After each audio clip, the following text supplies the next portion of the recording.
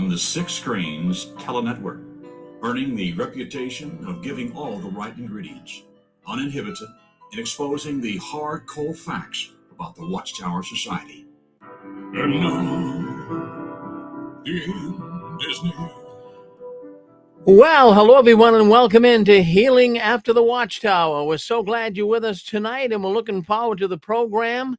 We have Linda James. She's your favorite apostate, and she burns the midnight oil here at the Six Screen. So let's bring her on. Hello, Linda. Hi, Rick. How's it going? Well, doing good tonight, Linda. Lots of activity going through here tonight. We had some, a lot of people coming through here tonight.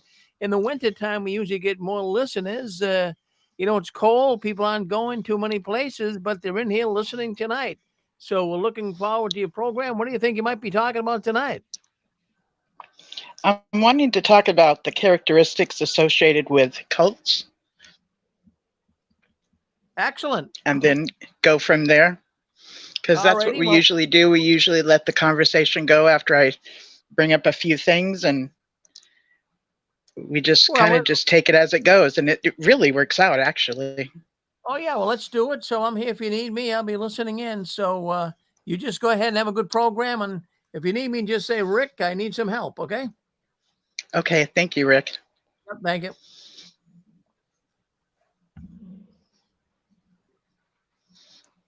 Okay. Hi, this is Apostate Babe Linda James, your favorite apostate. And the reason why I'm telling you I'm your favorite apostate is because if I tell you enough times, I'm repeating myself and you're getting the message over and over and over again, which is actually a form of mind control or brainwashing. But in this case, it's very ethical because I'm telling you that's what I'm doing. Many of you might remember being told when we were in the organization, repetition for emphasis. And this is not a mistake when you're being taught something and they go back to the same thing over and over and over and over again. Plus, that's also a way that you can do your own homework and memorize things for getting ready for a test, or say you're going to be speaking somewhere. So both of those things are things that you can do that helps them stay into your memory. It was very interesting listening to the guests that Gail had. And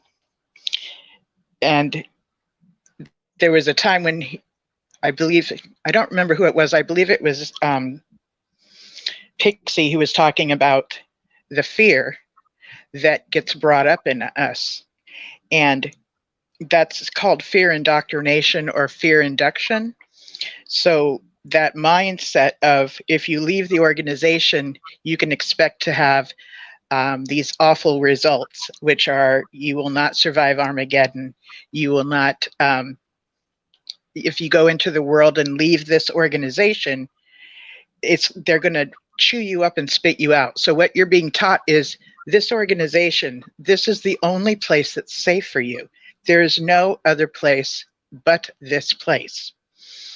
So what that's creating is a sense of dependency for you to depend on the organization more than anything else in the world. So they've also got that figured out too, because we were taught that Satan is the ruler of this system of things. Satan is the one running Christendom, which is every other religion besides us. So the thought of leaving would be associated with the thought of becoming part of Satan's rulership, and that we would be ruled under Satan, right? So, but if we stay within the organization, then we're under Jehovah's God's rulership. The organization is considered a theocracy, which means a government ruled by God. Okay, so again, your only options are to stay within this organization, and that's it. Okay, veering off to any other place, you will be considered unsafe. So much so that if anybody is disfellowshipped, or say they might choose to disassociate themselves, when we were in the organization, we were taught that we must not speak to them.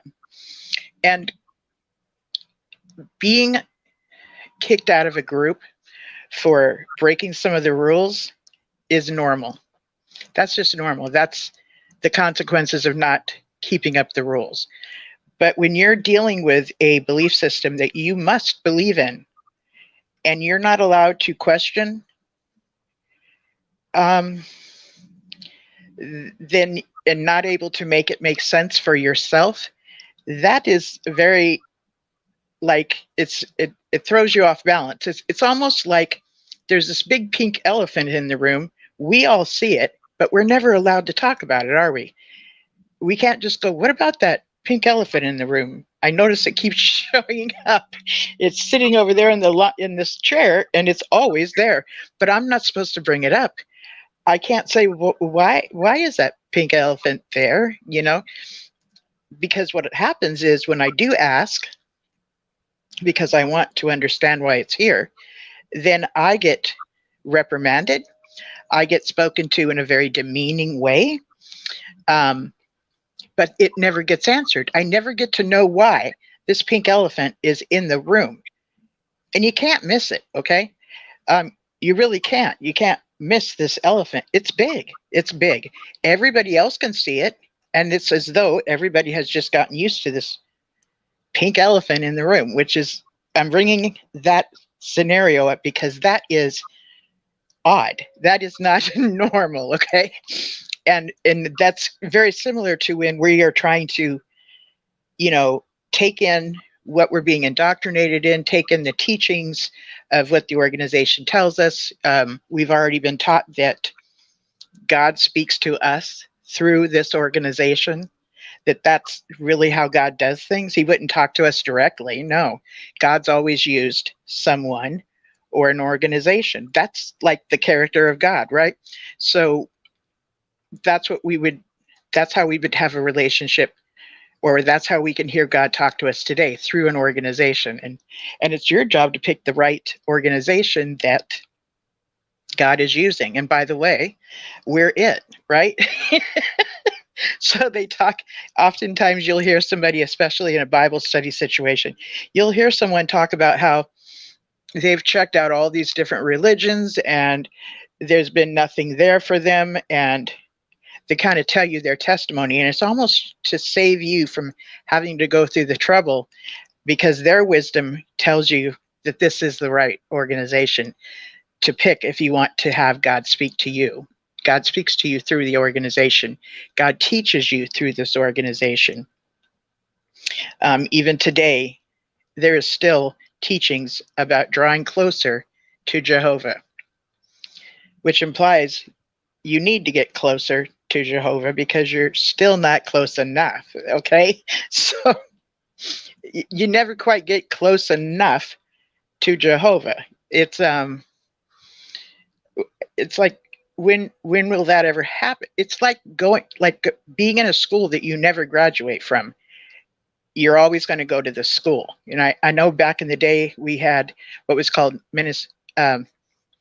ministry school. Today the meetings have about a small section where it still does that somewhat, and they'll have two women come up and give an example of how to, talk to somebody that you already have a Bible study with, or that you would like to encourage them to have a Bible study.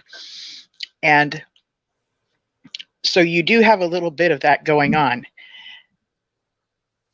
but you never graduate from this area of ministry school or this organization. You never graduate.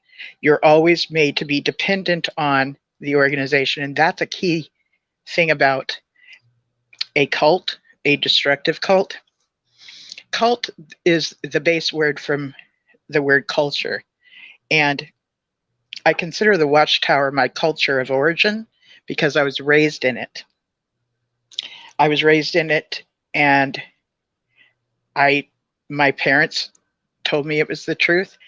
My spiritual leaders told me it was the truth. I thought it was the truth, okay? This only makes sense when these prominent people in your life, that you would believe that it's understandable for one to believe that when these prominent people in your life are telling you this. And what's also needed is Gas for, station with some blue jeans. Where would you have been? you heard me talk about wearing blue jeans? I know. And where would you have been, Linda, if you hadn't had the blue jeans in the gas station? If it had only been all Watchtower all the time.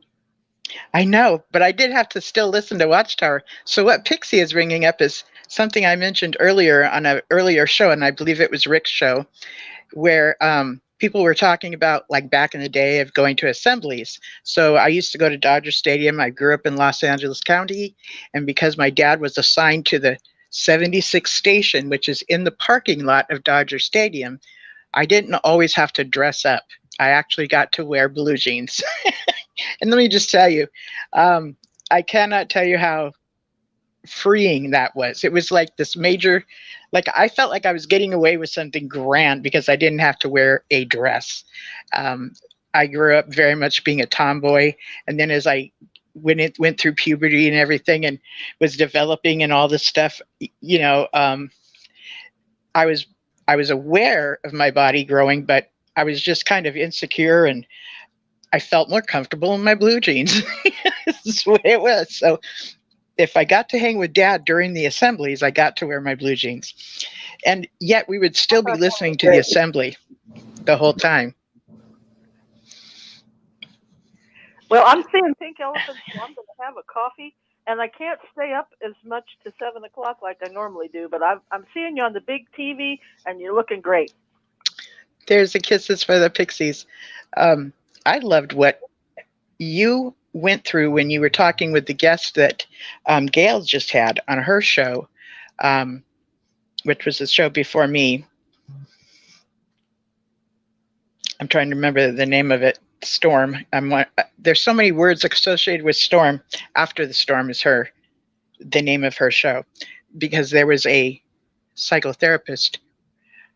I don't know if a psychotherapist, but somebody that does hypnotizing, and he walked you through something for you to visualize a time of fear and negative self-talk and just really bad stinking thinking, and walked you through that to where you could look at yourself as a child and you could take care of yourself as a child.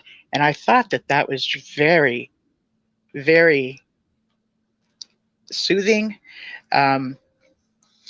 It gives you back control, because you were also speaking, you know, if we leave the organization, we're all going to just be destroyed, or there's just no other choice. And that is the circumstance with every single destructive cult.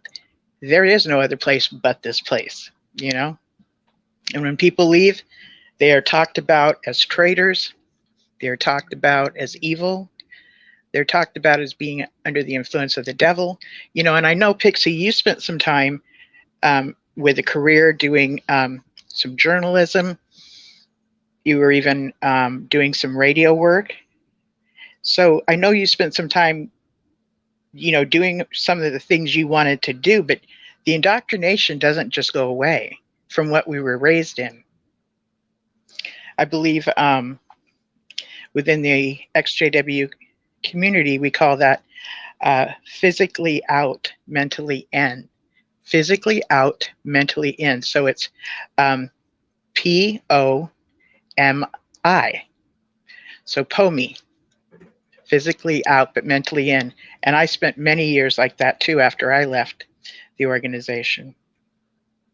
But what was that like for you, Pixie, when you were able to do that visualization of you being the parent of yourself? You're at a small age of 4 years old. What was that like for you?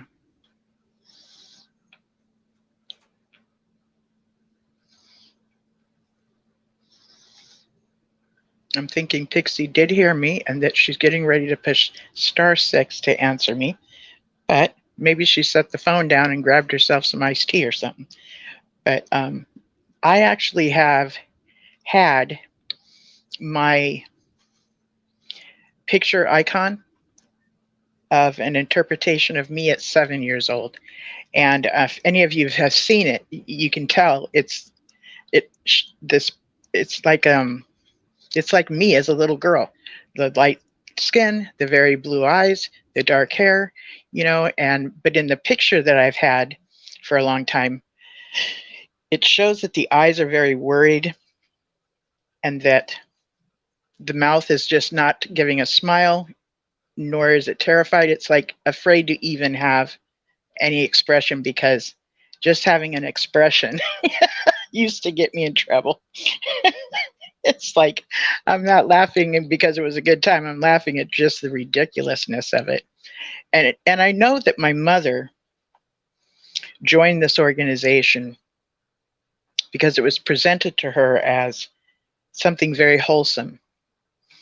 And she saw these pictures of paradise and families, together, husbands, wives, and children. And then being able to, associate with many people of many cultures. And this was something she looked forward to. I mean, growing up in Los Angeles, we have many, many cultures here. And so she was already familiar with this. I'm familiar with it too. And it just seemed like that's how God would have it in paradise, which makes me think about we have two new, not we, but the organization has two new governing body members, which is amazing because it's two more white dudes, okay? Two more white men. And I myself had a fear of a white man in a suit, even into adulthood, okay? And didn't even realize it. I when I was living in Los Angeles County, I'm sharing about how multicultural it was, and that's what I was used to being around. So, like, if you know what Gilbert Gonzalez looks like, that's what I'm used to being around. A man that looks like him, and everybody in his family. Okay, that's what I'm used to, as far as being around people. Pretty much all Hispanic, some Asian, some Black people. That's what I was used to. Well, I ended up moving to the next county over, which is Orange County, next county south. And the city I lived in, I had never seen so many white people in my life. I mean, I know I'm white, but I just had never been around so many white people in my life. But I can remember I'd be standing in line at McDonald's, take my kids there so that we can play in the playground or whatever. And I can remember standing in line feeling totally anxious, and I could not figure out why. And it took me a good year or so to realize, oh, I'm anxious because I'm standing next to a white man in a suit. And I know I just told you I'm used to, the culture of more Hispanic and other cultures in myself, but in the organization that I grew up in, or the Kingdom Hall I grew up in, the elders were all white. So I was actually associating a white man in a suit with an elder. So that would make me super anxious. It's amazing the things that stick with you. Today, the Kingdom Hall I grew up in, it's a Spanish Kingdom Hall. The city I grew up in does not have an English congregation. Okay, it just doesn't. If somebody is an English-speaking person, they have to go to the next city over to go to that Kingdom Hall. I don't know if you had a chance to watch Gilbert Gonzalez's latest video, or one of his latest videos. He has this like total rant, and it's kind of funny listening to him rant. And what he's ranting about is the fact that there's two new governing body members and there are two more white people. And he's talking about, when are the Hispanic men going to be on the governing body? When are we going to have another black man on the governing body? How about Asians, or any other nationality, right? The governing body is not a reflection of the followers, okay? And not a reflection of what we were taught that we could look forward to. And it is a white privilege kind of thing. It's basically the white men get to the top, into the leadership, much more so than other nationalities. And it can be that way in other corporations as well. We do have Brother Hurd, as a governing body member, but I find it intriguing that those that are Afro-American were told back in the day that the reason they could not be compared as equal to the white man is because their brain was smaller, okay? And so they couldn't think as logical, right? Well, he has to be the one that gets up and tells us women the same story and how we cannot lead because 10% of our brain mass is missing, or we have 10% less brain mass than a man. So it's that same, look, we're superior to you, and this is why.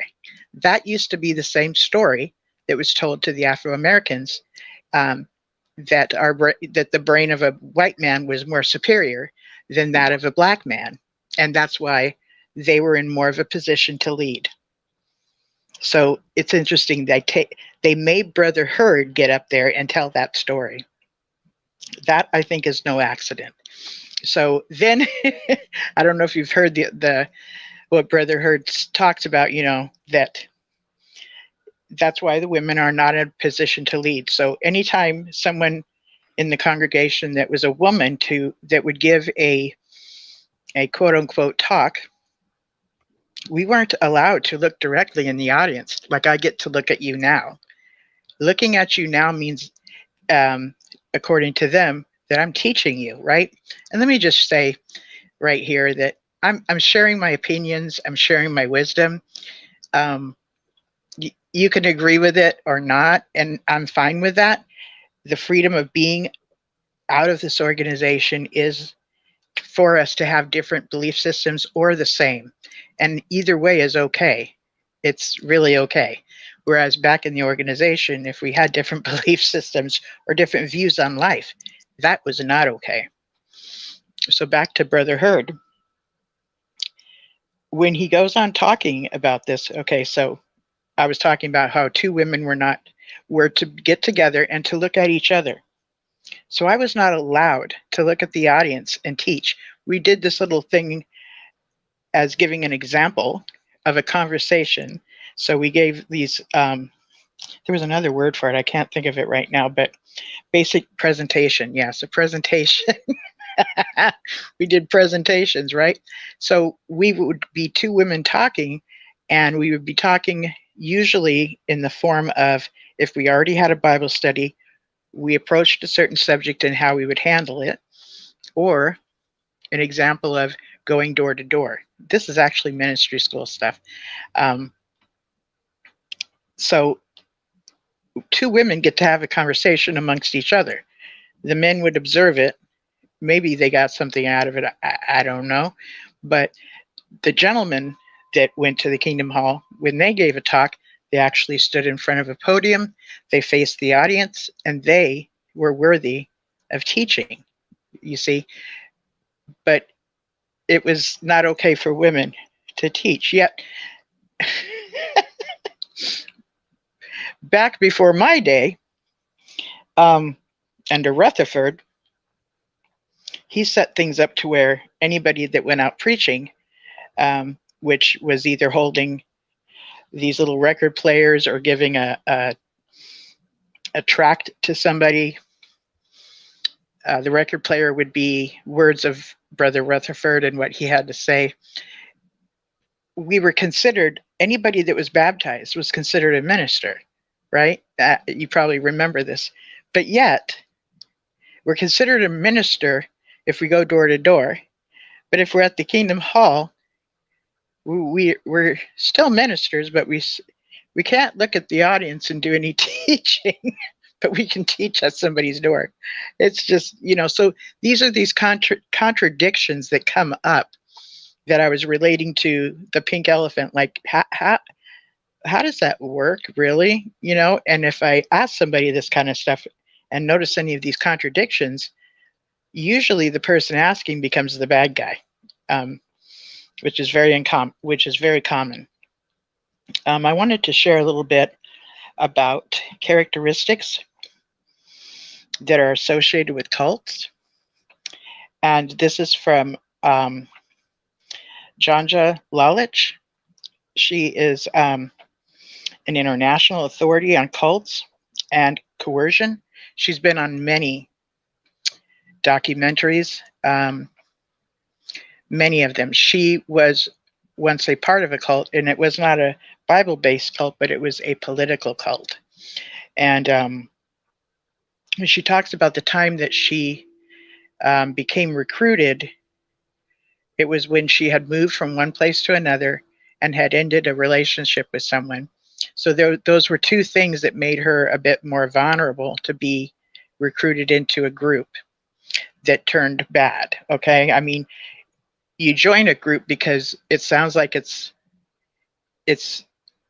goes along with things you already believe anyways, right? But that's the way things start off, and then you find out later you must conform to how things have shifted, because things do shift, and they shift a lot, you know. The Watchtower calls this new light. So this article is called Characteristics Associated with Cults. So I'm just going to read a little bit of this, and well, I'm going to read the whole article and go from there, because I believe that more than the Bible teachings, more than doctrine, these characteristics is what is like across the board. You will find these things within Jim Jones's group.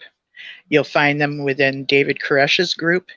You'll find them within Mormons.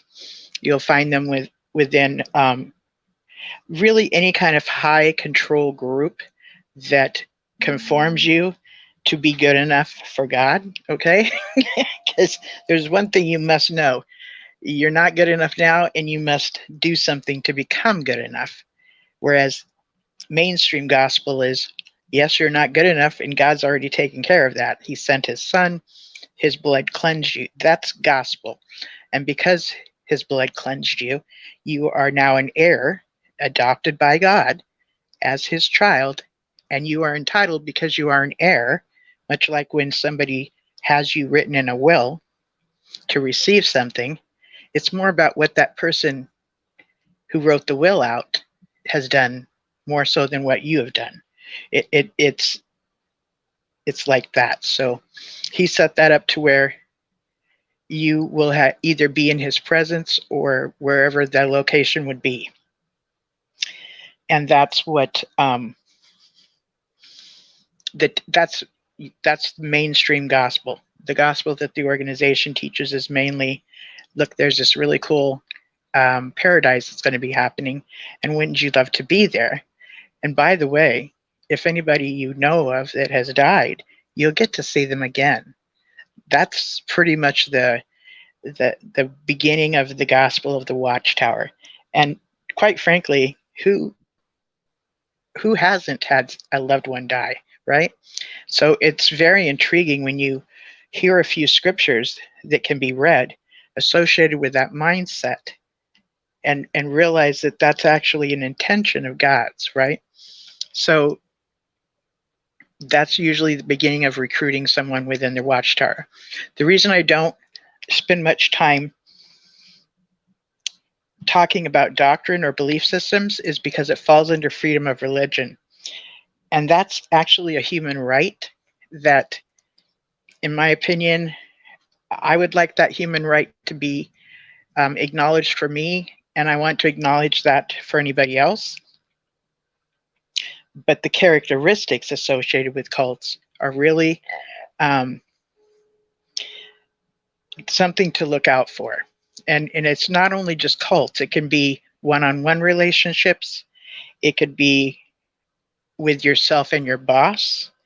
It could be even between yourself and a therapist, or groups that are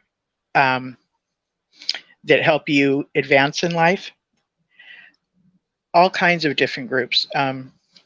Family members, parent and child. Usually it has to do with somebody who has a higher authority or position of power, more so than you do. And what ends up happening is that position of power and authority ends up being abused, or you end up being abused through that position of power and authority that they have. So you end up given the choice of you must believe the way they've told you things, or else you can just get up and leave now. And there's a whole lot of fear indoctrination associated with that. So it's not just, you can go around the corner 2 blocks and just go to another church, because we were also indoctrinated that there's demons flying around in there. And why would we go to another church? That's under the rulership of Satan, the devil, right? So yeah, let me just start with reading some of this. And I hope that explains why I'm more so about the characteristics of cults, more so than their doctrines or their belief system, because that falls under their human rights. So if the Jehovah's Witnesses believe Michael is the archangel, actually they have a human right to believe that. You see, they just do. So it's not about whether or not they have interpreted the Bible accurately or not, which, by the way, members don't get to just open the Bible and read a scripture and let it speak to them. No, they have to go with whatever the governing body has decided that particular scripture means. So there's so much control. So this is, again, called Characteristics Associated with Cults. Concerted efforts at influence and control lie at the core of cultic groups, programs, and relationships. Many members, former members, and supporters of cults are not fully aware of the extent which members may be manipulated, exploited, or even abused. The following list of social, structural, social, psychological, and interpersonal behavioral patterns commonly found in cultic environments may help you assess a particular group or relationship. Keep reading to learn more about the characteristics associated with the cult. Okay, I'm going to say something now. So she is actually a sociologist. I just wanted to share that. Back to the article. I encourage you to compare these patterns to the situations you were in or which you, a family member or friend, is currently involved. This list may help you determine if there is a cause for concern. Please bear in mind that this list is not meant to be a cult scale or definitive checklist to determine if a specific group is a cult. This is not so much a diagnostic instrument as it is an analytical tool. Like a puppet master, cult leaders will attempt to control members. The group displays an excessively zealous and unquestioning commitment to its leader, and whether he is alive or dead, regarding his belief system, ideology, and practice as the truth, as law. Dreams Telenetwork, the go-to site for your infinite source of precise. I think my intro just happened. Yeah. The next paragraph: questioning, doubt, and dissent are discouraged or even punished. So when I was talking that pink elephant in the room, that's exactly what I was talking about here. Questioning, doubt, and dissent are discouraged or even punished. Okay. Mind-altering practices such as meditation, chanting, speaking in tongues, denunciation sessions. I don't know if I'm saying that right. Yeah, denunciation sessions or debilitating work routines are used in excess and serve to suppress doubts about the group and its leaders. So if you think about it, this is me talking. during our time in the organization, if you remember, oftentimes you'll hear somebody, especially the governing body, start off something with just imagine or picture yourself. And what that, I believe, is the beginning of guided imagery. So a form of a form of hypnotism that takes you to a place of relaxation. And much like being in a daydream state, it doesn't put you out or anything or make you not be aware. You are aware, but you're in much more of a relaxed state to where you're not thinking so critically, and that makes it easier for your unconscious mind to receive the suggestions that they're now going to give you. Next paragraph. The leadership dictates, sometimes in great detail, how members should think, act, and feel. E.g., members must get permission to date, change jobs, or marry. Or leaders prescribe what to wear, where to live, whether to have children, how to discipline children, and so forth. Okay, there's a lot there that I can recall from being in the organization. Dictates sometimes in a great deal how members should think. We're often given examples of how other members thought about things and how they did things. And even though the organization is not telling us you should think that way, but they're holding these stories or these people up as a great example. And this is how they thought, so this is what they did. So you're supposed to get the idea that that's a good way, okay? So that goes into the thinking and the acting, how one should act and how one should feel, okay? Members must get permission to date. We can only date. We were only able to date those that were members of the organization. Otherwise, you were considered unevenly yoked, right? So that made it to where it was sometimes not very many choices. So if you was to date somebody that was not a Jehovah's Witness, I've heard of situations where people have even gotten disfellowshipped for even marrying someone who was not a witness. If they're active. If they've become inactive, they marry someone that's not a Jehovah's Witness, and then they get back into the routine of becoming active. That usually doesn't happen.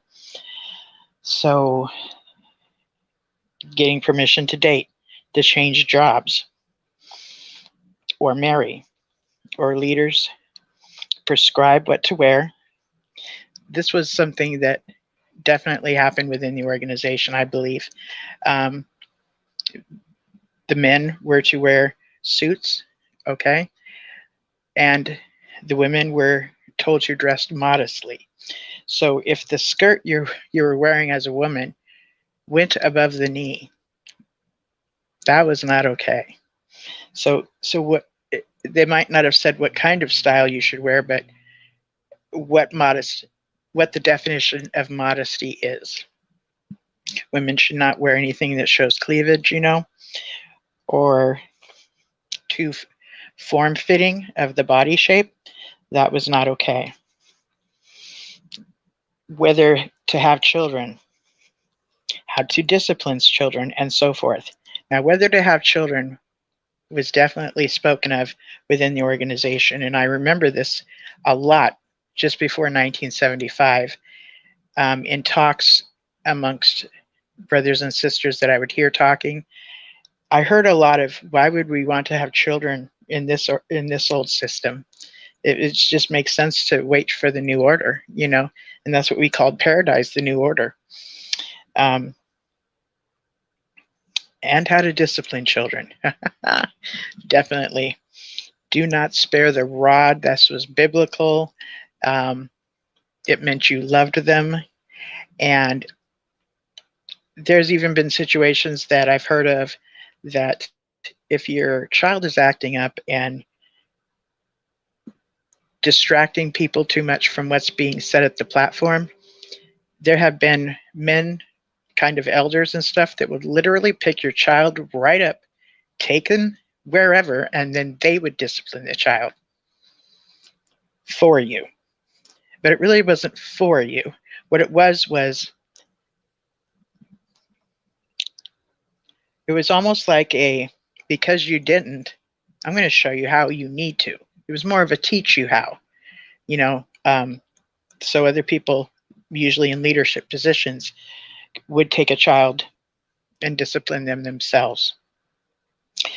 The group is elitist, claiming a special exalted status for itself, its leaders, and its members. The leader is considered the Messiah, a special being, an avatar or group, or the group and or the leader is on a special mission to save humanity. The leadership within our organization was literally considered the governing body, and they actually speak for God. So the literature that we would get, what was written in that, was literally placed there as a message from God, okay? And that was called getting the proper food at the proper time. And this was food that the organization would feed us. So the group or the leader is on a special mission to save humanity. For us going door to door and preaching the gospel of the Watchtower, we were told that this was a commission. It was expected of us from God, and this was a special mission we were definitely on.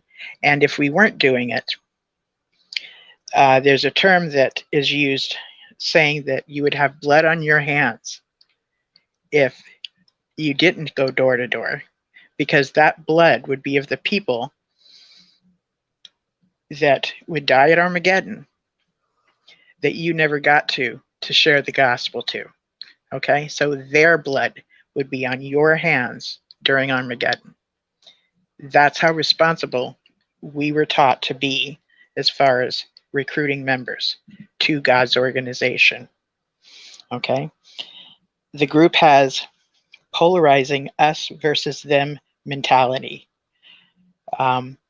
which may cause conflict with the wider society. I'm going to repeat that again.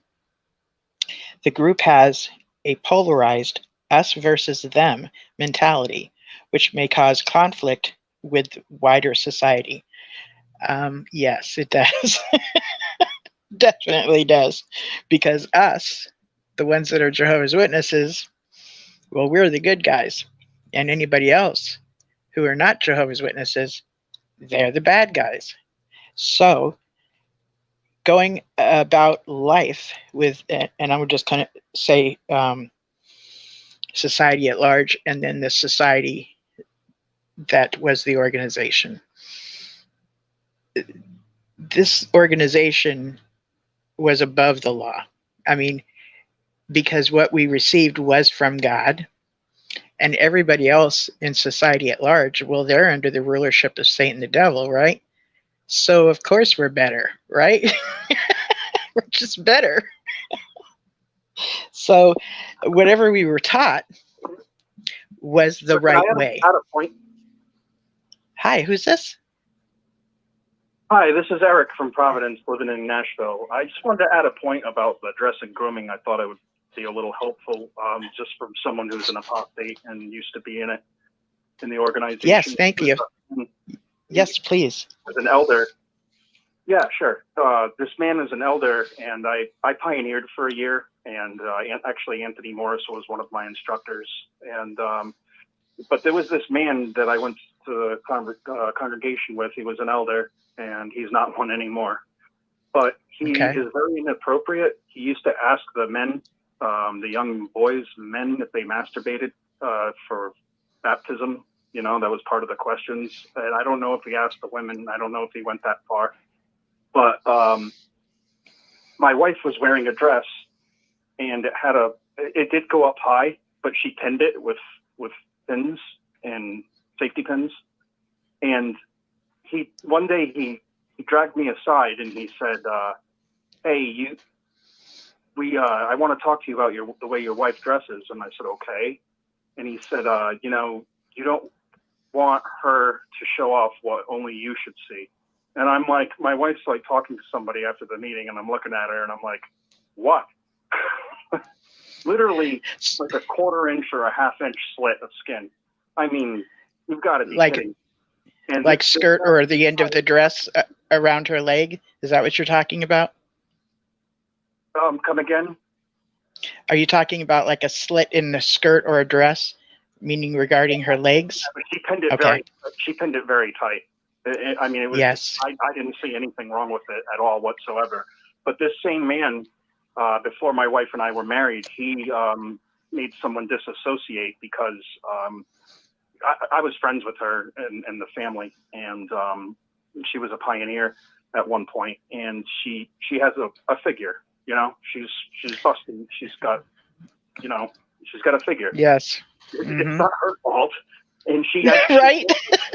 that she felt really good in, and they tore her apart over it, and it made her leave the organization and never come back. And what I've discovered about this man, and not just him, but even like Tight Pants Tony and all of them, they are perverts, and they can't handle looking at a beautiful woman in, say, spandex or whatever. They can't handle it. They get improper thoughts maybe, and they're taking it out on everyone else. It's like, just get your crap together. Yeah, it's a beautiful woman. Right. Right. So I just wanted to tie that in with your point about how they control us with our behavior, our information, our thoughts, our emotions, our dress and grooming, everything. They control everything that we do. Yes, and it's not uncommon for a brother to go to you, the head of your family, your wife, rather than going to her. They come to you because you need to get your wife in order. That's something for you to talk to her about. I wasn't having it, and he knew it. But yeah, we always did that safety pinning thing on everything. A matter of fact, if a neckline was too low, my mother's favorite thing was to come up with some material to lay across the neckline that was considered too low, and to safety pin that in, so that none of the cleavage would show. And what that's really doing is a common trend in the organization. You're backing me up. Absolutely, I agree with everything. What you said is a story that I've actually heard before about other people. This is common. This is definitely part of the culture of this organization. Yes. Oh, totally. But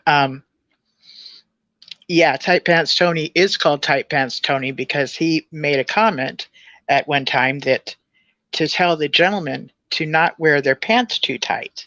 Okay. And he said, don't you know homosexuals make those pants so that they can look at you? See, this was do you realize what you're doing? You're getting homosexual men to look at you and desire you. I mean, that is such manipulation for the men's head. You see what I'm saying? How does that rationality turn over to the homosexuals making spandex pants for women? Like yoga pants. It doesn't. But the homosexual want to see. Because it's mostly, there are a lot of gay men in the industry. Who cares? That doesn't bother me. But he's off his rocker. He definitely has a point that I was raised in the 90s. I was born in 81. And this is the hypocrisy of Watchtower. I wasn't allowed to have baggy pants. Yes. I had to wear tight pants because the fad was baggy pants back then. I wasn't even going to sag them where my butt was hanging. I just wanted regular looking pants. I'll get beat up in school because you look like a dork and you're a Jehovah's Witness. But now, right, baggy pants are okay and tight pants are evil. It's like, which is it, guys? Did the light get brighter? I blamed it on Feifel, which was a character from a Disney cartoon. Feifel had like these baggy pants and a baggy shirt, and I blamed it on Feifel, but it it was very much the way people were dressing. You wore your pants a bit more baggy. So I would tell my kids, as they were growing up, which I started having kids in 1985, right? When they started developing, I would say, "Ooh, it's a good idea to pay attention to your cleavage and not show cleavage." And that went for my son too, because when the pants are baggy, it's also a a thing to have not just baggy but sagging down, and showing butt cleavage. Okay. So it was like I'm telling Yeah, my son and I my don't two understand daughters. that. So I told my daughters, you can show your cleavage, or what is a good idea is like for special occasions, like such as going to maybe a wedding or a special event, and there's a certain dress that shows off your figure, but it's a once in a while thing. It's not an everyday thing. So I said like a special occasion or for Halloween. so, so then, and they did, it was, No, it that's was a what parents time. do. Yeah. And teaching kids or anybody else being modest is a good idea. Their version of modest, you had to be told.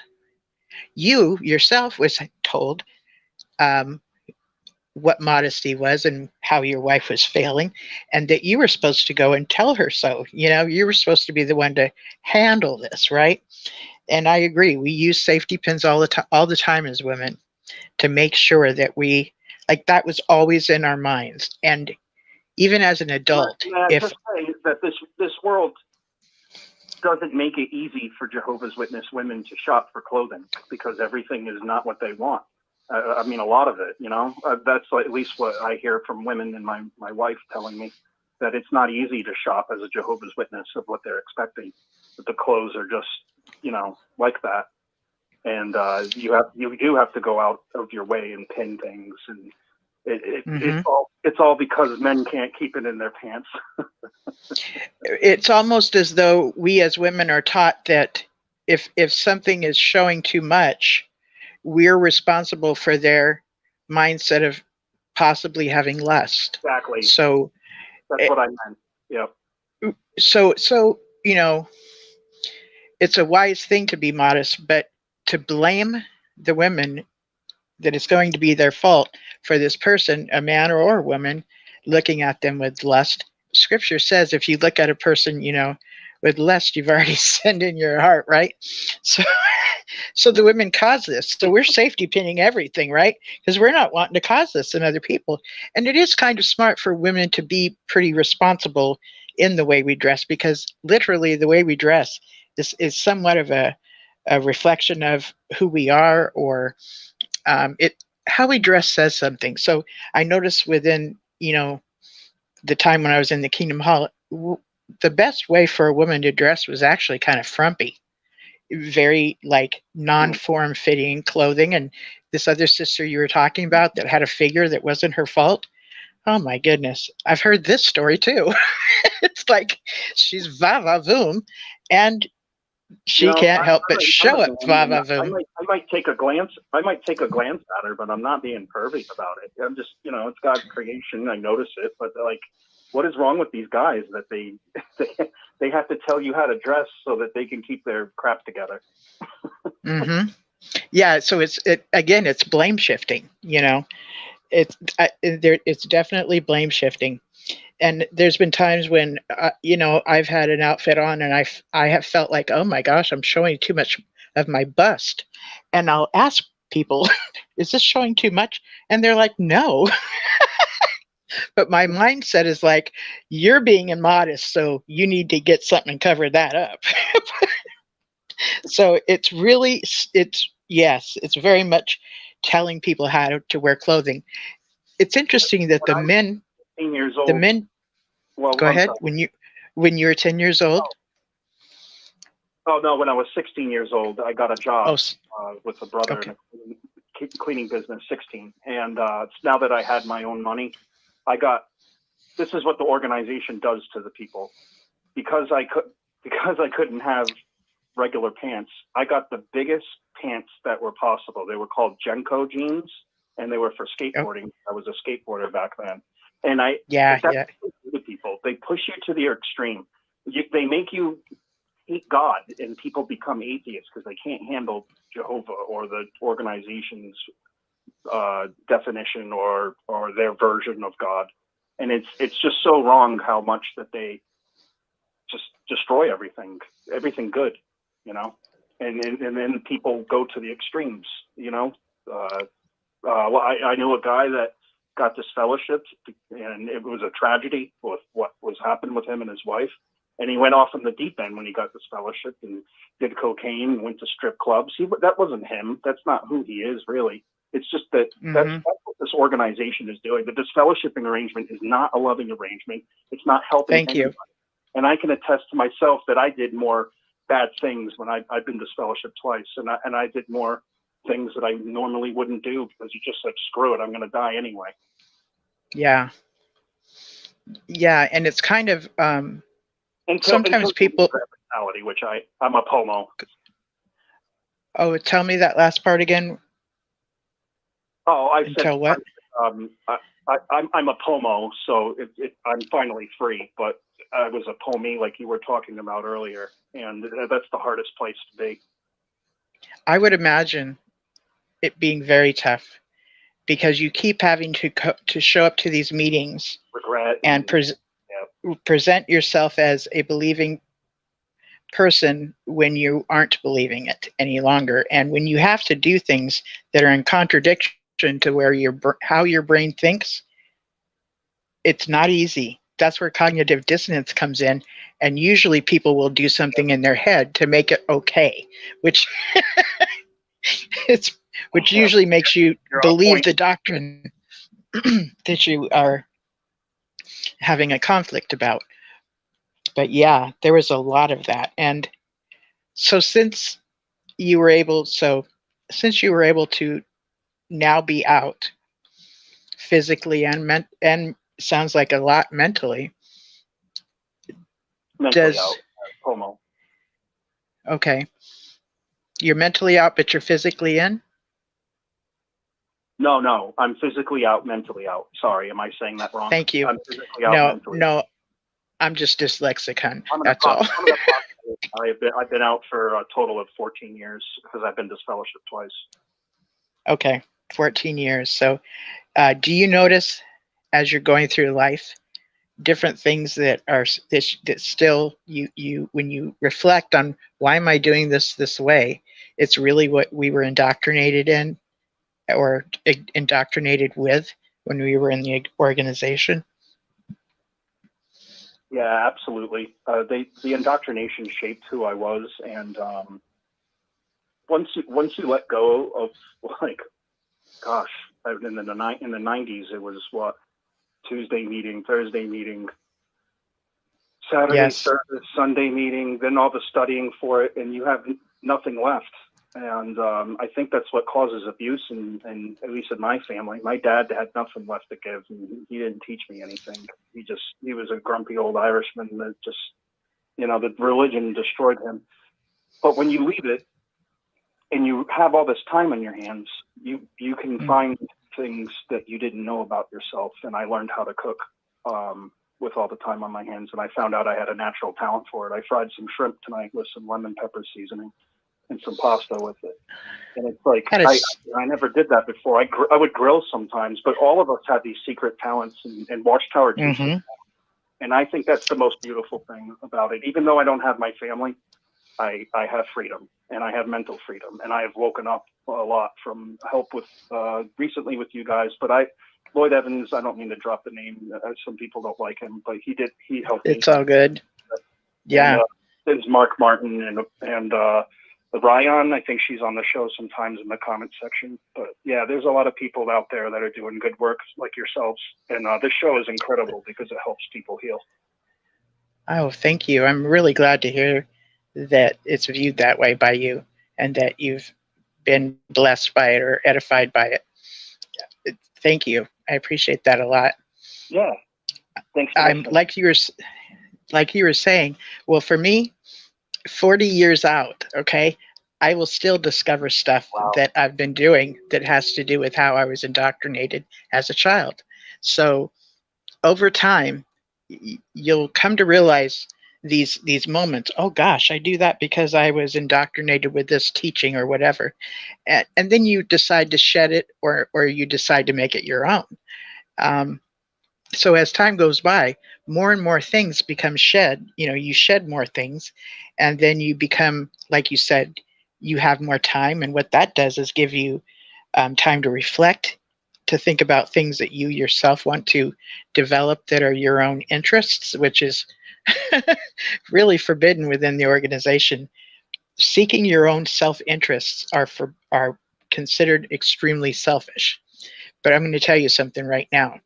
When you get to seek your own self-interests, that helps you develop into your authentic self.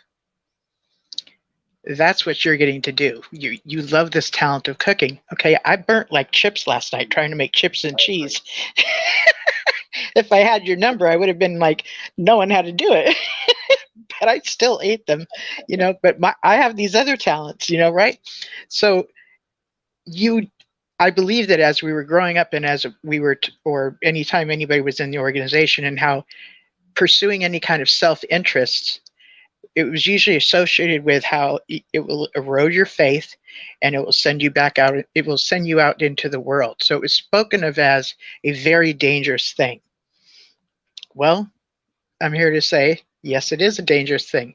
Anytime you got a chance to develop who you truly authentically are, that's a dangerous thing for the organization.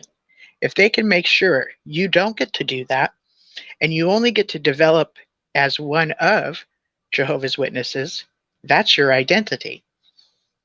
So if you grow in your own authentic identity, that's going to contradict this new personality that you're supposed to put on, right?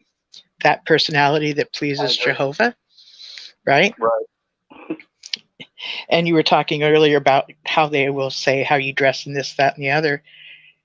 Stuff like that is usually associated with what pleases Jehovah is when you do this, and what displeases Jehovah is when you act like that. So here we are responsible for Jehovah God's feelings, like as if we could be responsible for his feelings and or reputation. This is an unfair burden that has been put on us, that is just always in the back of the mind. How is this going to look for Jehovah if I act like, well, it's your own reputation and it's my own reputation.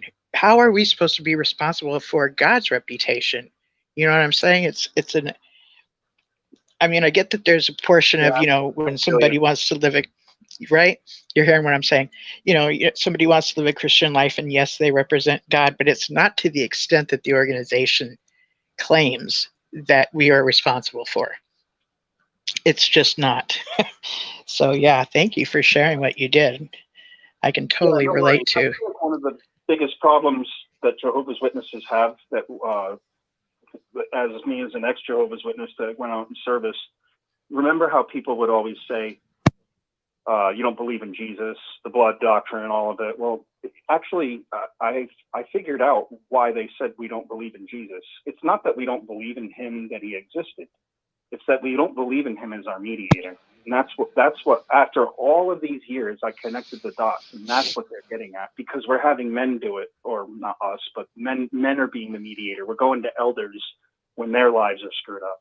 I mean, I know some elders, it's like, you're an elder? You have a broken family and you have a new family. You were an alcoholic. You're a mess. You're not one anymore, but like you're old and fat and tired.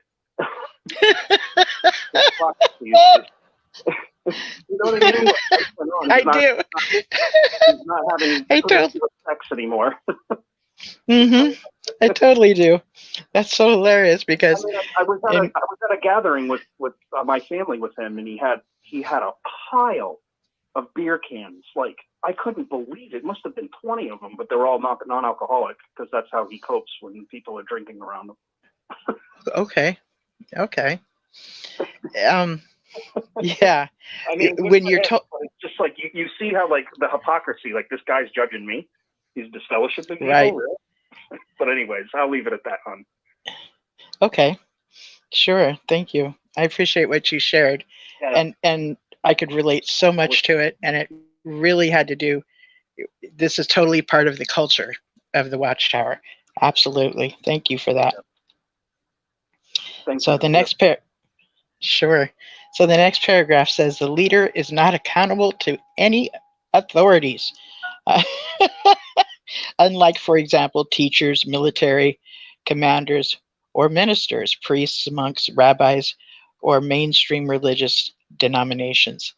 So, so the elders or the governing body, they don't have to account to anybody. They're really, we were taught that that was the final authority of all final authorities, the governing body, and then Jesus, and then Jehovah. And there was no Holy Spirit happening there at all. But yeah, they are not accountable to anybody. But I'll bet you a lot of people can relate to this. We were always accountable to them, on what we wore, how we spoke, all of that, how we thought. Um, and yeah, we were very encouraged to not have children.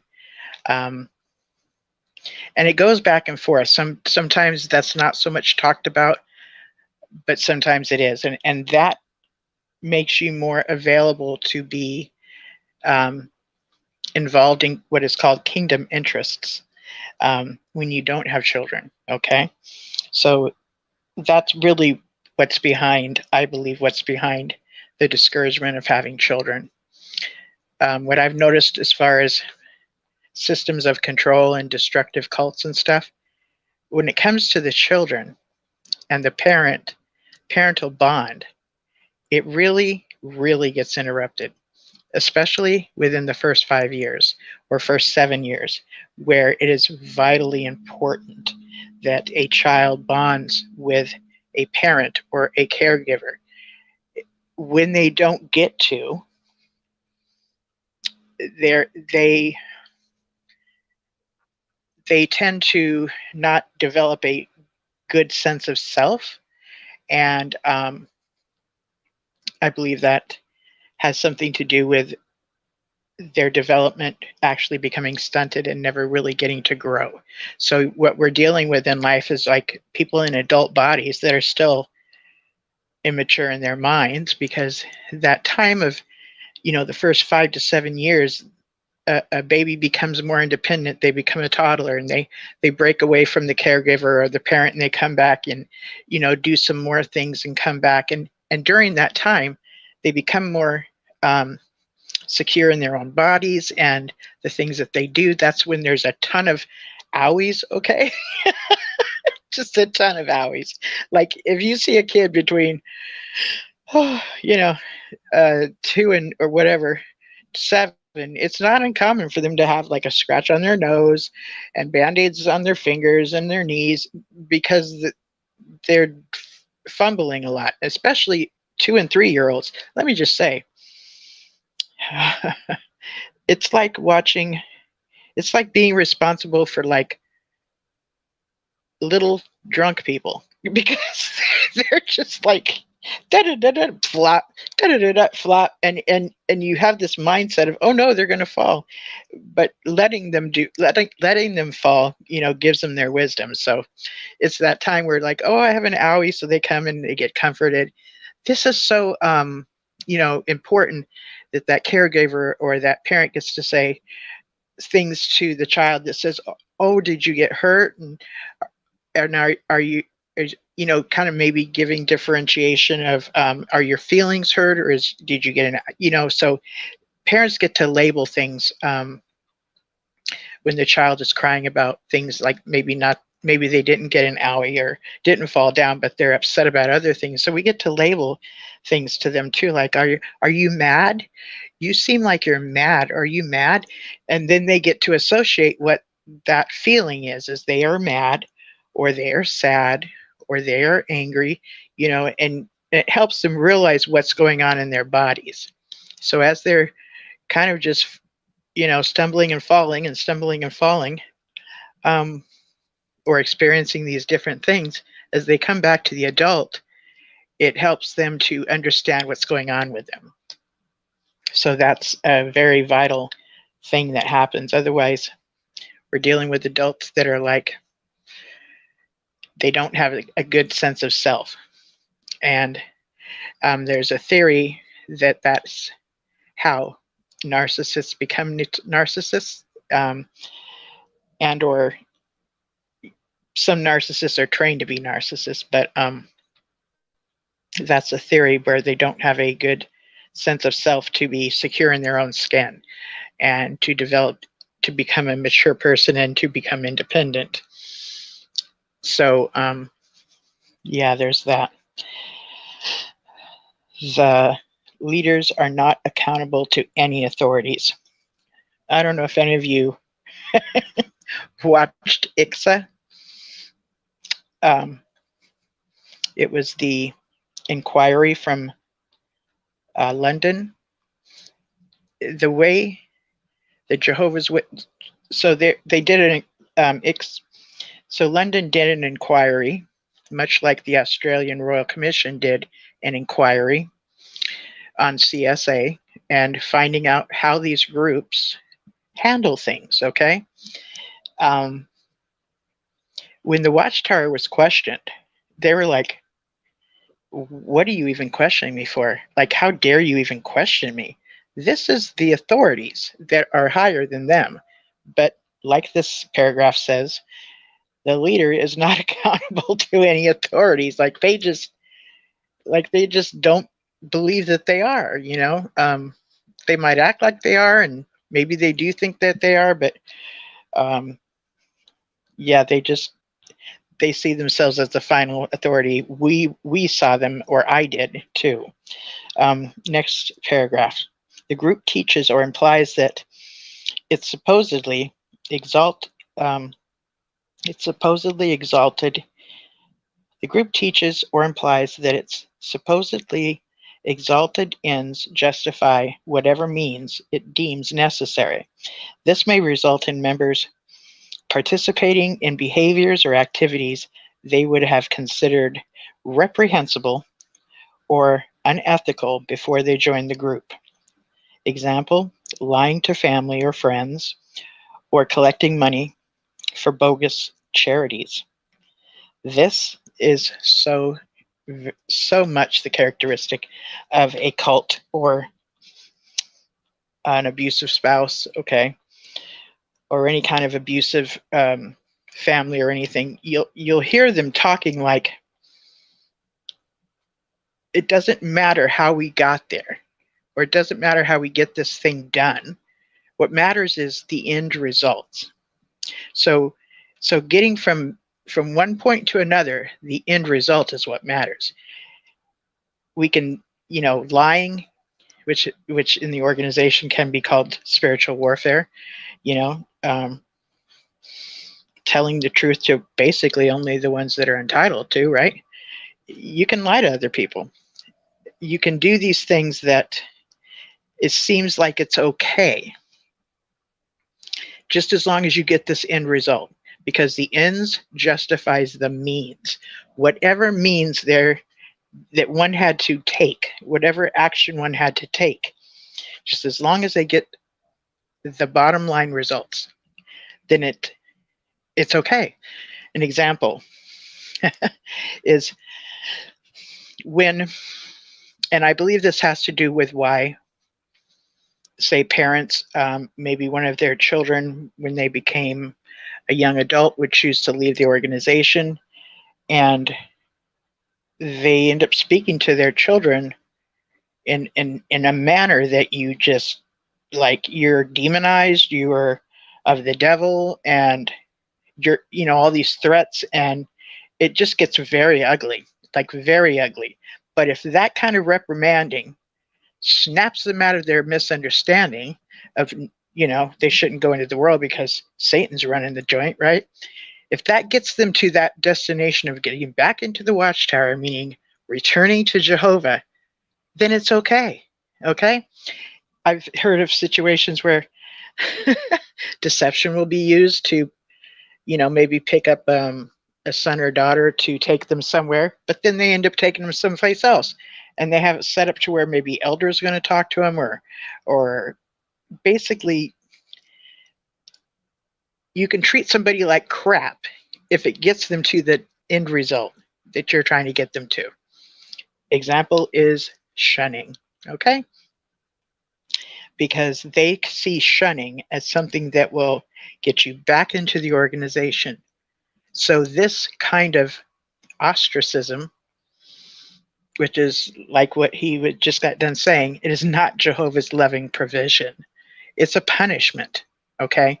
I can remember being taught that disciplining from God is a good thing. A matter of fact, that's a way of discipling and training up a child in the way they should go and all this good biblical stuff.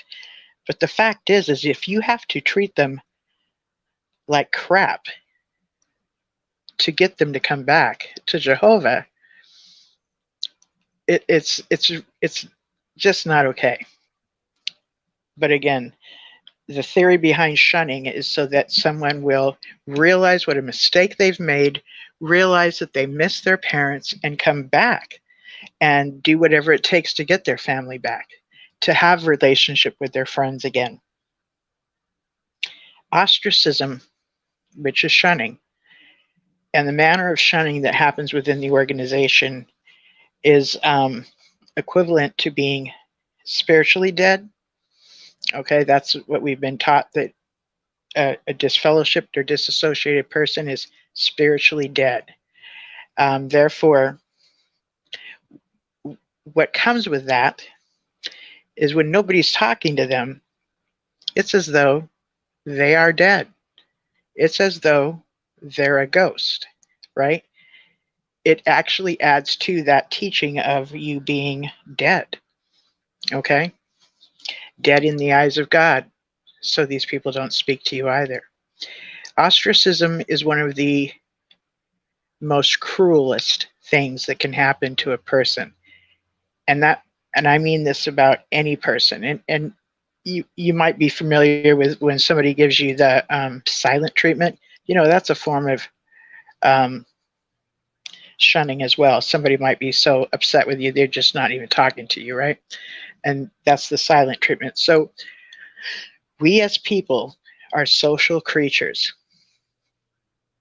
When we're part of a society, a group of people, that's our norm. That's what gives us, a sense of community. When those things are taken away and you feel like you're the only one there and you can't socialize with anybody, it really deprives someone of their sense of well-being. There have been times when, like, video games would be played and another person will join them. You don't even know who that person is. That person doesn't even know who you are, nor the next person that you're playing the game with. If they come in and join you and you are part of the game, let them join the game and you interact with them a little bit, that's still a bit of community, right? Now, if yourself and somebody you're familiar with starts playing amongst yourselves and ignore that other person that just joined you, whether you know them or not, they actually experience a sense of rejection, a sense of ostracism, and they don't even know us, okay? They feel truly uncomfortable and left out. And it hurts their feelings, okay? This this happens.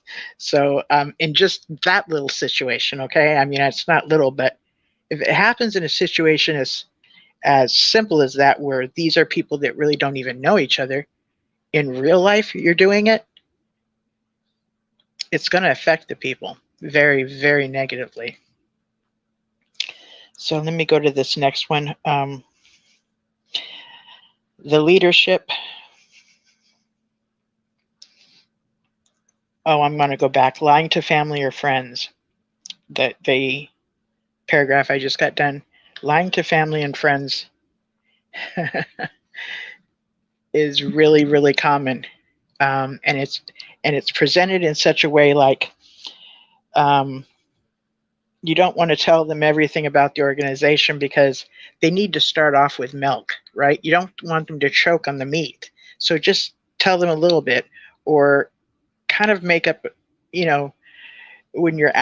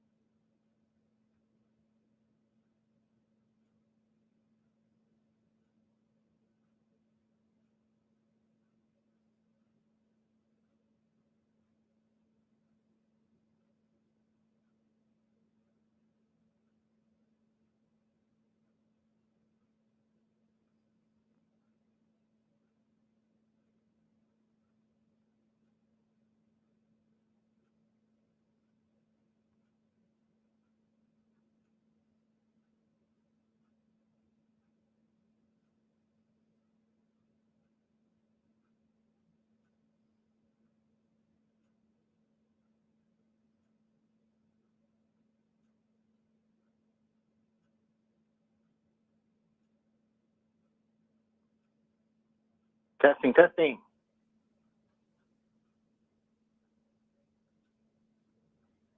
Is there anybody home? Hey, so it looks like Linda's feed went out and Rick is having a nice nap.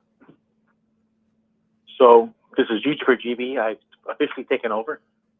I'm now in control of the station. All of the codes are in my name now. I am in charge. And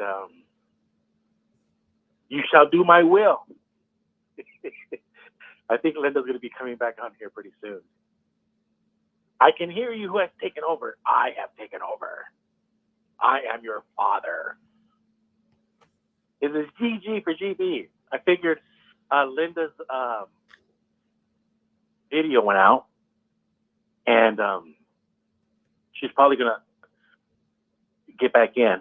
And Rick, I'm sure, is asleep. So that is why you don't see Linda on the screen. But be patient, my friends. Be patient. The end is soon to come. And it will, and Linda will return in your lifetime. You can bet on that. You can take it to the bank. And if we yell loud enough, maybe we can get Rick to wake up. No, I don't want to do that. Tall, cool woman, I'm with you. I only heard rumors of London, but I'm sure there's JW News out there about, about London and the Jehovah's Witnesses. You know what I think about? I think of this, I think in the top of the pyramid scheme, in the very top of the pyramid scheme, you have like the overlords, right? And you have all of these children, like the religion, the Catholics, Jehovah's Witness, Wells Fargo, B of A, Exxon. You have all of these little, countries, and they're all running around, but the big masters are running the whole show. And every once in a while, they're going to get just sick and tired of one of these little kids getting out of line. Yeah, so I don't see, I foresee a day where Watchtower is going to get slapped hard by the powers that be. Hello, there's an echo. Yeah, they're just going to be, because enough. Hey, who is this? This is, I have a fake name, Anne Charlotte from Sweden. Oh. Well, what happened is Linda had a technical difficulty. Yes, I know. I have a slight memory. I have a good memory, but I'm not too sure. Lloyd Evans, I don't want to misquote him, but he said something like this. I'm just saying that you guys have to be a member of the governing body, you have to be in, I don't know if it's called service department, they handle complaints, and that makes sense. See what happens? the service department, say for example, you get this fellowship, they'll send a letter to Watchtower. It's in a special blue envelope. It goes to the service department, and that's where all of the lawyers are at. That's where all of the people that are trained by the lawyers. So the lawyers are really, really connected to the service department. It's like their KGB, their Stasi, it's their FBI. That's their department. Okay. Where they have, and so it would make sense. Yes. Okay. He said something like this: to be a governing body member, you have to go through working in this department, and this department also handle sexual abuse against children. And you have to prove yourself being very loyal, handling disgusting cases on a long time before you can even be considered to be a governing body member. So I'm not too sure if maybe why they are not, usually they are not dark, they are not African American in the leading. There's just one governing body member. No, what did you say, Hispanic, or maybe they didn't survive this place. Well, yes, and let me explain to you that that's true to a certain extent, but in my opinion, it's not 100% true. Let me tell you why. Because the governing body has needs, and what I mean by needs is, you know what I mean by when they have needs, and I believe this is my I'm not joking. This is my sincere belief that when you have somebody like Mark Sanderson, who was like 40 years old, very young when he became a member of the governing body, and single, young, he never was a Gilead graduate, he never was out in preaching work. Working like the old governing body members were. It is my belief, and this is a conspiracy. This is just my belief. But if that a couple weeks ago, Rick Farron had a show, and he was talking about how there's a court case where this man he was raping his stepdaughter at Bethel at Watchtower Properties. Yes, I heard about it, and the governing body knew. Yes. I heard about that, and the governing body knew. Yes. So follow me on this. If you're a member of the governing, if you're closely related to the governing body, you're very close because you work with them. And why was that guy? Why was he allowed to stay there, and why did he get privileges? Because it is, in my opinion, that when girls or boys like that were drunk or they were given pills and they were passed out, that those old dirty men participated in the act. Because it doesn't make sense to me how you could allow somebody like that you know in your organization. If you had a pizza place, if you had a laundromat and you owned it, and one of your employees did that, you would fire them so fast you would call the police. Here, these people run a religion in the multi-billions, and they don't fire somebody who is actively in the moment raping their stepdaughter. It is my belief that people like that feed the governing body. They're like, hey, come on into the bedroom. Why? Because the little boy or the little girl's asleep. And so that's one way to get into the top. And it's because you have dirt on the people you associate with them. And it's kind of like the mafia. The mafia does the exact same thing. So I don't believe that it has to just be the service department. I could also believe that you have to be an enabler. You have to be a supplier to the governing body of something bad. And that's how they know that you are faithful to, that you will die on the sword. So I don't think it's just defending cases in a service desk. I think it's supplying them with the children. I hate to be so sick, but I'm not the one being investigated by the Australian Royal Commission. You understand what I'm trying to say? I saw that too. Also, I saw that program also on YouTube. But you understand what I'm saying? Lloyd Evans is saying that you have to work in that department and you have to protect Watchtower legally. I'm saying I'm saying the exact opposite. I'm saying you have to be providing the governing body members with those little boys and girls because that's what that lawsuit that Rick was talking about last week describes. That there are men and probably women in the organization who are actively engaging in behavior, and I am positive that they're not doing it alone. They're inviting their friends with benefits. And can I add a comment, sir? And I'll scratch yours. Does that make any sense?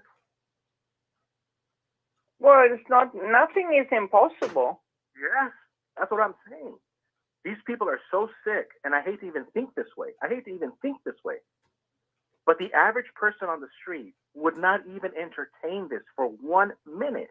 If you owned a store, like I said, if you owned a pizza store or a laundromat, you would not entertain this for 1 second. You would immediately call the police. You would yell and scream at the top of your lungs and kick that person out of your establishment. But she, in the lawsuit, she only accused her stepfather, if I am right. I'm not sure I'm right. So correct. What could they gain from it? Then they could film them, but otherwise they can't film. What? Now, she did say that the governing body member knew about it. She did yes, say they that knew about it, but how can they didn't use her? It was the stepfather who used her. When she was awake. We don't know what they do. They drug these children.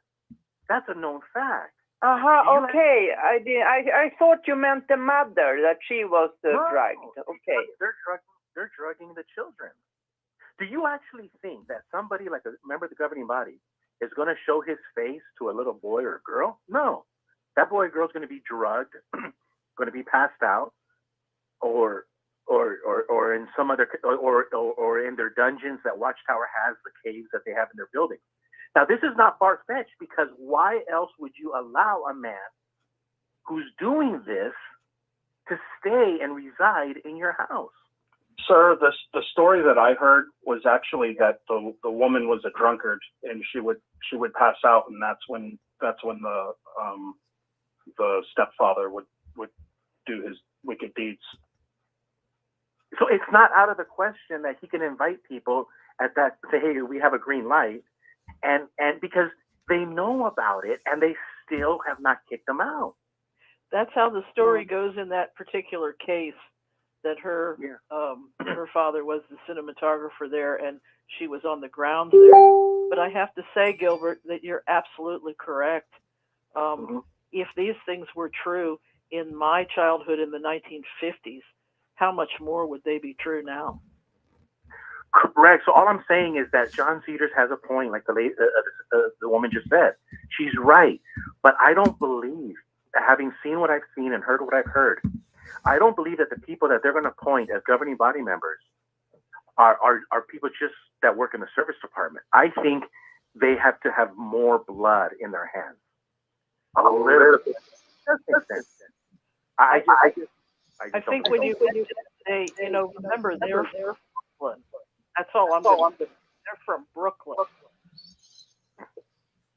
Now, I want to let you know that I hand over the command of the ship back. Right. Oh, thank you. I was going to do a I got up just. I can't stay up till 7 anymore. I know. Yeah, I know. It's really true that sad, and that has reinforced it with legal facts, and maybe some of the, how do I say this way? Maybe the cops cheap seats don't see, and maybe they didn't live with the idea. Correct. But I think meant to particularly and he's talking more big game what is going on better and everything. It's been it's been a big scale.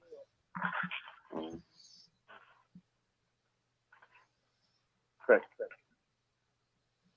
Well, it was wonderful talking to you, Gilbert. I'm going to go back and listen on and watch TV. Okay. Have a good day.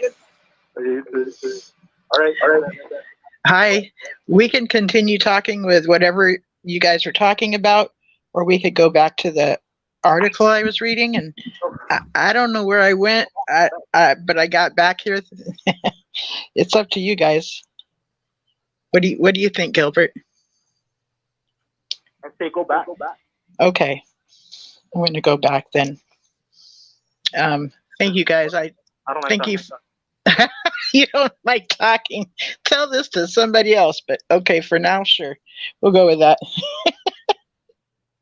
Okay, the leader's not accountable. The group teaches or implies that supposedly justifies the ends.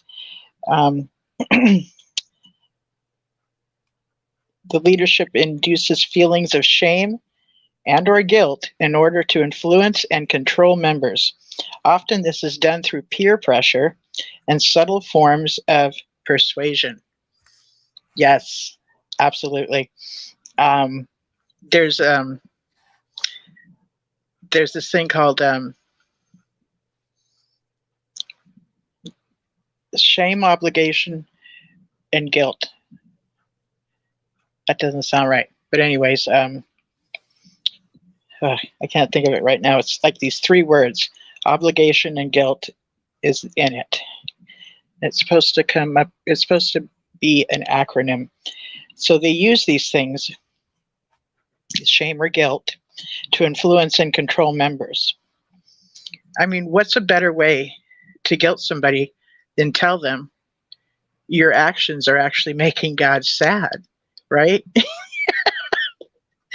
If you think your actions are actually making God sad, it might motivate you to switch up your actions and behave another way, like the way that they're instructing you. And if you believe that that source that's telling you this is like the channel of God, you'll probably do it, you know? Shame or guilt in order to influence and control members. That's one way to do it. This is often done through peer pressure and subtle forms of persuasion. Peer pressure, that could be simply it doesn't have to be like one of your peers pressuring you with words saying, oh, you should do this, or oh, you should do that, but simply you see everybody else doing it, so you think you should, right? And what I was mentioning earlier is they would have examples of they would tell stories about this couple did this or this family did this. So they're not quite telling you to do it, but they're giving you these examples that they're praising. So these are kind of subtle forms of persuasion. You see what I'm saying? So shame and guilt, those are definitely, guilt is okay to have when you realize you've done something and you feel guilty about it. You know, if that promotes change in you and you see that you maybe should do things differently next time, that's, you know, let that be your own guilt guiding you. But when somebody pressures you and tells you you should feel guilty, or talks to you in such a manner that, you know, that implies you are guilty, it makes you double think and question what you've done. Guilt is kind of an okay thing, but when you get involved in shame, that is like a really bad place of stinking thinking. And it really shame. I used to work with this one gal who is a manicurist, and she used to tell me shame only works if you swallow it. I thought, God, that's so weird. But think about it. If you're chewing gum and that's your shame, it'll only work if you swallow the gum, right? You ingest it and make it your own. But when somebody's trying to shame you, you know what? If you're chewing that, spit the gum out. Spit your shame out, because it's really not all that healthy for you. So shame only works if you swallow it, like if you believe it. I'll never forget it. That has stuck with me for years. The next one is subservience to the leader or the group requires members to cut ties with family and friends, radically alter personal goals and activities they had before joining the group. Oh, yes. Oh, definitely. So what ends up happening when you become part of this group that seems like a really great thing? I mean, their cause seems to be something you are already passionate about, or the stuff you've heard makes sense so far. Well, one of the things they do is make you very, very busy. Busy, busy, busy, busy, busy, busy, busy. And one of the reasons why they do that is so that you can't have any room for anything else in your life but them. Picture an abusive spouse or boss that keeps you busy, busy, busy. You don't have time for your extended family or family of origin, nor do you have time for your friends because you're working, working, working, staying busy, busy, busy, being loyal, loyal, loyal to that other person or to that group. In the manner of the organization, it's presented to us as being loyal to Jehovah. So when we keep doing these things, we actually think that what we're doing is being loyal to Jehovah. So that kind of makes it okay, right? So we become so busy that we end up telling our family members and our friends, I'm sorry, I won't be seeing you for Christmas. Yeah, I don't believe in holidays. You know, they really have pagan roots, right? And I just can't conscientiously take part in anything like that again. Well, your family's going to look at you like, and reply with devastation, okay? With great devastation. If you have had a time with them that's been a practice that to where you see them now basically only during the holidays, and then you call them up and let them know you won't be making it. Why? Because I'm choosing God over you. It doesn't settle in their brain very well. It's just rejection. It's just like they don't take it well, and they kind of get upset. So then you go back and tell your friends at in the group, like, yeah, my parents got really upset with you, and they just come up with things like, that only confirms that you're in the truth, or that Jesus was going to be persecuted because of being a follower of Jehovah, and so this makes sense that it's happening to you. They use it as confirmation of you must be at the right place. Okay. So what ends up happening is you end up cutting off ties because they're not supportive of this group that you're in. And the group is like, if they're not going to be supportive towards you, then they're now a toxic person in your life. They're talking down this, God's only organization. Why would you keep them in your life? That might be unhealthy. So you end up cutting them off, okay? You end up cutting them off. You end up not having any time for your family. After a few years, they've all just they're not involved in your life like they used to be. And quite frankly, you're so busy, you're not thinking of them as making that friendship or that family relationship important like it used to be, because now you're actually involved in a situation where you're literally being part of Jehovah God's plan to bring about Armageddon. Okay? When you believe you're taking part in something that's going to bring about Armageddon, that's definition of a doomsday cult. But if you don't know that, it just makes you think like, I'm doing God's work. This is so much more important than keeping up relationships with these people. So you believe that what you're doing is a higher cause, and it's for God, right? So it all falls into the brain as choosing God over your family, choosing God over your friends, and that makes it okay. You radically alter personal goals and achievements that you had before the group. If you thought you were going to go to college and become any kind of anything, okay, either right out of high school or maybe after the kids are raised, you'll find that that's not a good idea either, because Anthony Morris III has pretty much told us that that's handing over our brains, and it's like a form of the college is brainwashing you. Okay, and they claim that it's going to turn them into an atheist. So a statement saying you're going to leave God, that scares someone. You don't want to ruin your relationship with God. And then I've heard these kinds of stories by elders or governing body members as being associated with escaping a fire. Like you could still smell the smoke on you after you left such an environment as a college. Okay. And they don't tell you straight up, look, if you go to college, it's going to be like it's burning you alive. No, what they do is they say, one person said, and then they tell the story. Leaving this was like escaping a fire where you could still smell the smoke on your clothing. So you hear the story of like escaping death, escaping ruin,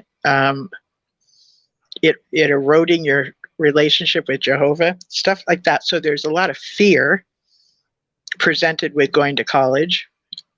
And then you're given this other option, which is, why not be a part of kingdom interests? This is what God wants from you. So this is the better choice with quick builds. And nobody needs a doctor when in the new system of things. Okay, my opinion is doctors are kind of helpful when you're having babies, and we're going to do all this construction, right? You mean to tell me nobody's going to fall off the roof and break their leg? I mean, it's just like I picture some accidents happening. So I do think we might need a doctor in this scenario of the new order. They just talk like there's just not going to be any doctors in the new system. I'm sorry, but I think doctors could still be useful in the scenario of the new system. So a lot of times they suggest you to take up a career that you could do in a rather than going to college, going to a place where you just take the courses to become, say, a machinist, or like for myself, I went to beauty school, so I became a hairstylist. So more of a I can't think of the name of what you would call those places where you just go for that career only and you're not involved with college electives or any other things. But basically, these are more about service careers rather than careers of intellect. They discourage a lot of careers of intellect where you're using your mind more so. But when you're, I'm sorry, say that again. Are you talking about vocational school? Thank you. Yes. Vocational school. Thank you so much, Susan. I appreciate that. Vocational schools. Usually with vocational schools, they're more about being in the service industry where you're physically doing things. When you're in like a university or something, which they discourage, those are more about intellect. Okay. So just my theory, they don't want you to get too intellectual. Okay. They want to keep you in a mode of being of service, that what you do are service things, physically doing things of service, because being part of that organization is being part of serving that organization, and it only promotes being part of a well-oiled machine. That's my theory on that. So the group is preoccupied. Go ahead. Linda, could I make a comment? Sure. What's on your mind? Oh, well, I was thinking, you were talking about what happens to people. You want people to become intellectual. being one of the hosts is like having a brain injury. Hmm. It's a very serious thing, but the brain injury. So recovery usually they usually just have like a recovery period. So your brain is injured, and then it takes time for it to recover. And all kinds of things might happen while you're recovering, but it does take time. I agree with you. Sometimes it affects people in a manner of being developmentally delayed. What else were you going to say? So I thought there was feedback. I can hear myself. Oh, I'm not hearing an echo, but I could hear you clean. Oh, good. I can hear you. That's Another thing I was thinking of when you were talking. I was going to say there's an echo. Is an echo? Yeah, there is an echo. through the phone or the chat. I'll be right back. Okay. So interesting. She talks about it's as though when you're in the organization, it's as though you have a brain injury. So that kind of makes you a little slower, and your neurons don't connect as well, right? And the reason I mention neurons is like when people are thinking, when they think more clearly, their neurons are connecting well. I think I'm hearing her talking to Rick about the echo. Yeah. So when somebody is having clarity of thought, it means their neurons are connecting really well. They have these clarities of thoughts. Things flow pretty well, physically and mentally, or mentally. So it's interesting that she talked about a brain injury. You know, that's very fascinating.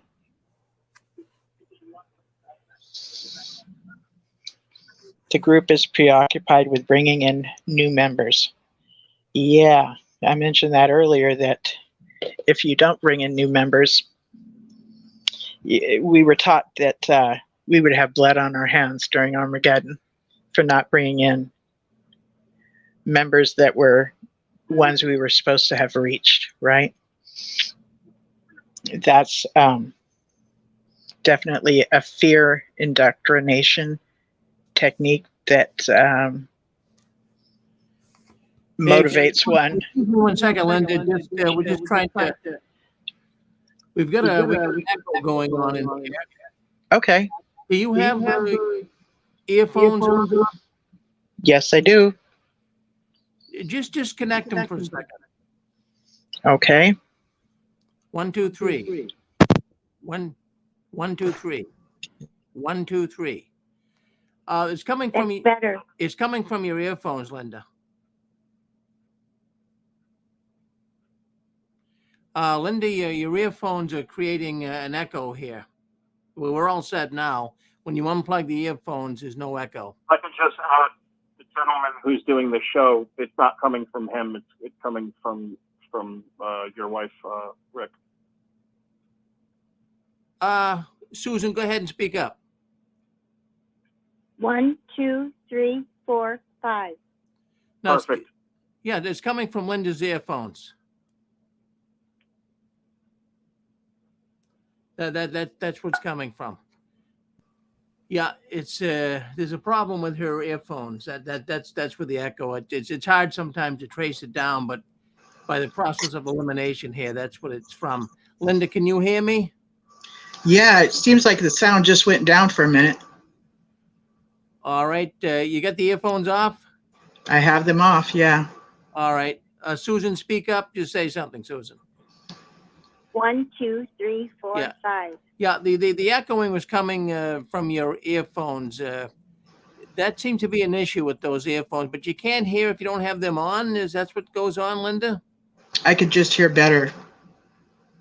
I was really excited because I adjusted the sound before, and I could hear so well. The headphones worked tonight and everything, but the second time I came back in, might have been the time of the echo. I'm not sure. Well, it was actually even when Gilbert was on. Okay. Another woman came on. The headphones is the issue. That's a shame, but it's not loud enough. Are you listening in on a tablet? Is that what you're doing? No, I got off the tablet and got onto my phone device because I was on the tablet, but I could not reconnect on the tablet when I got disconnected. So I went to my phone. All right. So I'm on my phone now. there's no echo now. So just stay on your phone. That'll be the best thing for now. Yep. Okay. I can definitely hear better than I used to be able to hear. And let me try something here. Settings. Going to settings on audio, it gives an option it has me at default let me see if that's any better. Okay. Can you say something to me? Yes, I'm listening in. Okay. It's nice and clear now. It's nice and clear. You are actually louder for me, so just doing that little bit of adjusting has helped. Thank you.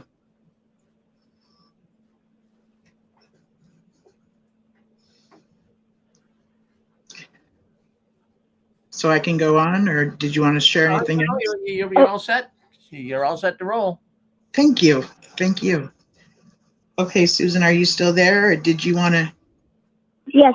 No, I wanted to mention something else about also when you're becoming one of Jehovah's Witnesses. This was my problem, and maybe someone can speak to whether this happened to them. I liked the people that studied with me, and I loved the girls that were my age in the Kingdom Hall. Of course, I was a teenager at the time, so then you're very vulnerable. But be that as it may, I really liked the people, and I didn't want to disappoint them. And anytime I had a question, they would give me an answer. Now, it might have been a dumb answer, but it was an answer. You were always ready with something. Sometimes you're just not able to tell if is it a right answer or a wrong answer. If you haven't really gotten into your Bible before, how would you know? Exactly. And you talk about new life and things like that. How do you know that that's just a crock of bull? So, I really liked the people I studied with, and I wanted to be part of that. And I wanted answers to my dumb questions, and I got dumb answers. And that's why I kind of stuck around, and got baptized. When somebody's experiencing cognitive dissonance, where they're having two conflicting thoughts, it's a very uncomfortable feeling. So when you ask a question and they give you one, simplistic or dumb, it just helps you get out of that sense in your head of cognitive dissonance. So it's almost a lifeline that gets sent to you, and you just grab it and take it and go, oh, okay. And that'll work, I no longer feel this way in my head, good, that's gone. So it feels almost like you're at peace, whereas before you kind of felt like your equilibrium was off, and when you feel like that, you definitely want relief. So I'm wondering if that might have something to do with it too. Do you hear yourself, Linda? No. Well, the thing was, at the time, I didn't know they were dumb answers, or I didn't know whether they liked me or not. It wasn't an earth-shattering deal. It's only to kind of get a little maturity behind you, at least for me, I understood certain things. But at that time, I thought they were right. I was a far right Jehovah's Witness, just such a Nazi witness. And I have to say, I'm grateful. No, I'm grateful I got this fellowship, because if I wouldn't have, I wouldn't be here. I'd still be sitting in that Kingdom Hall, and I know that for a fact. So I'm very grateful for in a sense, the tragedies that happened to me, because if they wouldn't have, I wouldn't be out today. Wow. Being a witness at the time, I didn't like service, and as time went on, things, different things came up, but. Yeah, sometimes there's a sense of security in being directed, especially if you've been convinced that your way of thinking is not a wise way for you to direct yourself, right? That's actually unsafe, which is what we're taught, right? What's nice is that when you have a group of people around you, that's why it's so hard when you get to fellowship, is you have this group of people around you. You have friends and people in a community, and it feels good to be part of it. Similar to what we have now, except we're more independent contractors in this community. Yes, But that is so true. we're definitely not independent contractor. So it's so nice to have these people and to have, you know, a schedule, albeit it can, well, when I was a witness, it was much overloaded than what they have now. But I did like that part of it. I became, you know, I studied my Bible diligently with the Watchtower every Sunday. I looked up every darn scripture in the Watchtower study on Sunday because I thought that's what God wanted. Oh, yeah. You were lazy who didn't look up all those scriptures. I thought you were supposed to look all of them up. And when I became a witness, I didn't know you were supposed to answer. So they told me, you know, you really should answer on Sunday. So then I answered constantly. When they told me to do something, I did it. I thought it was part of Jehovah, making Jehovah happy. And it took me a while to figure out that Jehovah is the Watchtower Bible and Tract Society, not God himself, the creator. Yeah. That's a tough one to separate. It's actually spoken of it interchangeably as though they are one and the same within the organization. That's how we're taught. Yeah. Right. So until you get to that point, I read a book when I first started having trouble believing in the Watchtower. It was all about Matthew 24:45, about who really is the faithful and discreet slave. And Mm-hmm. to figure out that they're the evil slave and not the faithful and discreet one, you'll never leave because you think they're God's organization. And who Right. would say, well, I want to leave God's organization and worship the devil? No one would ever say that. That's Right. what you're saying when you leave Jehovah's Witnesses, right? That's exactly how we're viewed, as leaving God and going and joining the devil. Yes. Don't talk to that one because they left God and went and joined the devil. Oh, okay. Sounds like smart advice, right? Could I add a comment to Susan? Sure. When you were talking about like association or like people that you were in the organization with, I'm an apostate and I was in it for 30 years. But there were good people in it. There was a guy who he knew I was in auto body and I got reinstated, and they needed help on the RDC work at the time. I think it's LDC now, but he took me under his wing and we worked together one time, just me and him spraying doors, and he was confident in my skill. And we did this all day. And after 12 hours of doing this, I said, dude, I am hungry. So he took me to an Italian restaurant next door and we drank a little wine and he paid for everything. And I had a great meal. We even had calamari. It was a great experience. And he was a good guy. And he took me under his wing and he taught me a trade because I did auto body, not wood. And there are good people in the organization. But this is the phenomenon that is happening right now. Is what's happening is that, and I'm not saying this about this man, but there was another brother, he was an elder, and he wasn't even on my committee, and he moved to our congregation, he was an elder, and he was encouraging me. They don't do that anymore. Everything has changed, and what's happening is the organization is taking the good qualities of people and they're ripping it away from them. Bad association spoils useful habits. I'm not going to be preachy, but this is what's happening. My family, I don't know if they were ever really that good. They're kind of toxic, but even my wife's family, though, her mother's always been toxic, but her dad's a good man. But everybody is losing their natural affection. It's almost like the prophecy in the Bible of how it would be. I'm not saying we're in the time of the end, but it's all of this is just too much, and that's just the point that I was going to add to you guys. Could I answer your comment? Yes, of course. Linda, could I answer? Oh, sorry. Oh, absolutely. He's talking to you, hon. I asked. Okay. I was. Oh, well, now I forgot. Okay. Well, what happens with Jehovah's Witnesses, in my humble opinion, is that they don't learn how to love. They're taught about love, and they're taught to love bomb, but love bombing is not love at all. It's, in fact, it's false love. It's the wrong kind of love. And I had problems, as an example. I kind of, my family and I kind of parted ways. They weren't Jehovah's Witnesses when I became one. So I was kind of out of that loop. So then I became part of my former husband's family. There are some people in that family that were pure evil, and I am not kidding. He had a sister. I called her Mean Irene. That's what she was. She was plain mean. They don't know how to show love. Jehovah's Witnesses do not learn real love because, first of all, they're not God's organization. We have to get that out of our minds right now. Because if they did, they would be loving, not love bombing, but loving. And that's a whole different story. Loving is someone that's not perfect and that makes mistakes and has problems and you need help.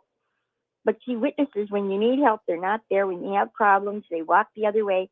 It's an organization that wants perfect people sitting in their chairs. You want perfect people that don't cause any problems to the elders or make so-called Jehovah's organization, the so-called truth, look bad. You can't make that look bad. You can't report any kind of crime to the police because what would make Jehovah look bad. So it's not real love that they learn. They don't love truth. They don't love love. They don't learn to love any of these things. And that's my opinion.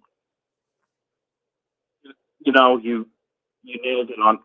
I agree with everything that you said. Not to get into it too much, but my mother has just absolutely no natural affection. She's a pioneer. It's almost like when people think once saved, always saved. People think they can pioneer and they're good with God. But my mother never let my wife in. She has fought and conspired against us. And the Bible says, well, what God has yoked together, let no man pull apart. And I got to the point where I don't want my parents in my life because they're just too toxic. And it's the creation of Watchtower, and it's disgusting to me. It's disgusting to me of what they are doing. They're a bad association. They are hurting people, and I'm sorry for your pain too. All of this is unnecessary pain, unnecessary drama. As an example, I'll just call her Mean Irene. Mean Irene had one son. Now, she was so self-righteous, but I found out on the slide that Mean Irene and her husband, Dale, had to get married. She got pregnant outside of wedlock as both being pioneers of Jehovah's Witnesses. When I asked my husband, I'm hearing all this gossip about them. I said, I'd like to hear the truth from you. Would you tell me about it? He said, it's none of your business. Forget it. I'm not telling you nothing. Do you know how hurt I felt? I'm his wife. And I said, okay, so you want me to believe the gossip then? I mean, does that make sense to you? And then me and Irene, her one son, she wanted him to marry somebody higher up, in the so-called ladder of the truth. She was she had just graduated from high school. Her parents were kind of weak, and she didn't want him marrying this girl. And so after they're married, she just waited until she got her grandchild. Then she started her "We Hate Your Wife" campaign to her son. She did everything to split up that marriage, and she finally did. And they got a divorce, and he got remarried, but he still loves his first wife so much you could tell. It made me sick. he would do such a thing because she didn't like the girl that he picked to marry. She was beautiful. She was sweet. She was kind.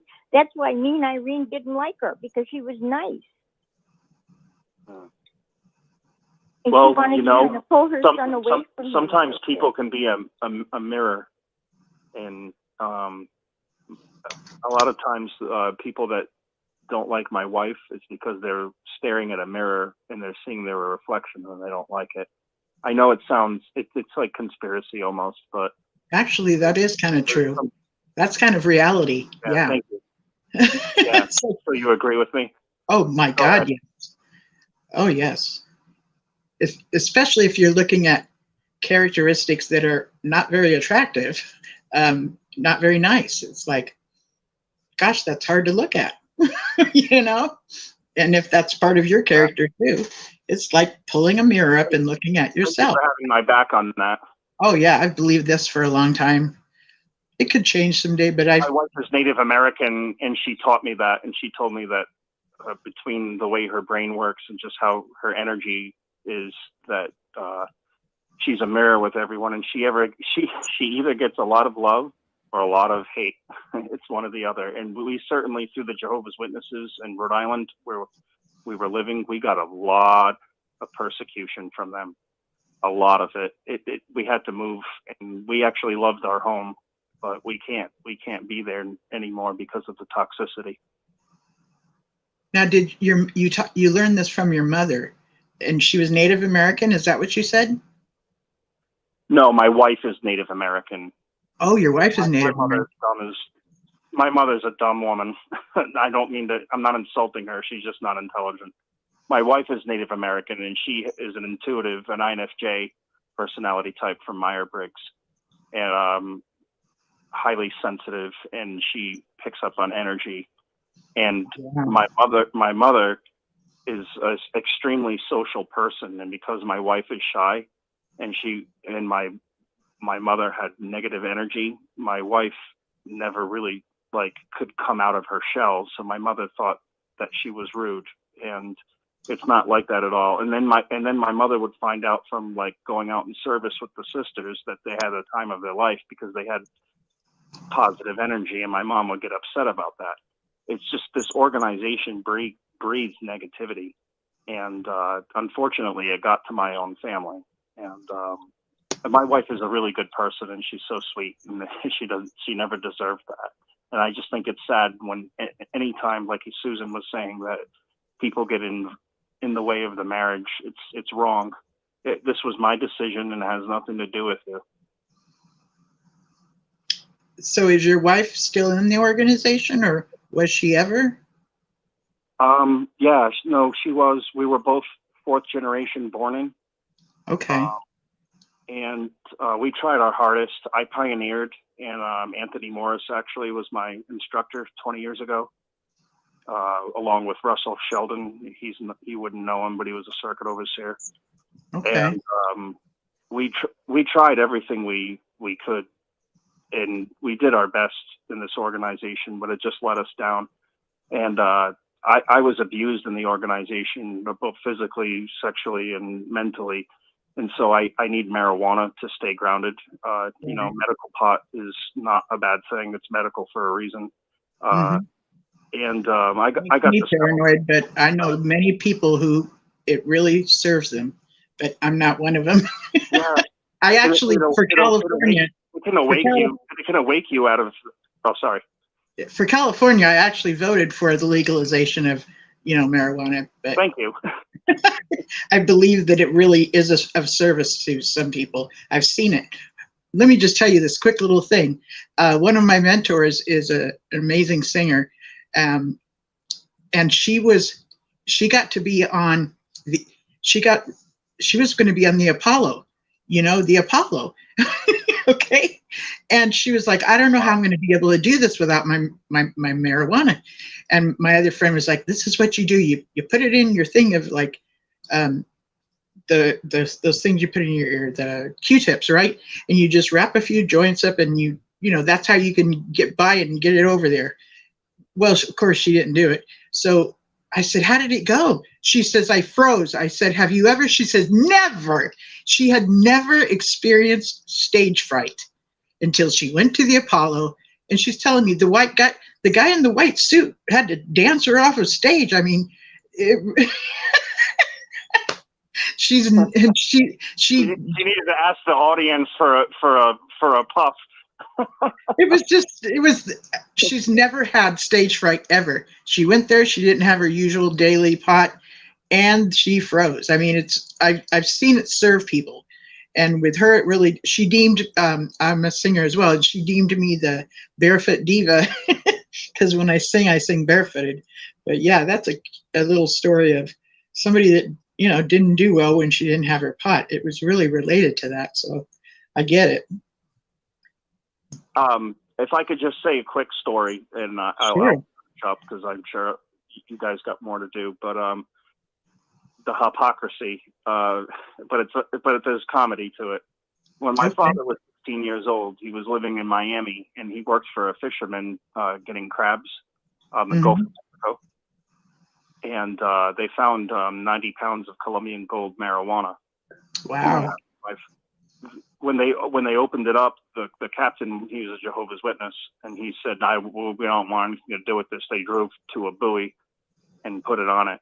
Well, my dad stole his boat at 2 a.m. and went over there, grabbed the buoy, and brought it back and smoked it. And he told me he never sold it, but then the story went on, and he said it lasted him 5 years, and he was working in the cement business, and he had a cement truck in the 80s, and a cement truck in the 80s was still about $55,000, and he paid it off in 1 year. Oh, is that right? And I get into marijuana, and I smoke it, and my parents kicked me out of the house when I got this fellowship for it, because I wasn't making meetings and I was just doing my own thing. But look at the hypocrisy. Look what Jehovah's Witnesses, the governing body, are doing to the people. They're doing crazy things. Like why would you ever judge me for something that he lived a double life for about 5-6 years? Yeah. No judgment to him. I don't care what he did. It's just I just wish I had a relationship with my family and they would just let it go. I've had 4 reinstatement letters, and my wife has had 5. They just won't let us back in, and we don't want to be back in. We were trying to be TMOs, but that's as far as it's going to go. Yeah, the hypocrisy I picked up on with my family too. Like, I was discouraged from going to beauty school, and then after I did it, about a year or so later, my mother goes to beauty school. Her and my sister, and I'm like, what? I thought this was a really bad thing I was doing, but somehow when you guys did it, it was okay. It was just bizarre. The things I would be told is not okay, but then years later they do it. But then I finally figured out, she's in competition with me, and I didn't know it. It was a competition I didn't sign up for, and that's what was going on in her head.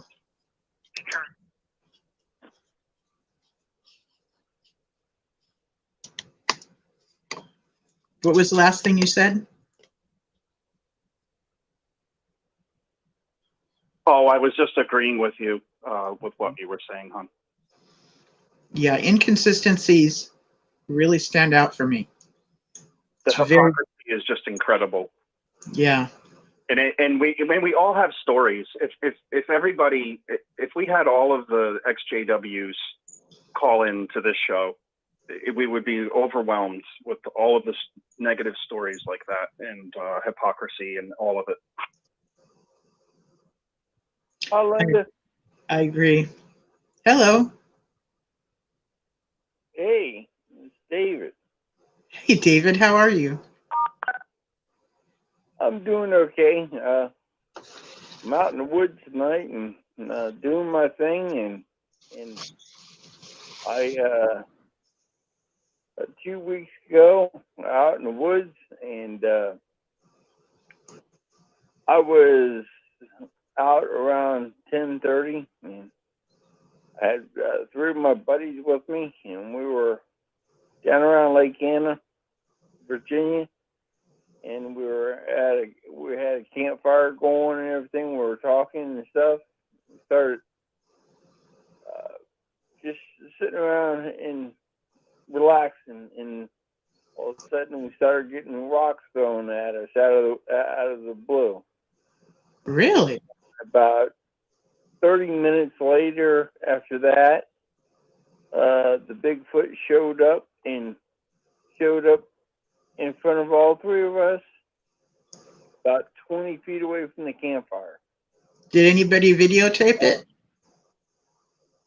Yeah, we have videotape of it. Wow. And, Okay. it was really a big.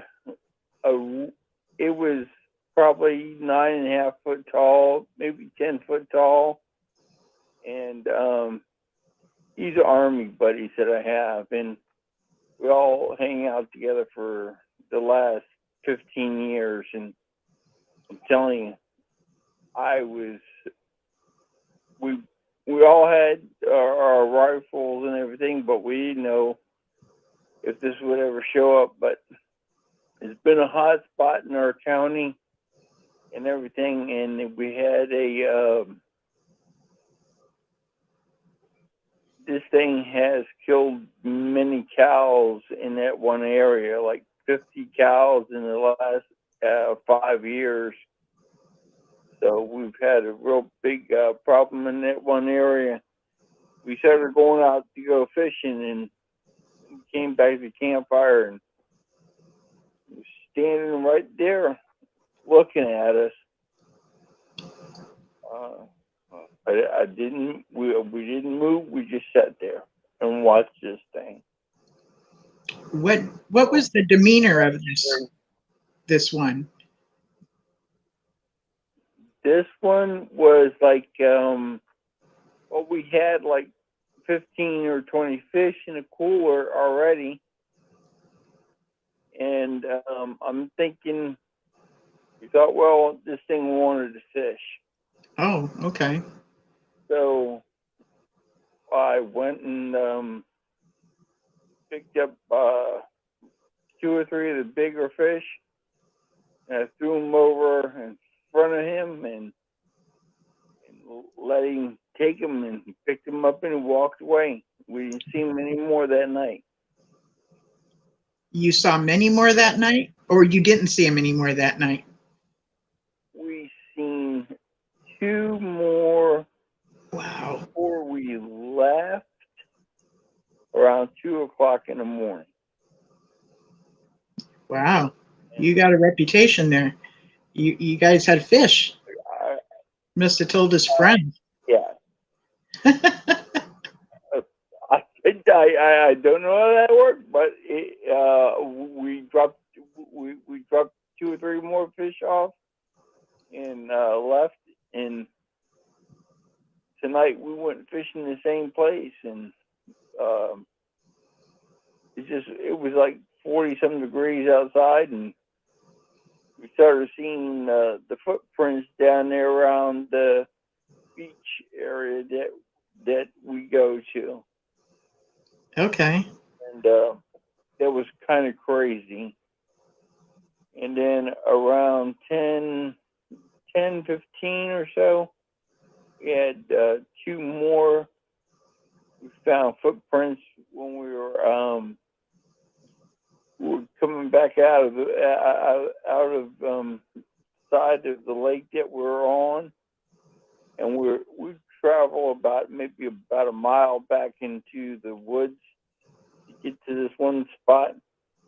And we're driving back out, and we seen 2 of them walking in front of us about 150 feet, and all 3 of us looked at this thing like, wow, dudes, we're in big trouble. But we just got home a few minutes ago. I thought I'd check in. Oh, hi. Oh, nice. Thank you for telling us that. Yeah. We got that on video too, on a dash cam. Okay. Very nice. After I pull the dash cam tomorrow, I'm gonna send that out on to the Bigfoot community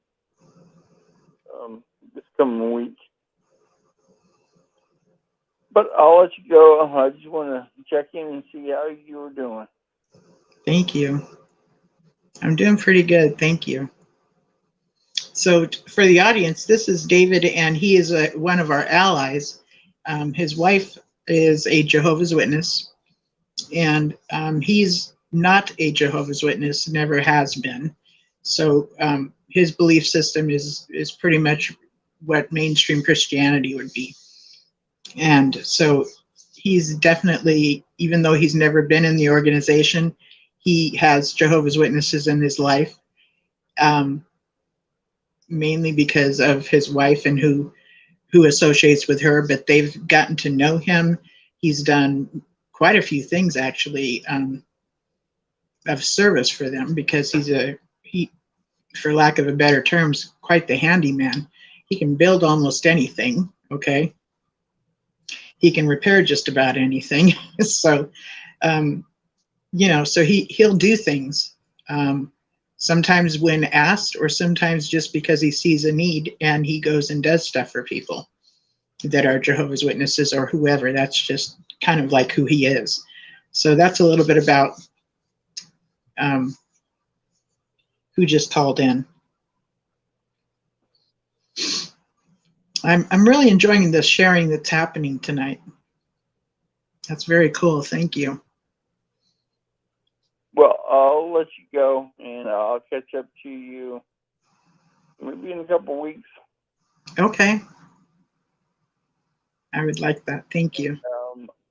I'll show you I'll send you some other pictures that I was in North Carolina and Virginia on the southern border.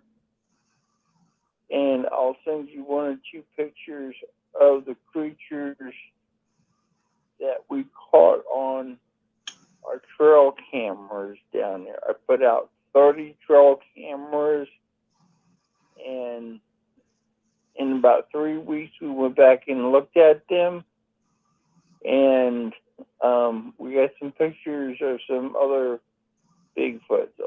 I'll send you some pictures of these things. I would really like that. Yeah. All right. Thank you. Let's go. Okay. Hey, David. Hey, David. Yeah. David. This Yeah. is Susan. Do you think you could send some pictures to Rick? We'd love to see them. I've never seen the color they are, or I've never heard their voices or anything. Well, I have audio of them too. Do you? Of a couple of them from Lake Landor. I've been down Lake Landor for the last 7 years, and I go to this guy has a horse down there, and I go down there maybe every other week to check out the baskets that I set out, and set out some other things, and I give them apples, oranges, and cheap fruit, and put them up in baskets, and they take them. And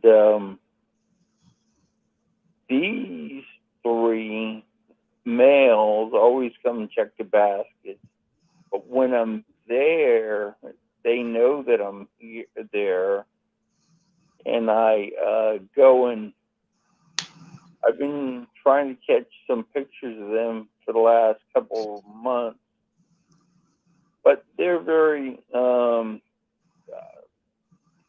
quick on their feet. But they caught me a couple. Was it 2 years ago? I got ambushed by all three of them, but they didn't hurt me or anything. I was giving them tilapia fish that I caught, and I put like maybe 30 pounds of fish up there in between two trees, and they picked them up. And then I had the one on the right was whooping, the one on the right side back behind me started whooping.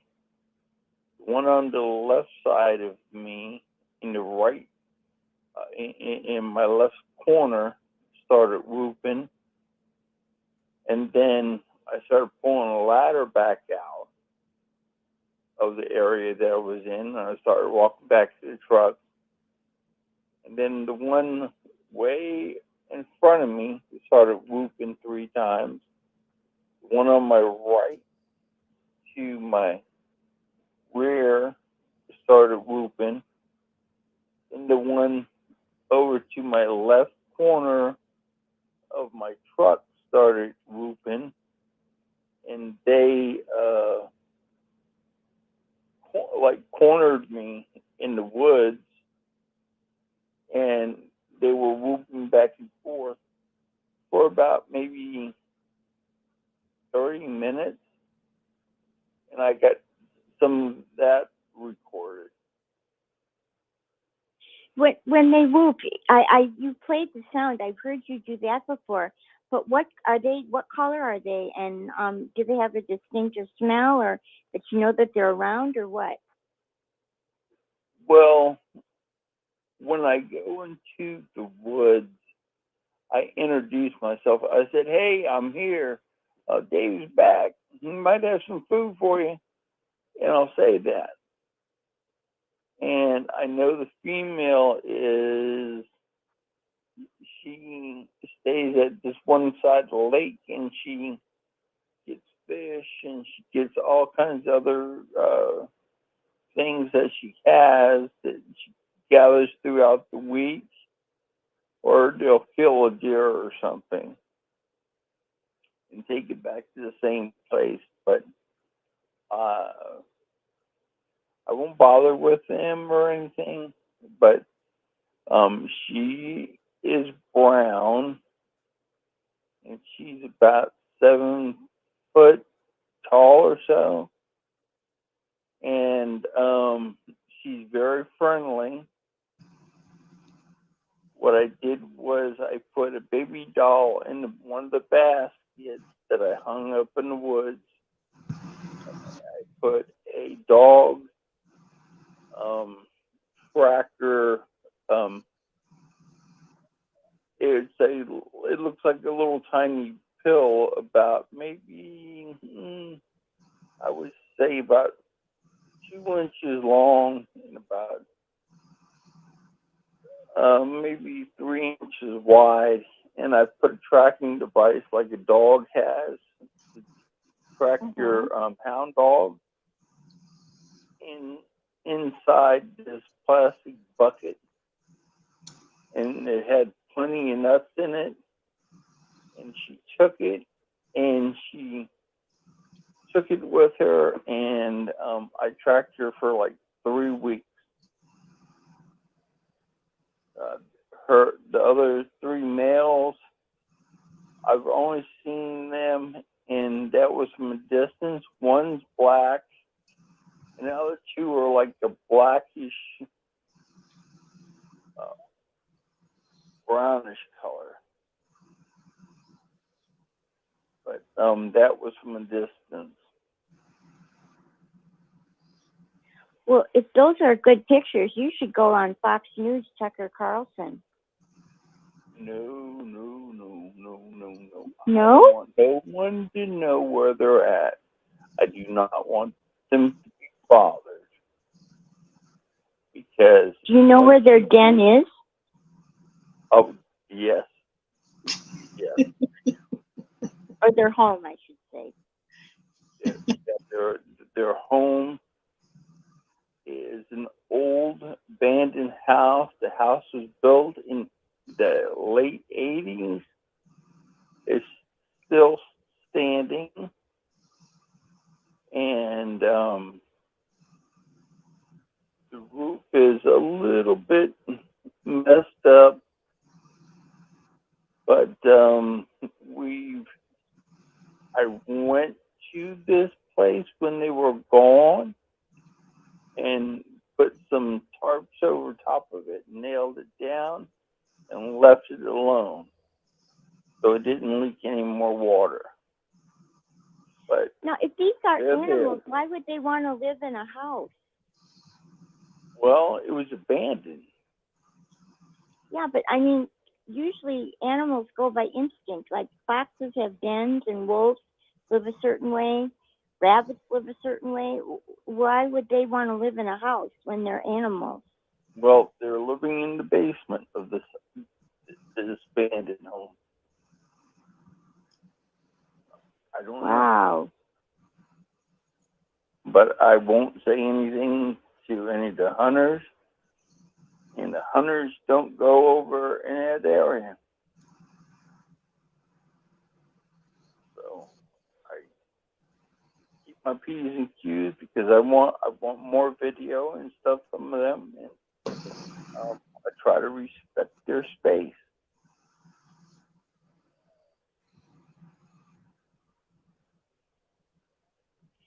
So what are you going to do with all this information? Are you going to write a book or a study, or, you know, because people should know this information?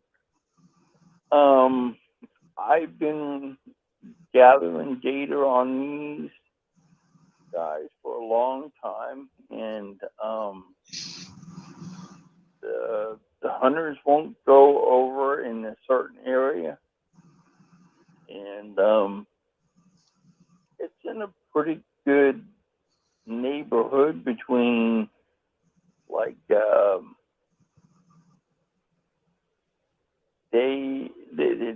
it's a real big lake.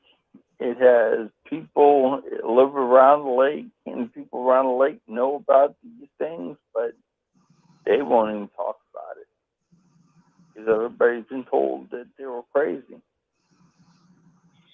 Do these creatures, I won't call them animals, I'll call them creatures. Do these creatures have a lifespan, and do they ever get sick and need help?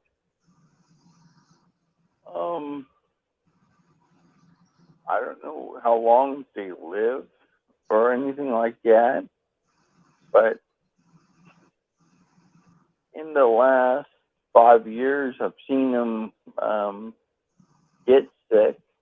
I know they got sick the last time I was down there.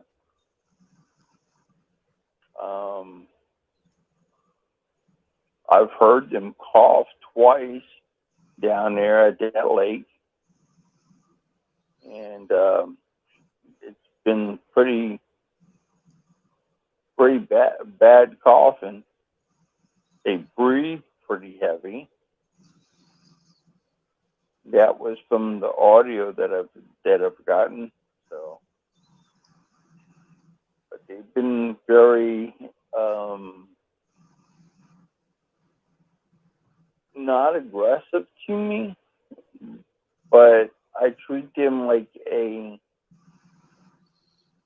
not a friend, but a creature with a lot of distance. But when I see or smell them, I try to keep my distance from them. But when they know I'm around, they know I'm around.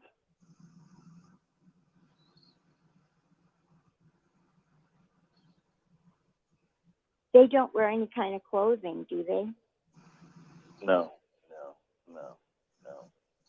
Just hairy and run around in the woods. And I think you told me that they've had babies, or they're small ones, right? Yeah, they had some babies. And you could hear baby sounds at night and stuff like that. And through the daytime, it sounds like a human crying, but it's like a grumbling cry, like it was crying like a human sound, but it was more harder. It sounded more like an animal.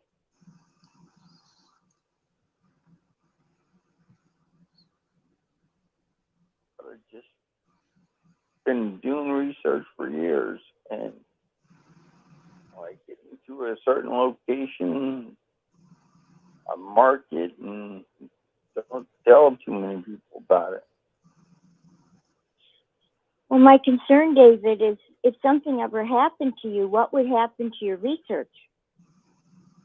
Oh, my research is already documented on my laptop, and there's videos and dates and times, the year, and everything else. My son knows what to do with it. So your son's going to take care of it. I'm pretty sure of that. Okay. Well, thanks for answering my questions. You're welcome. I'll let you guys go. See you later, Linda. Bye-bye. Good night. David. All right, bye-bye. Yeah, he's been a Bigfoot researcher now for a while.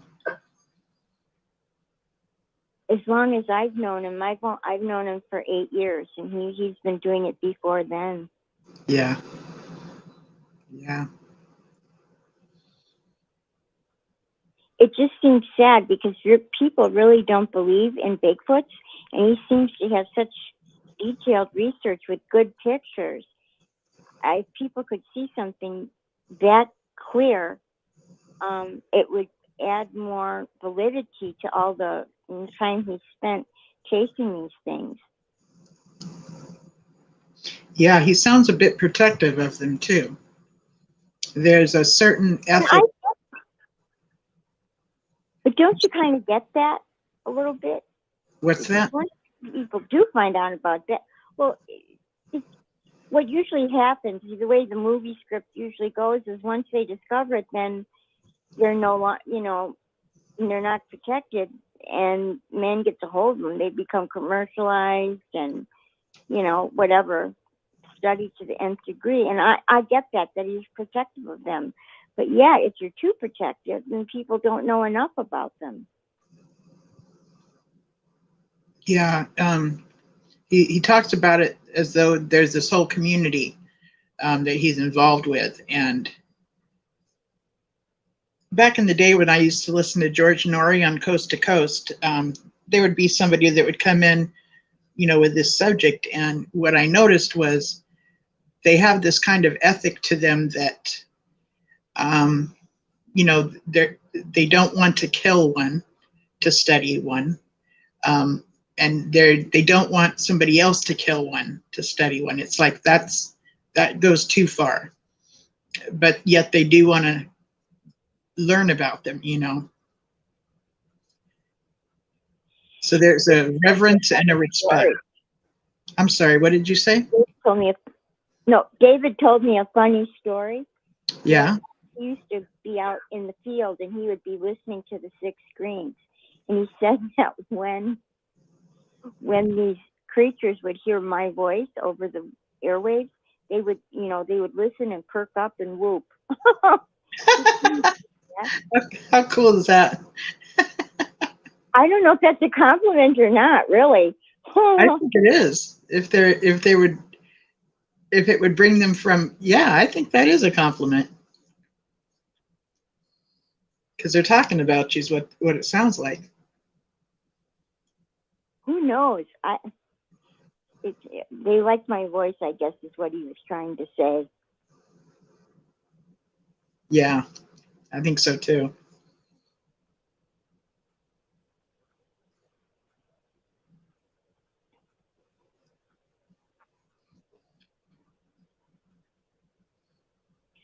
So what else have you been talking tonight about, Linda? I fell asleep for a little bit. Sorry. I missed. Oh, I've just been reading these characteristics of a cult, and Okay. I'm just going to get back to it, and then whatever subject comes up, we can talk about it. And yeah, I like that.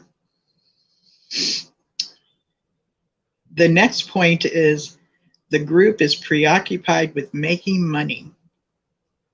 That I believe is true regarding the leadership of the organization, but I don't think that we are taught to be preoccupied with making money. I believe it's presented to us more like pursuing something like making money. They actually call it something to the effect of chasing wealth, and very much discourage that. But making money from the leadership, absolutely. You'll hear them talk about this project or that project, and there was this catastrophe here and this catastrophe there, and there's these different things that you can give and donate money towards. So they're definitely about the preoccupation of making money. The next one is members are expected to devote. Members are expected to devote an inordinate amounts of time to the group and group-related activities. Yes, I was definitely talking about that earlier, which is usually what ends up being part of why you break away from your friends and your family, or they'll break away from you because you become so busy within this organization, and this organization is set up in such a way to where it appears that when you're doing anything involving the organization, it's literally for God.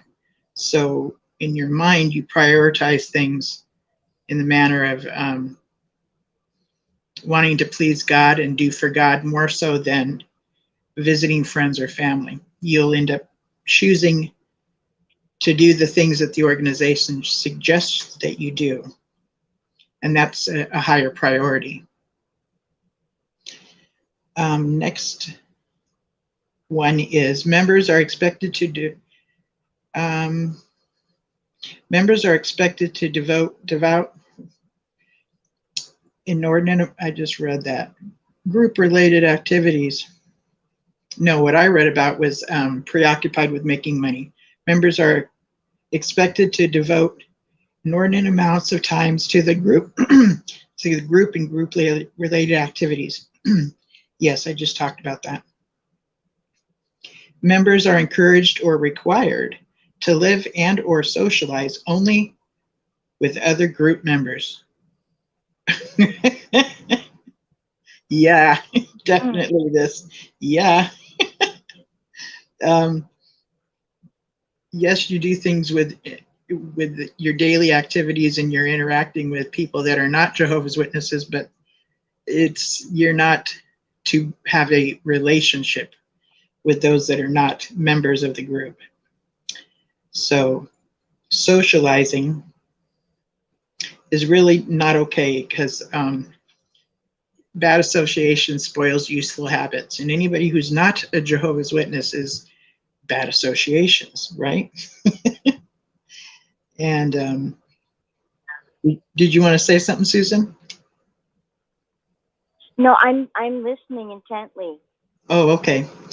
So the most loyal members, the true believers, feel there can be no life outside of the context of the group. They believe there is no other way to be, and often fear reprisals to themselves or others if they leave, or even consider leaving the group. Reprisals. So I'm looking up that word right now. An act of retaliation, or an act of retaliation, I was thinking that it meant to leave.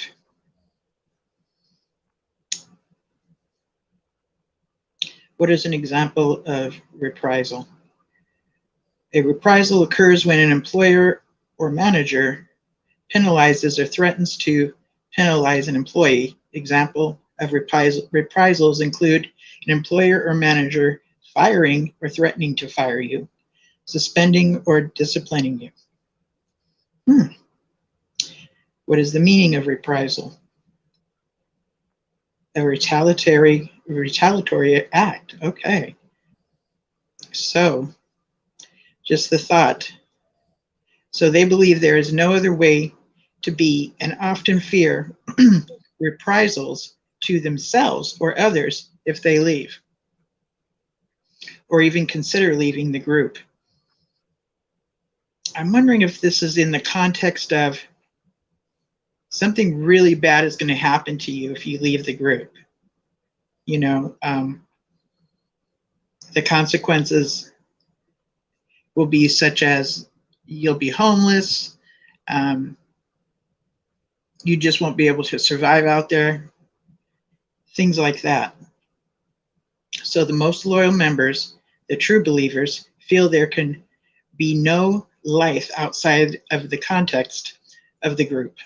They believe there is no other way to be and often fear reprisals to themselves. So that's talking about actions of retaliation or others if they leave or even consider leaving the group. So now that I've looked that up, that sounds like, you know, something awful is going to happen to you or your family as a consequence. And you would think that you're bringing it on yourself. If anything bad happens, it happened because you left the group. That's something that is hard for society at large to realize. That's what's going on in the minds of people that are in cults. You've heard people say, well, why didn't they just leave? Because of this, okay? If you leave, something terrible is going to happen to you. You feel like something is going to be done to you that is a retaliatory thing that happens, you know, so it's very negative, or even just consider leaving. Wow.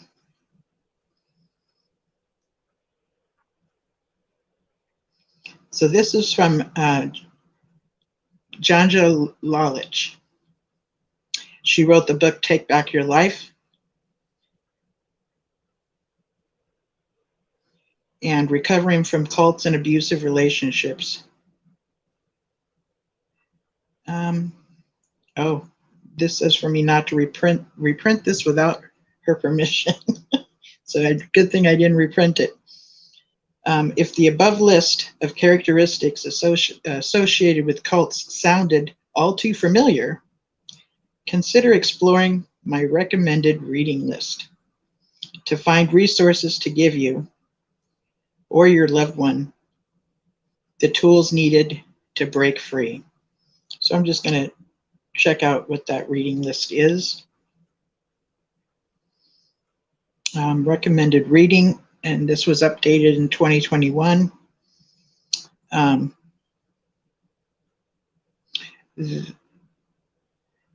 There are some of the best books, and recommended reading is updated 2021.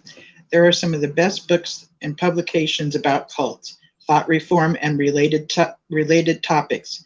Some of these titles may be out of print or difficult to find, but many are well worth the search.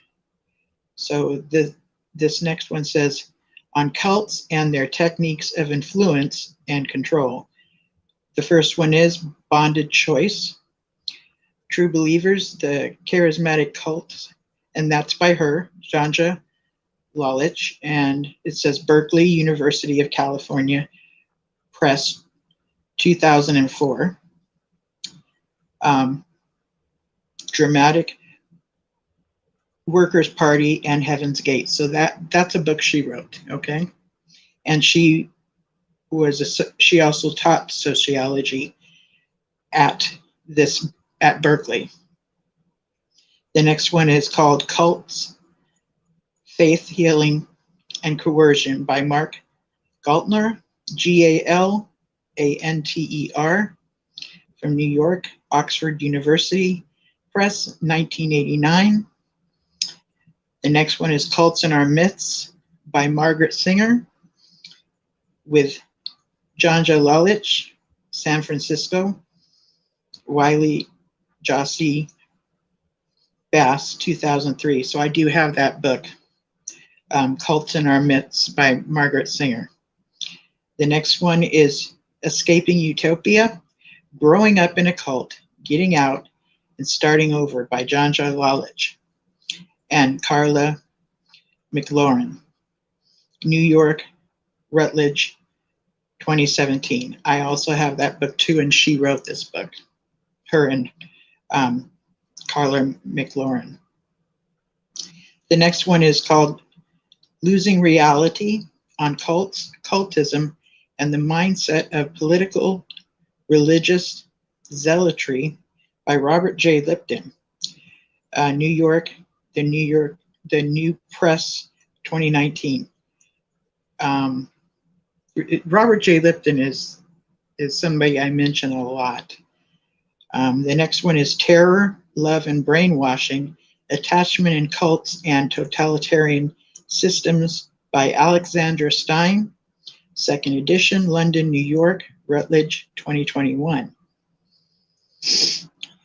And the next one is Them and Us, Cult Thinking and the Terrorist Threat by author J.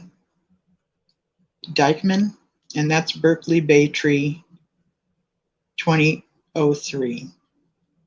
And let me just say the title again.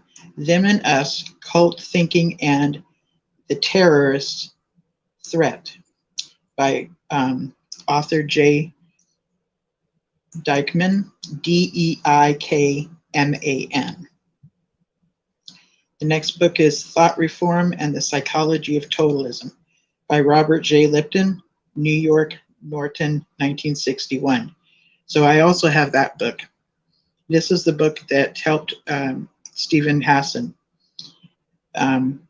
understand that the things that were involved in the cult he spent time in, which was the Moonies, were techniques that were used for prisoners of war.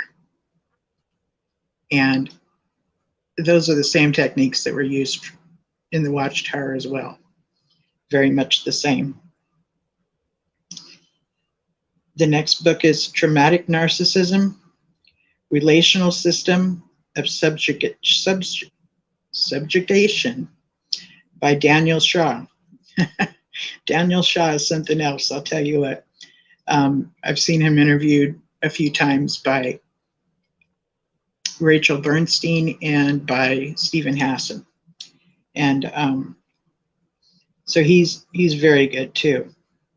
The next book is Women Under the Influence, a study of women's lives in totalistic groups, edited by Janja Lalich, special issue of the Cultic Studies, Journal 14,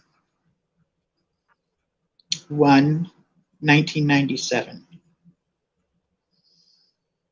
And on the psychology and social psychology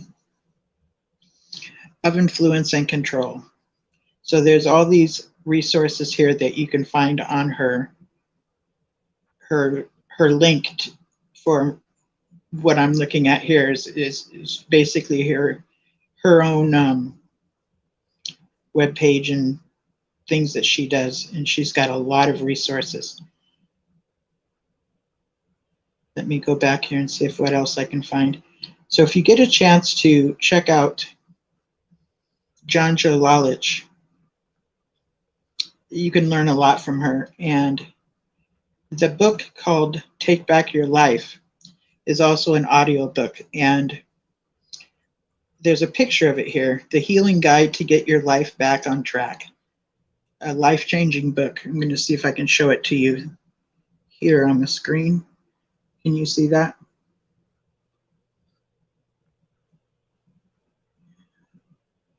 So that's the front cover of her book. And I have it in audio. And I enjoy having books on audio because I find that I get much, much more out of them.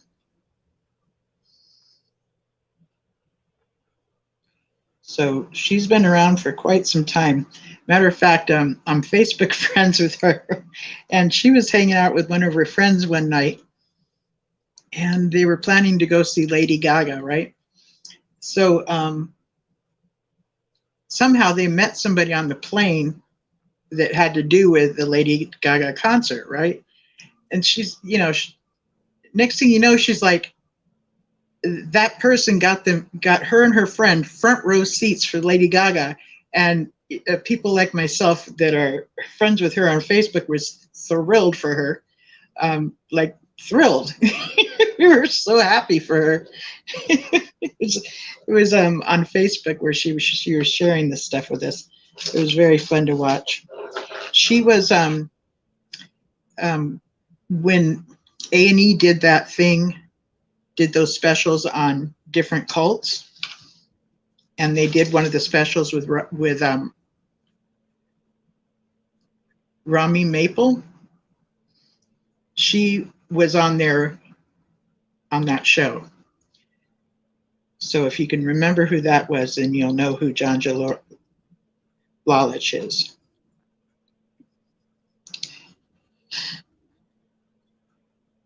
So yeah, I like keeping up with different people that share the characteristics and the tactics of high control systems.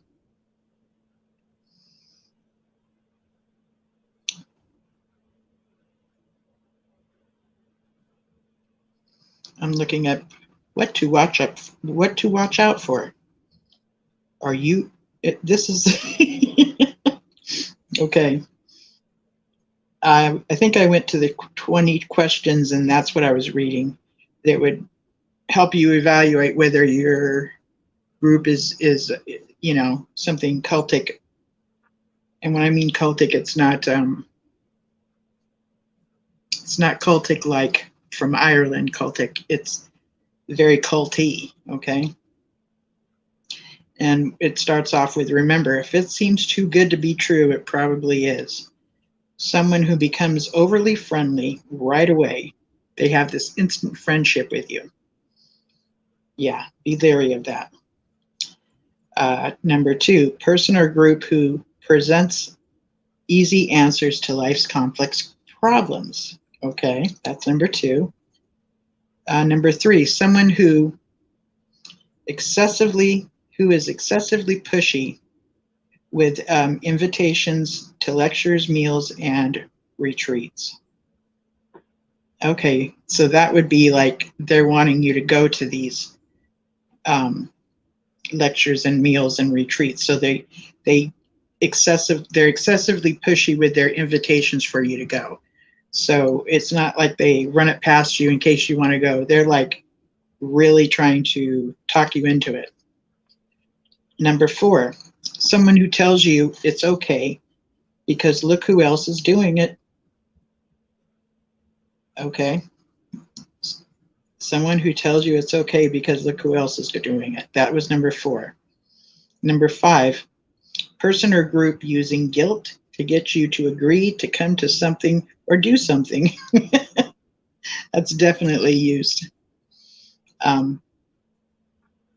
Number 6, someone who invites you to a retreat or workshop at another location. Could be a hotel or an isolated area, and won't tell you what is going to happen when you get there. So that's one of those, you know, she can't tell you or he can't tell you because they'll ruin it. It's quite mysterious, but it's going to be really worth it, stuff like that. They're holding back information, okay? So be leery of that. Number 7, someone who pressures you to make a decision right away and doesn't give you time to think.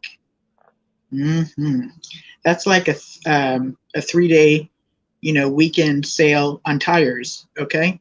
It gives you a sense of urgency, and like you got to make up your mind right away. Otherwise the steal's going to go away and it'll never happen again. Right. No, it's wise to say, I'm going to take some time and think about it. And if they still keep talking to you like, oh, no, you can't wait, don't let that persuade you. That's something to look out for, definitely. It's like, it would also be considered like a hard sell, okay? Number 8, someone who turns all your questions back on you or makes you feel there's something wrong with you for asking the question. Is this not all too familiar or what? You ask a question and they're like, well, what do you think it means? Right? Oh my goodness. That's turning the questions around. That is someone who turns all your questions back on you or makes you feel there's something wrong with you for asking the question. Example of that would be, why would you even ask that question? Or you're beginning to sound like an apostate. So it makes you feel bad for even asking the question. Or sometimes they'll laugh at you or mock you and ask the same, repeating the question you asked them, like it's just, it's to demean you and discredit you and to basically dismiss you. Like you nor your question is even valid. And I'm not even going to spend any time answering you on it. Remember, there are no free lunches, no instant cures, and no easy answers. So going to her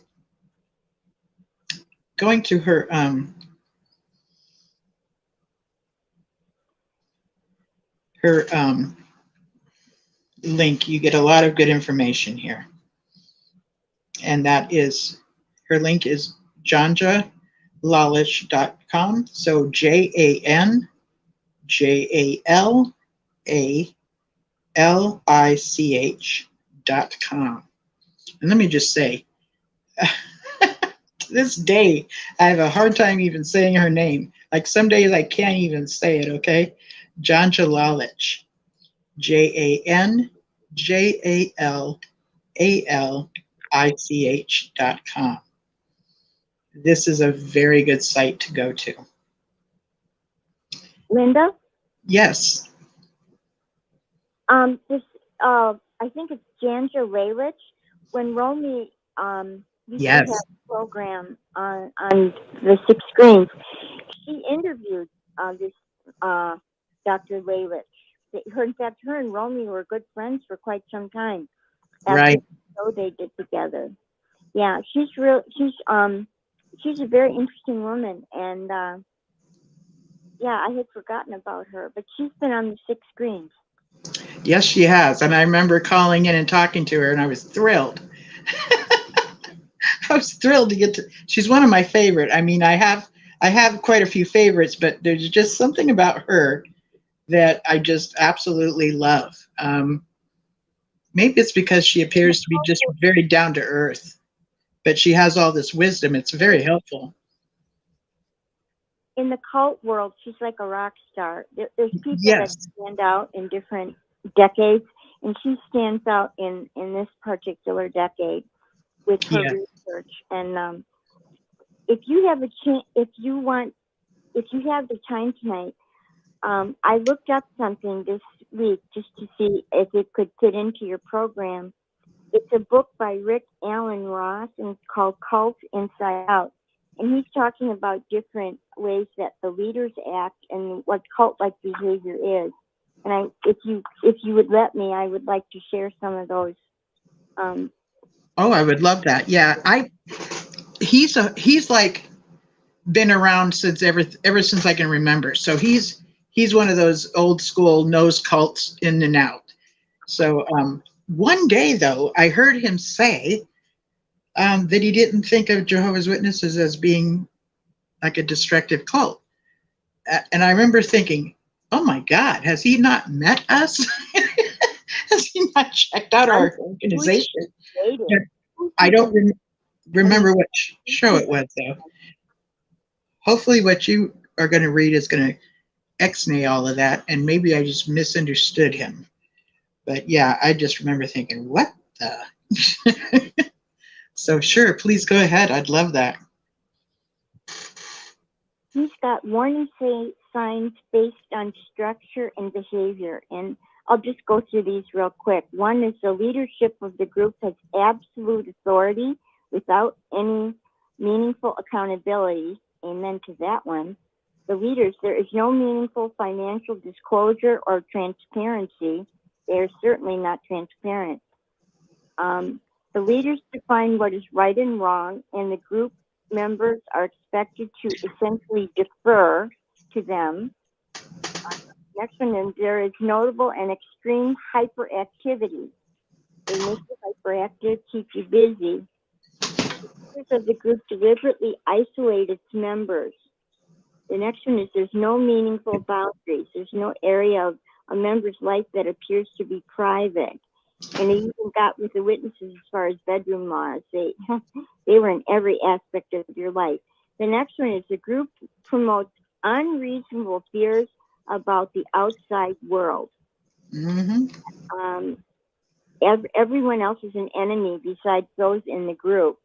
Then there's perfectionism, and that you can never be good enough, and you're forever striving to prove yourself is better. And then there's this group self-esteem that they promote.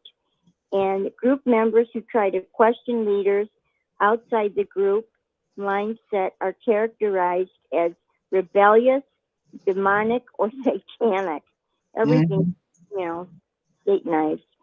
And former members have huge patterns of grievances after being members. And then it shows the members in the cult. I'll just do a couple of these there. Oh, take your time. I love this stuff. I mean, when you really reflect on it, these are important characteristics to recognize.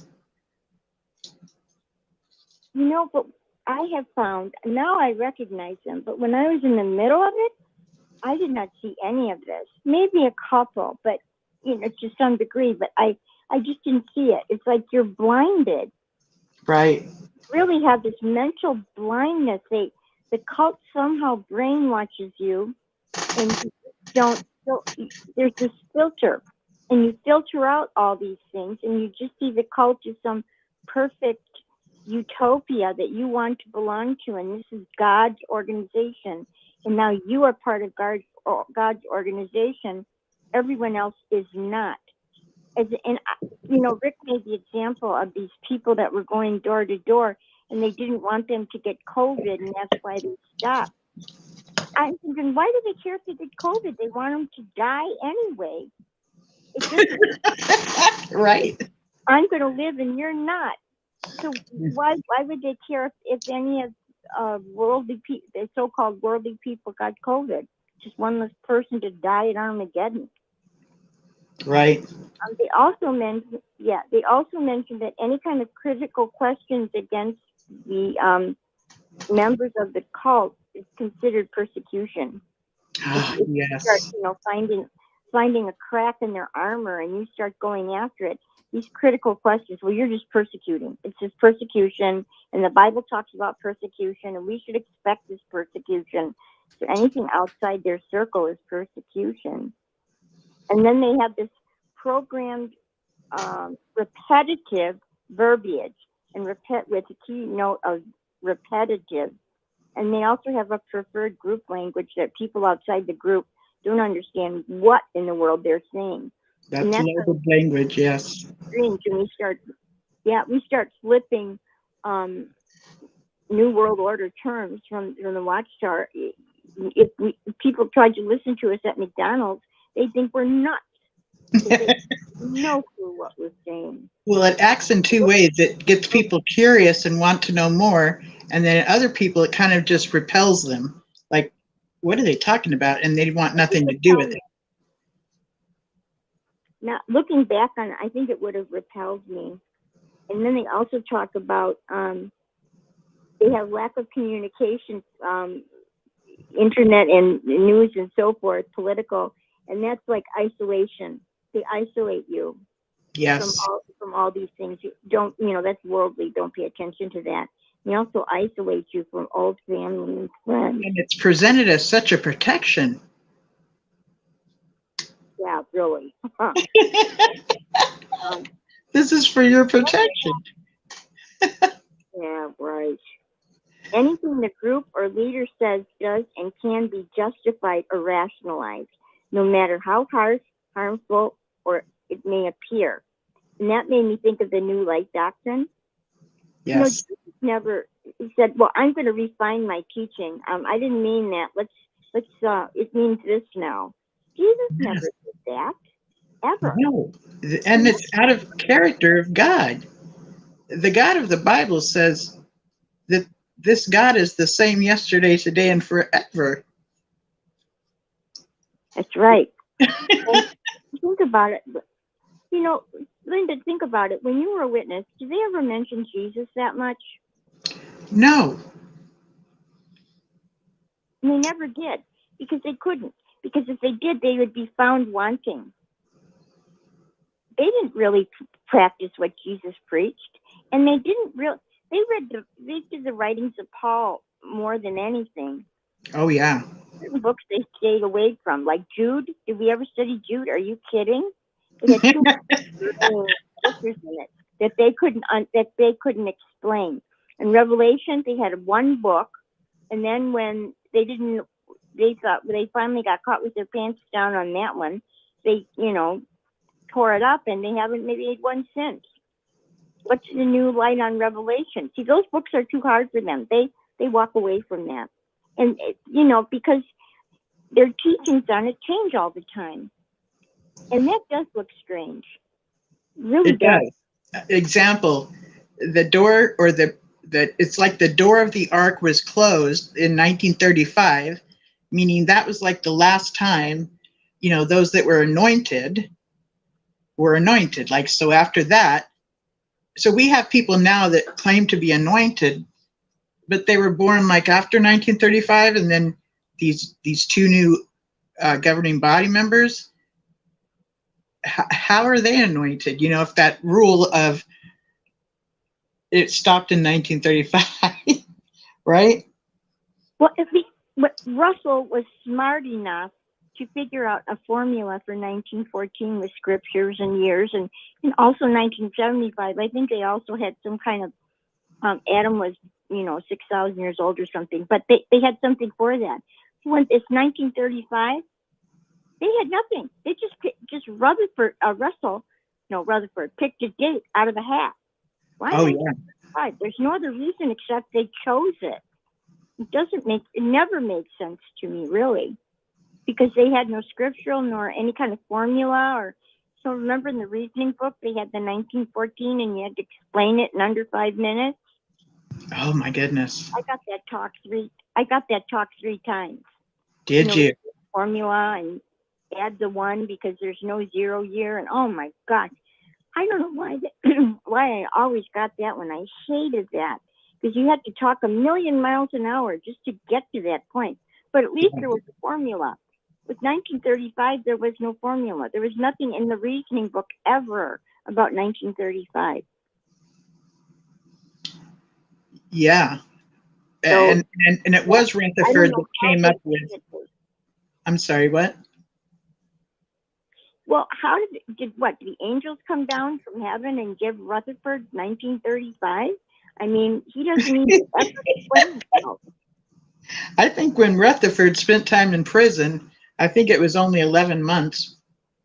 I think he did some thinking, because as soon as he got out of there, he was like, I'm taking names and I'm kicking ass. And he made the organization a theocracy.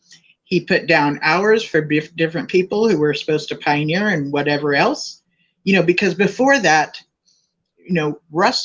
before Rutherford used coal porters, he would hire people to sell these books. But I think Rutherford really made a point of, no, these members are going to get to work. And I really believe that 7th book that he wrote and claimed that Russell started, I believe he did that all on his own and talked as though it was something he finished up for Russell. And that, of course, had a few things that were anti-government that put him in prison, and a couple other people. And then so that time in prison, I think, he was just thinking about, as soon as I get out, I'm going to this, that, and the other. And he had all these different things that he came up with. I think he was going through the DTs in jail. That's right. Oh my God, you're right. Really? Oh my gosh, you're right. I haven't thought about that. He was a bad alcoholic. Where do you think he got all these wacky ideas from? Maybe he was listening to some other people. Fred Franz was a nut job. And even Barbara Anderson confirmed it all. I was at Bethel and I met him. He was a strange guy. Very strange. I was a little embarrassed. And I'm thinking, this guy's the head of the Watchtower? No wonder this organization is falling apart. The Oracle. The Oracle. Which means like another, like speaking for God, Well, he's the one who did the 1975 thing. And Yes, Nora he was did. heard to say, if you ever give me another date like that, you're out. Because, and I guess they never published another date from him again. I don't know if there were any more dates. There might have been, but they, after the big fiasco of 1975, they never trusted any of this Oracle's information again. Right. That was a big embarrassment. Big embarrassment.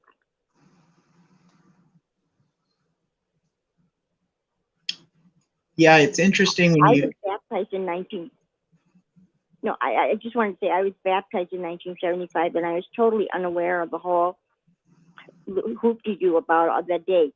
It went right past me, and I just said, I'm baptized for Jehovah forever, not for a date.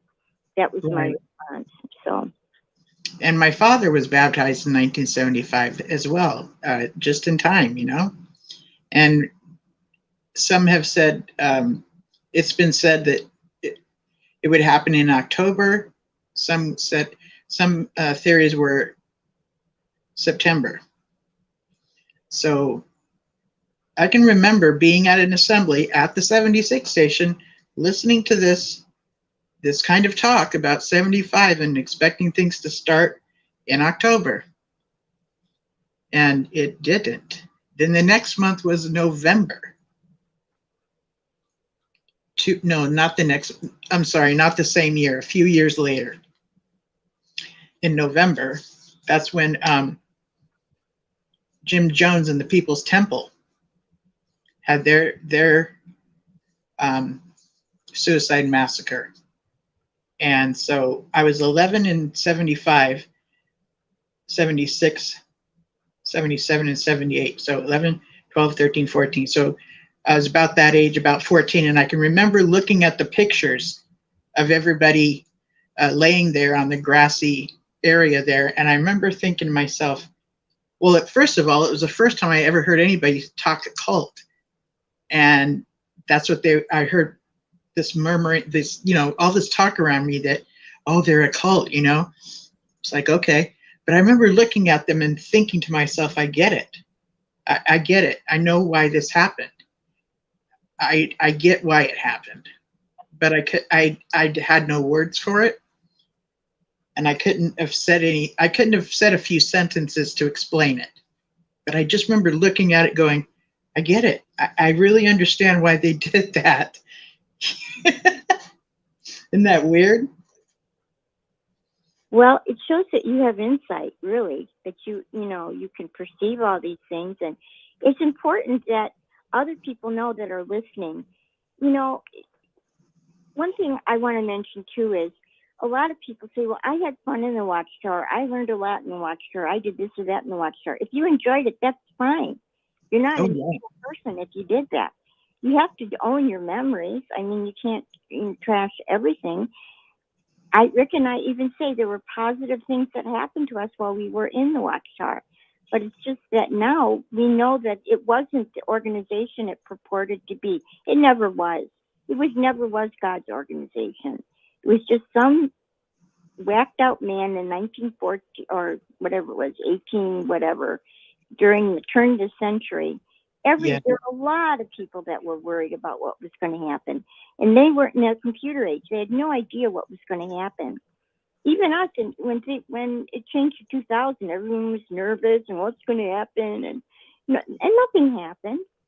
And that was because in the Watchtower or Wake, there would be this kind of a blurb that wasn't part of an article, but like the last page or the first page of it, it would say that, we're expecting the end of the system to happen within this century, so that's what gave the idea about 2000, right? Yeah, they did say that. And, I know I did. I read every word of that Watchtower like it was gospel. And if they said something, I held them to it. I didn't look at it as, just something that's written, somebody just wrote that article. So I don't know if they really believed it or not. Maybe they did, and they were just fishing, to see how people reacted to the information, just in case something happened. Right. Like a war that started or something horrible. They could say, see, we told you this was going to happen. Yeah. Right. When the first article that Russell put out, or Watchtower, it says herald God's or Jesus's presence, right? Right. Herald is like making an announcement that Jesus is here. Right. It's like blowing a trumpet. Yes. That's what it meant, herald. Yeah. So they already thought he was here then. You see what I'm saying here? Yeah. So these things get recycled. You're right. They did say that. And then they just kind of let it go by the wayside, right? Right. They have it. They have these certain milestone things that you can expect things to have been reached at a certain time, which means whatever. And then a good 30 or 40 years goes by, maybe 50, and then they just kind of do it all over again and switch things up about what it said before about 1914, and then they switch it up and call it something else, and start it all over again. Say 20. I'm surprised you didn't say, "Oh, you missed it by 100 years. It's 2014." What was 100 years? Yeah. Right. I mean, you made a mistake. 100 years in 1975. Before you know it, it's going to be 2075. Yeah. Then what? I mean, time goes by. Time, things change. I hope this world, the way it is, doesn't last in this condition that long, but we'll see. But the Watchtower, if they don't start changing their tune within the next 20 years, they won't exist. They're going to be accountable for every word they've spoken. Because of the internet, you cannot erase one word on the internet. It's there. It's there. Somebody downloaded it. You can erase it, but guaranteed somebody's downloaded it. Oh, yeah.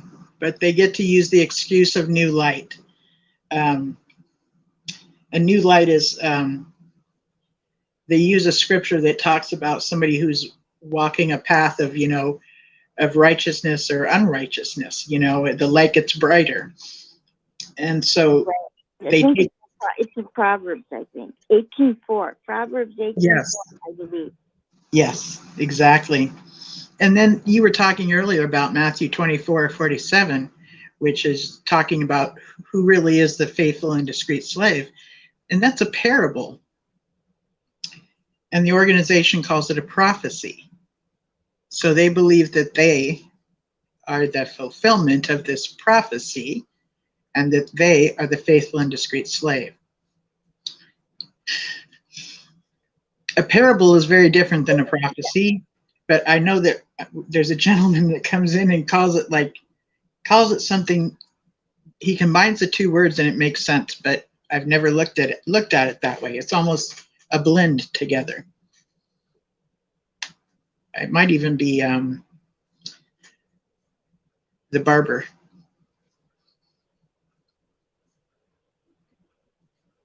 I lost you there. Oh, I was saying that there's a gentleman that calls in. He's a barber, and he'll talk about like a prophetic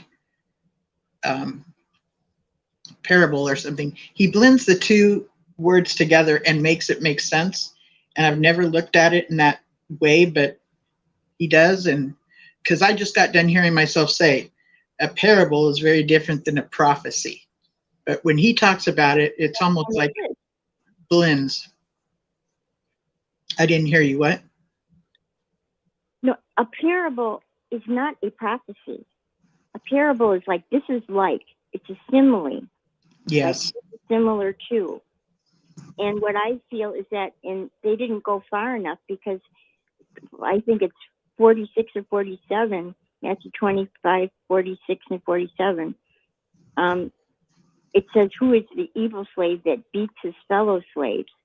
And every time I read that, even as a witness, I used to kind of cringe a little bit, because they do beat the people in the congregation. Yes. They beat them for money. They beat them for time. They beat them to do more. You know, it's never enough. Do more, do more. What are you going to do for me this month?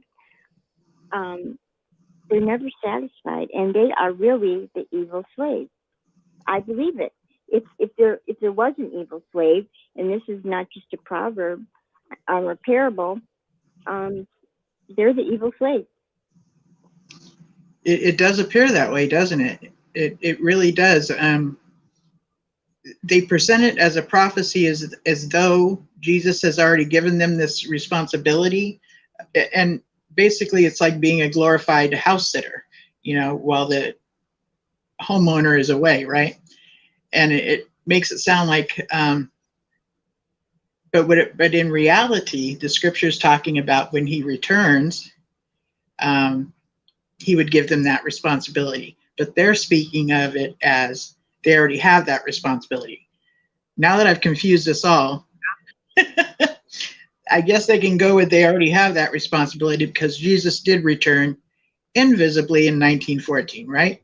So that's how they roll that. Yeah. If you don't mind, I have this new Bible. It's called the Easy to Read Version, and it's written so that anyone can understand the Bible. And you know what?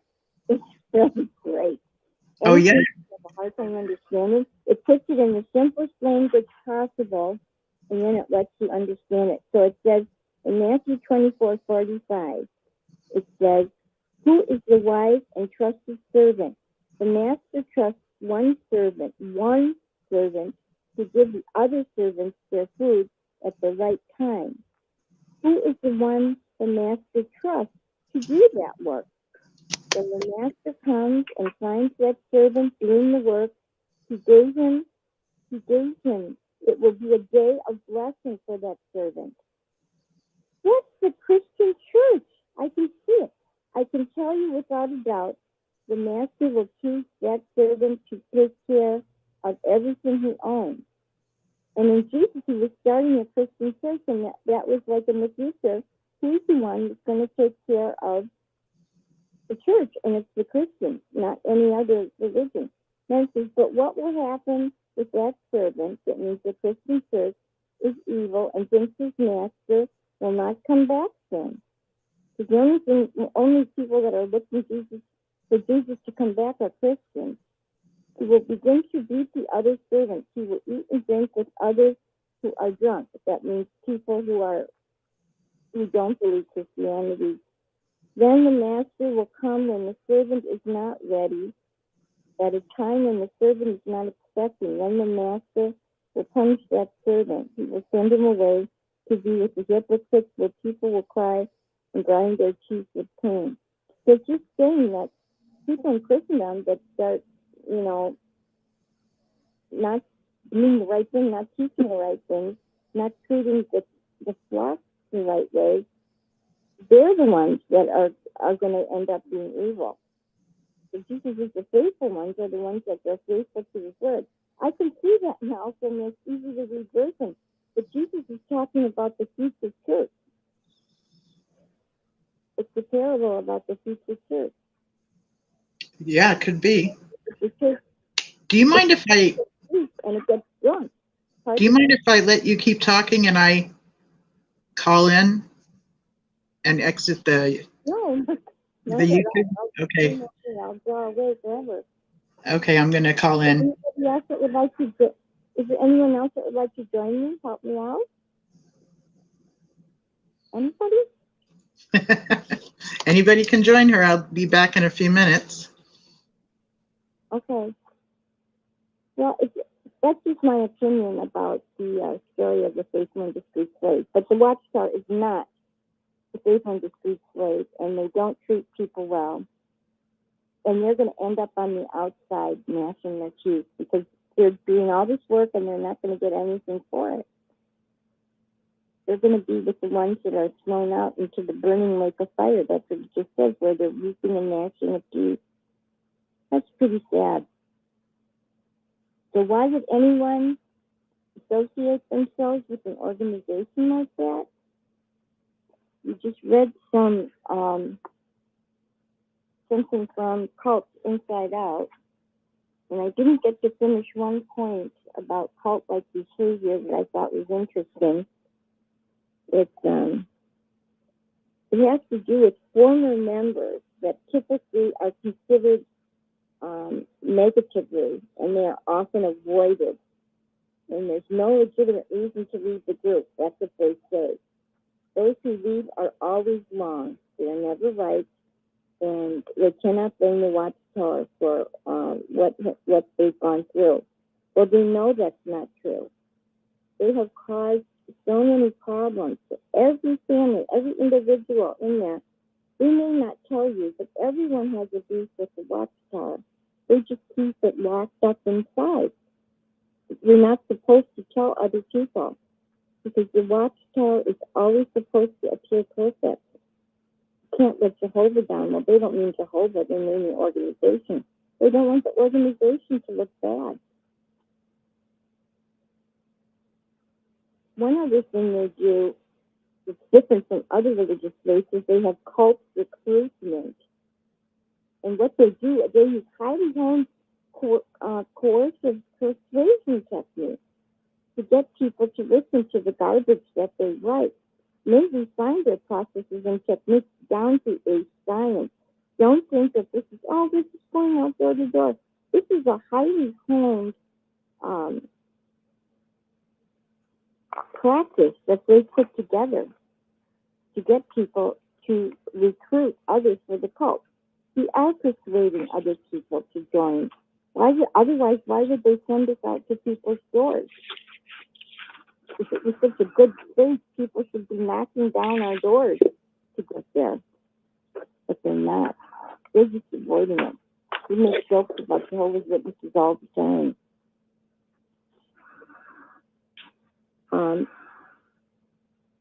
Let's see. They also use fonts and the front organizations to hide their actual identity and purpose. We don't know what the Watchtower, what their agenda truly is, and if they're actually hiding any kind of other purpose. That's always been my question. Who are these people and who's behind them? I took a nap and I woke up. I know. The one thing I wanted to mention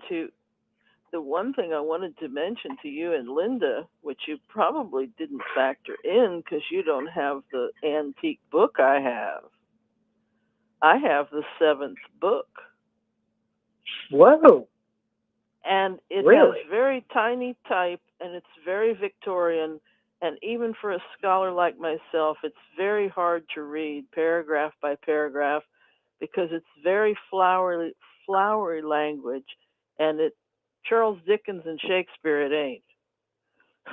But in the book, Russell says, quote, "I am the faithful and discreet slave." He did say that for a while, yes.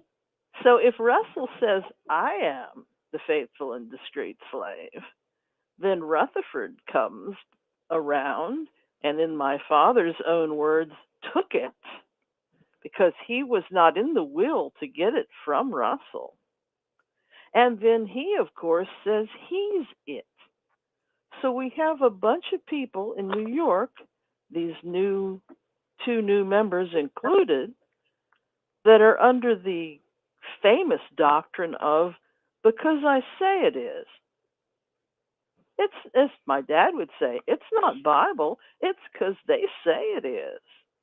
So they have bamboozled centuries of people because they say it is. And now I understand why they had their own translation of the Bible, which changed in 18 something, and then again with Greber. And when you sit down with any King James Bible or any of the Bibles on Bible Hub or anything, and you read it, you're like, it didn't say that. So, I respect why any ex-witness would want to go into mainstream Christianity. We're taught mainstream Christianity was Christendom, but they read the book. Well, Fixie, if someone reads the Bible, do they ever become a Jehovah's Witness automatically? Are they a witness? I mean, I got to go to the Kingdom Hall now that I've read the Bible. They've got They would have been a Bible student. No, they would have been a Bible student because Russell's people all had a heavenly calling. He had 2 levels of it. That's true. But as much as Pixie wanted to be on Paradise Earth with all those animals in a big zoo, I can't find that in my Bible. It says a new heavens and a new earth. And there was the interesting thing, there was an Episcopal theologian, and I should have written down the book.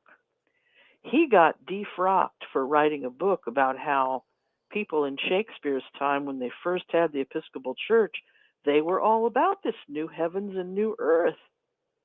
And there was some thought that there was going to be this paradise earth among the Tudor England people, the Queen Elizabeth I people, the King James Bible people. But it's not in the book. It's like a folk belief. Again, because I say it is. Well, the words new heaven and new earth are in 1 Peter, and there's some other scriptures too that skips my mind right now. But the Bible does talk about a new heaven and a new earth. But it also talks about how earth is a reflection of what's already in heaven. Yes. So we're just here. It's just temporary until we can get what's our home where we belong, which is a better. It's not an earth, but it's what earth is patterned after. Right. And the key here, and my dad always brought this out, was although many people in witness parlance say they are anointed, or they did in 1935, the key biblical point was that Jesus broke bread at the Last Supper, as it is called in folklore. He did that before Pentecost. Every Christian will tell you, wait, he died and he had this with his disciples, and then there was Pentecost. So they weren't anointed until Pentecost. So here, Rutherford yet again makes it up because he says so. It's not Bible. They all took there in the upper room with Jesus, and then he dies, and then later is Pentecost where they are anointed. Basic stuff in the book. That is so true, as we're being taught that only the anointed. And people did not become anointed until Acts 2, right?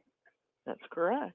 That's Bible. Which happened after they drank the wine and after they had the bread with him. And after Christ's death. So you see, they're not reading the book.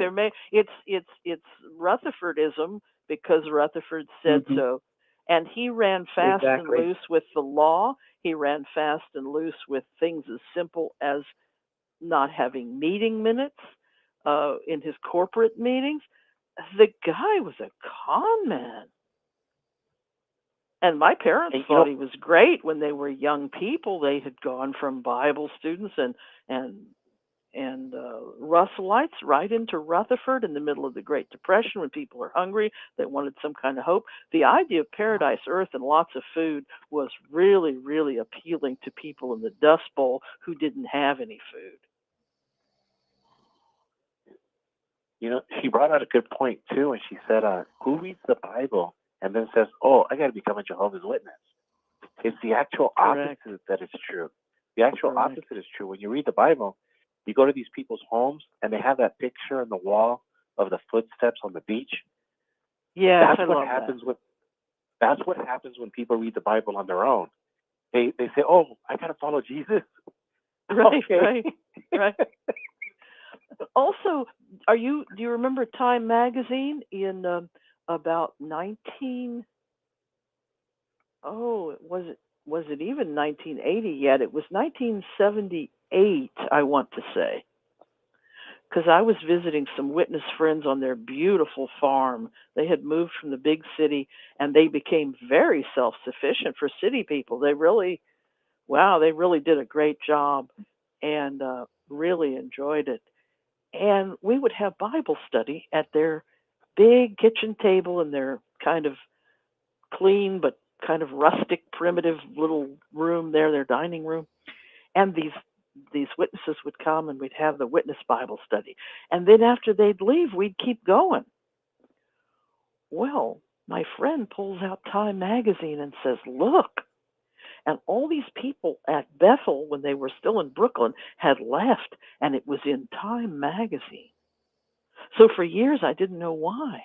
Well, they left because they read the Bible together in their rooms. I remember that. Mm-hmm. I remember that.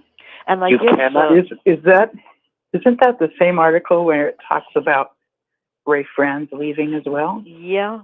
And then the whole thing Okay. we all knew. Well, Ray had lunch with some guy, and he's gone now.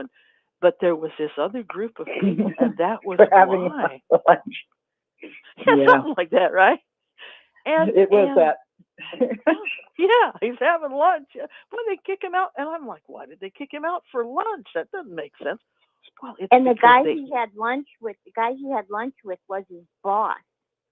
right. So go figure that one.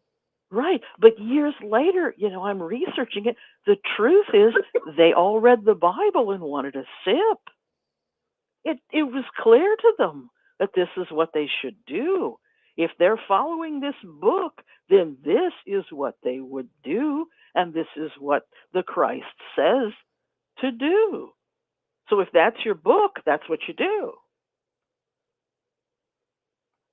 And yet it's a disfellowshipping offense if you do it. Right. If you study the Watchtower outside of the Kingdom Hall in a group setting, Yeah. you'd be disfellowship. Yeah, and that's what we all used to do as a matter of course. So things that were standard Witness 101 now, it's like, get the bonfire ready.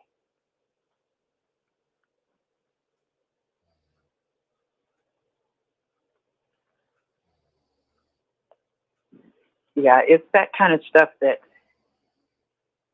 How do you make sense of that? Wait a You minute. can't. I can't because it doesn't I can't make just sense. open the Bible up and read. Well, these were the people that That's had that read whole the thing Bible about- daily on their building. Exactly. and Okay. and those in Bethel were supposed to read their Bible yearly, to read it through yearly, and it's encouraged for the members as well. Didn't they even give us kind of a little chart that would tell us Every Christian certain church days? Every Christian church has that same chart. Read the Bible in a Yeah. year. It's a handy little chart if you want to, go through it. I've gone through it twice, but you can do it other ways. But that little chart, Your Baptist neighbor can get you that chart. You can print that chart off on the computer. Everybody's got that chart. Right. So they were doing the chart. The pioneers had to do the chart. So doing it by yourself, that's pretty cool. But if you're going to, me and you, just kicking it and reading the Bible, what happens is we have discussion afterwards and have independent thinking. Yeah. That's what could happen.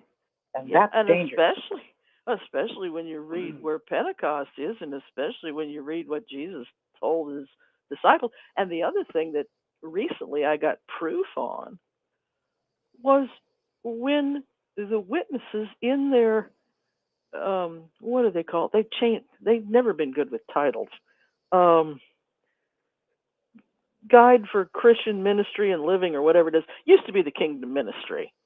The little study guide, right? Right. They had a little study guide with a little script in it, and it had in big print as one of the pointers in there, to whom do we go? So I said, wait a minute, that ain't right. That's not grammar. My dad was, that's not Bible. Me, that's not grammar. So I get my Bible out, and then I get my Greek out, and then I get online, and I get 3 sources, as any good reporter would do. It doesn't say to whom. Oh, no, it says where. Their misprint is where will we go? Yeah. Exactly. That's the question you hear from their the Watch. Kingdom Where else Ministry, can you go? their Guide to Christian Ministry says, where will we go? You get your Bible, you get your Greek Bible, and you get your online, which got everybody's Bible. It doesn't say where, it says to whom. Now, in every language, where and to whom, that's not the same word. Yeah, no, it's not. And to whom means slight that things. it's Christ. Right. Yeah. But if you're in an organization that takes the place of Christ in our lives, I guess that's not an option. And it becomes where, because nobody's got their Bible in their lap anymore. At the meeting, they've got the screen, which is one scripture at a time. So you can't look below it. You can't look above it. You can't read it in context, because now they're looking at a screen that gives you one scripture at a time. Correct. Very good point. I haven't put that together yet, but you're right. You know, maybe, and I'll sum it up real quick, but maybe when God gave the 10 Commandments, maybe he listed them in order of guilty. Like, you're all guilty of idolatry, so we're going to put that under number 1. And then, not all of you are not, so it's in maybe if you look at it that way. And the reason I say that is because my grandfather from Mexico, my dad would talk to him about, certain flaws in the Catholic Church. And my grandfather would say, yes, but don't take away the Virgin Mary. So it's the same thing like when you're talking to a Republican or a Democrat or a Jehovah's Witness. It's like, yeah, but don't take away, and you fill in the blank. Yeah. And it's like a security blanket. So Watchtower is like a security blanket for these people, and it's idolatry. They don't even know it. It certainly is. They told me not to have to be a Beatles fan, which I was back in the day. I'm that old. Yeah. But now the governing body comes out like they're the Beatles. Yeah. So that's creature worship in the old parlance. They said, don't have creature worship. Don't be a fan of a pop star. Well, and the thing is, they don't have the looks or the charisma to be a star. But still, the Bible study sister that was here, the one that tried to extort the house, she's like, oh, the governing body, like she was gushing over Paul McCartney. Well, it's like a jealous woman. They're like telling you, don't look at the Beatles, keep looking at me, or a possessive man. Right, it's the same thing. Oh yeah. So really, it's not that the Beatles, you're not that you're worshiping and you're admiring them, but they're really secretly jealous that you're looking the other way. Yeah. But it's crazy. It gets to the point of crazy, because when I came back to do care for my parents, I went after decades, and I have been to every kind of denomination, Buddhist temples, Wiccans. I've had a big journey. So my dad says, come home, and he died at 93. My mom was 102. I come home, and I'm back in Bible study. I'm back in witness land. I'm going to memorial. I'm looking at the art. I'm back in it. And I'm like, okay, I'm really going to do this thing, until the woman tries to extort my house from my mother, who's 100 years old. And she says, depart from me, you worker of iniquity. I knew you not. No way I'm giving you my house. But at that point, I'm like, well, I can't get baptized and be with these people now. They tried to take my property. Yeah. So it became very clear to me at the very moment that I really wanted to be a true believer and read the whole In God's Love book and everything. It's like this turn of events of these people are taking from me. They took a bracelet out of the house. They took things out of the house. I had a restraining order against this Bible study sister from Protective Services, and she tries to take my house. It's like at the very moment that I was ready to put both feet in there, the universe said, don't you dare. Yeah. Hey, Pixie, my brother Jesse talks about this, and we got to get this video out, because he has a theory about how the 10 plagues of Pharaoh are happening to Watchtower, because you just mentioned it. Watchtower wrote a book about God's love, okay, but now it's coming back. Watchtower wrote a book about you can live forever on paradise earth. Well, guess what? They're all dying. The generation 1914. Watchtower wrote a book called My Book of Bible Stories, and the plague has come back, and now YouTube is filled with Jehovah's Witness stories.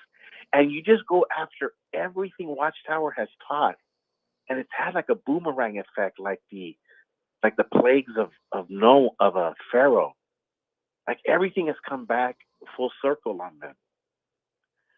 Well, I So go with when the sister Watchtower, when she says they're the evil slave. And Yeah. that dawned on me when I was doing Bible reading. Because, as Yeah. I said, I was ready to be a true believer with both feet right in it, finally, after a lifetime. And I'm like, wait a minute, the greater number will cool off. These people aren't treating my mother right. First, she was baptized in the 30s. Oh, she must be anointed. Oh, we want to help her. We want to come by.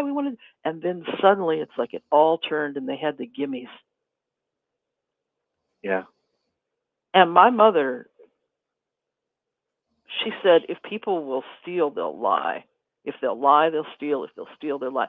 I'm so honest. She was so honest.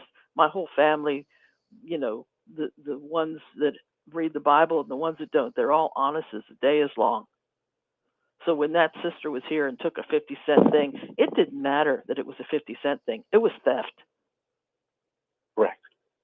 And even if she thought, oh, that's pagan or that's wrong, I don't know what she thought. Theft is theft. She didn't say, well, I think this is inappropriate. She just took. Yeah.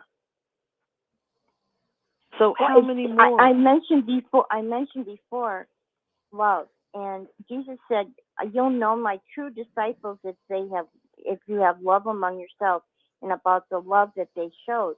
Well, the Watcher has false love. That is not love. No, it isn't.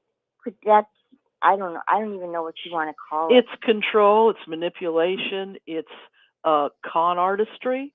It's trying to extort. It's criminal. But the witnesses don't even know they're doing it. That's the sad part. They're conditioned to do this. They're conditioned to show that kind of quote unquote love. They we want to help your mother. We're loving. They're not loving. They're trying to rip you off, but they don't know it. But when I got the note from Elder Protective Services, I thought, oh well, did someone in the house do something wrong? Did I do something wrong? And then I got a tape on my phone. And this woman who was pretending to be so beautiful and charming and wonderful with a red sports car and her Bible study was taunting my mother. 3 days of an entire decade of care. The one day that I didn't, I knew she was going to be coming home from the rehab. The one day that I wasn't there sitting with her in the nursing home, I have a tape of this woman taunting her and my mother screaming, and it was on tape, caught by the officer. Wow.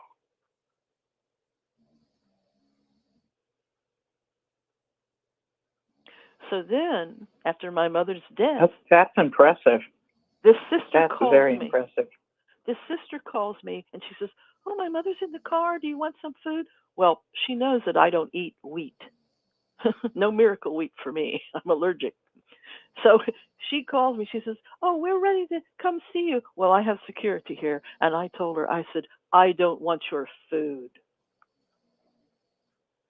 And she knew I meant it literally, speculatively, figuratively, and spiritually. I told her, I said, "I don't want your food." Yeah. And see, So that's how it goes back full circle. Watchtower's telling you they have food, but it's true, but it's salmonella. It's spiritual salmonella. I'm allergic. I'm allergic. Yeah. Absolutely. Yeah. You know, And, and it's the antithesis of anything the Christ taught. Yeah. And so my point is, like, when I talk to people, they call me and I tell them this, and I go, when you try to read the Bible with the viewpoint of a religion or anything, you miss the whole point, and then you might even become an atheist.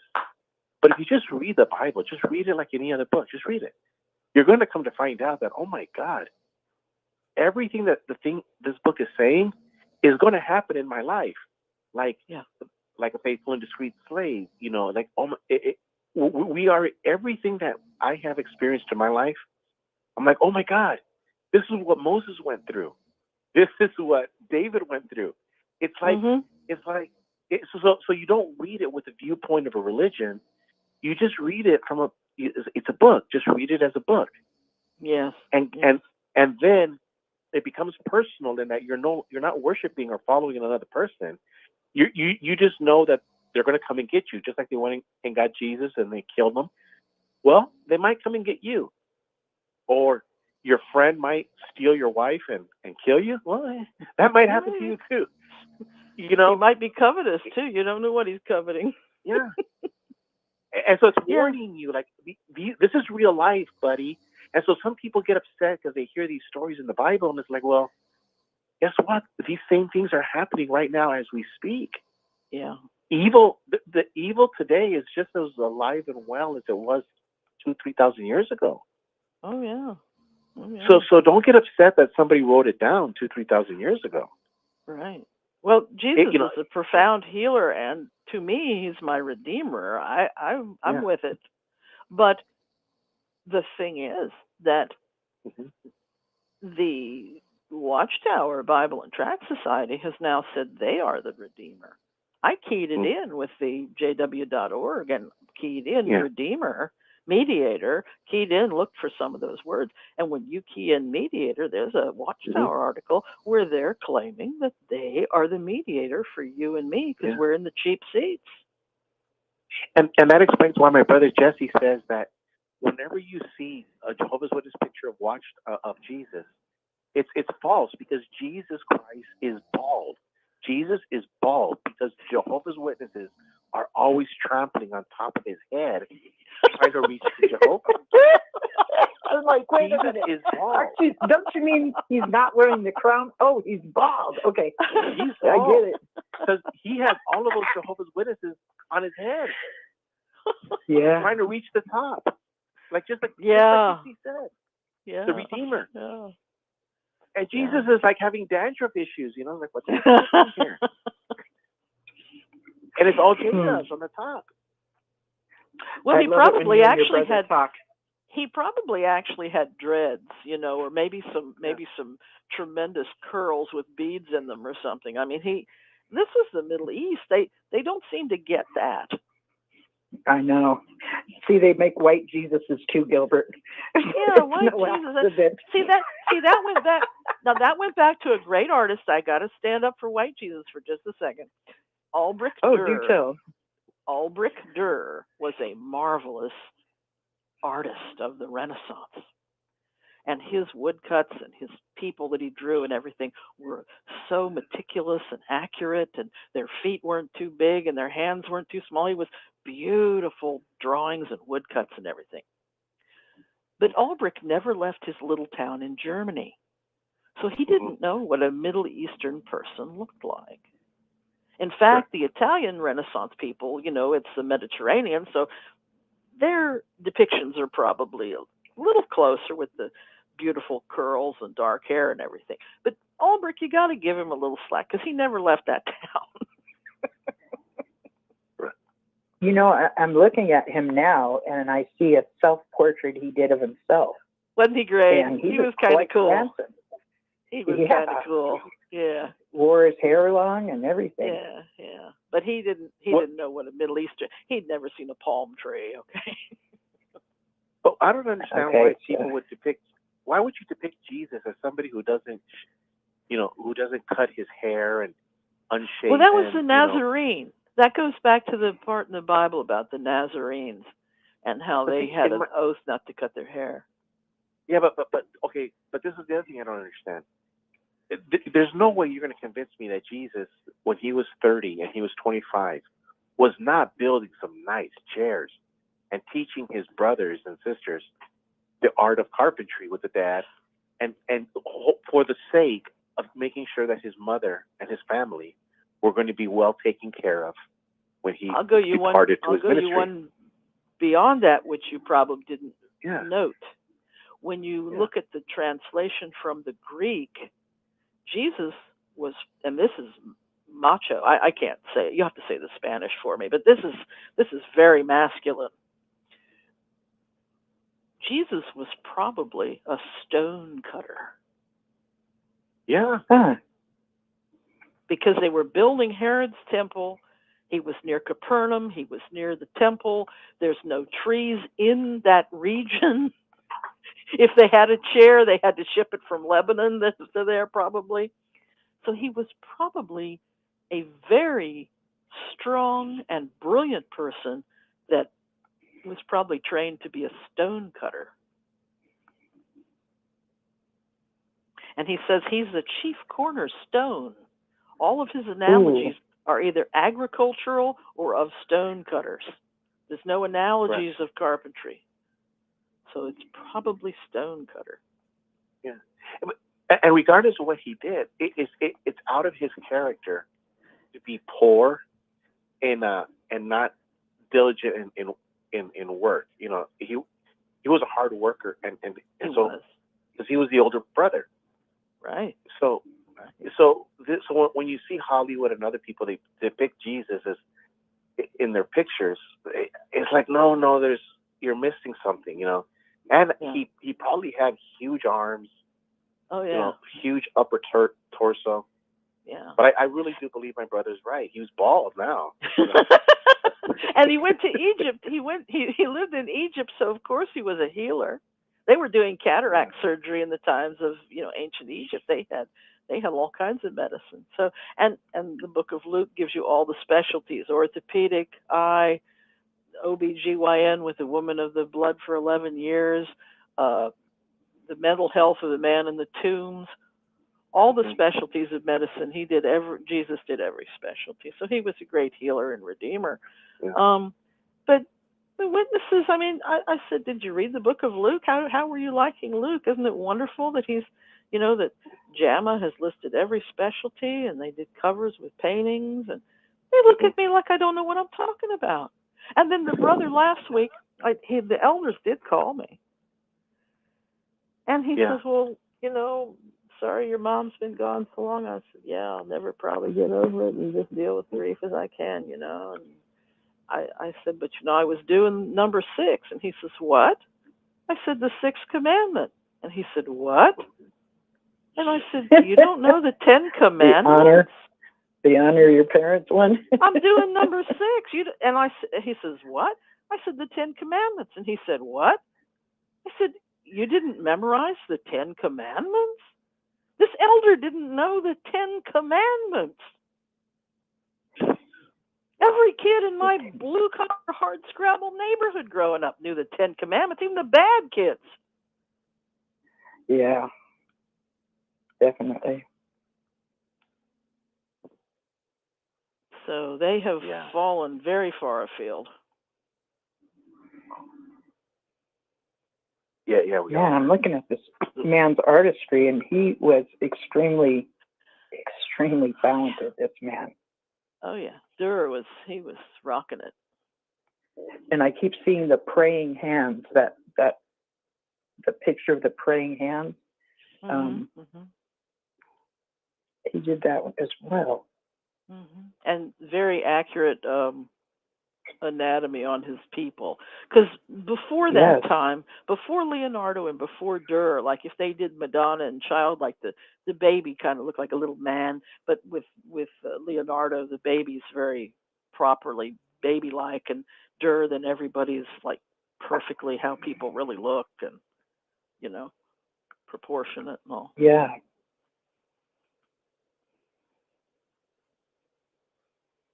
Yeah, I'm amazed so much of it is a history of art. The history of art will tell you about the popes and everything. History of art was fun. This is why the Witness Art Department will never lie to you. Say what we want about inaccuracy, but the art department has it down. Wow. Okay. What were you going to say, Susan? I wanted to get back to a point that Pixie made that I thought was interesting. When the lecturer makes some stupid statement, they say, well, go look up this Watchtower or go on to jw.org, which is their new idol, by the way. jw.org, that symbol's like an idol. Yeah.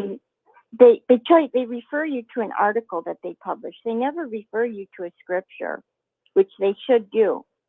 Because if something's scriptural, which they claim to be, they should just refer to the scriptures. They shouldn't be referring to all their Watchtower articles. If they want to make a point, they should point you to the scriptures, and that should be the end of it. But they don't. No. So they're really self-worshiping. No, you don't understand. You don't understand. Follow me. So you pick a subject. Let's talk about Little League Baseball. Okay? Things don't usually end well when you start a sentence with a woman like that, but go ahead. No, trust me. I know, but trust me. You're right. I understand, but Susan is really going to get the point. So let's talk about, let's pick a subject, the high school Little League Baseball. And then as an elder, I would say, well, Susan, let's look at what Jehovah has to say. And then I'll go to the article. Let's look at what Jehovah has to say. Let's look at what Jehovah has to say. But Jehovah's not saying it. They're saying it. But he's the corporate name. He's the corporate name, and a corporation could be a person. See? Okay? He's already right. That's the modus operandi. That's how they do it. Yeah. Because a corporation... That's the hypnosis. Black's Law Dictionary. A corporation is a person. Yes. So you see, Susan, that's how they get you. They do that on purpose, and they get people following that routine. It's the mojo. That's how they do it's called the modus operandi. That's the way the machine works. That's how the beast operates. And that's the hypnosis. What does Jehovah say? And when you just said, well, that's not, you snapped out of hypnosis. But the Jehovah's Witnesses are in hypnosis state. So when I say to a Jehovah's Witness, well, what does Jehovah say about this? Let's look at the Watchtower article, so-and-so. They fall for it. And if the Watchtower, the organization, is the channel of God, would you not think that's God speaking to you through his channel? Yeah, and it's just a black hole. It's just, they're sucking you in. It's just sucking you in. You're right. Right. Again, that's the reality. A corporation is a person.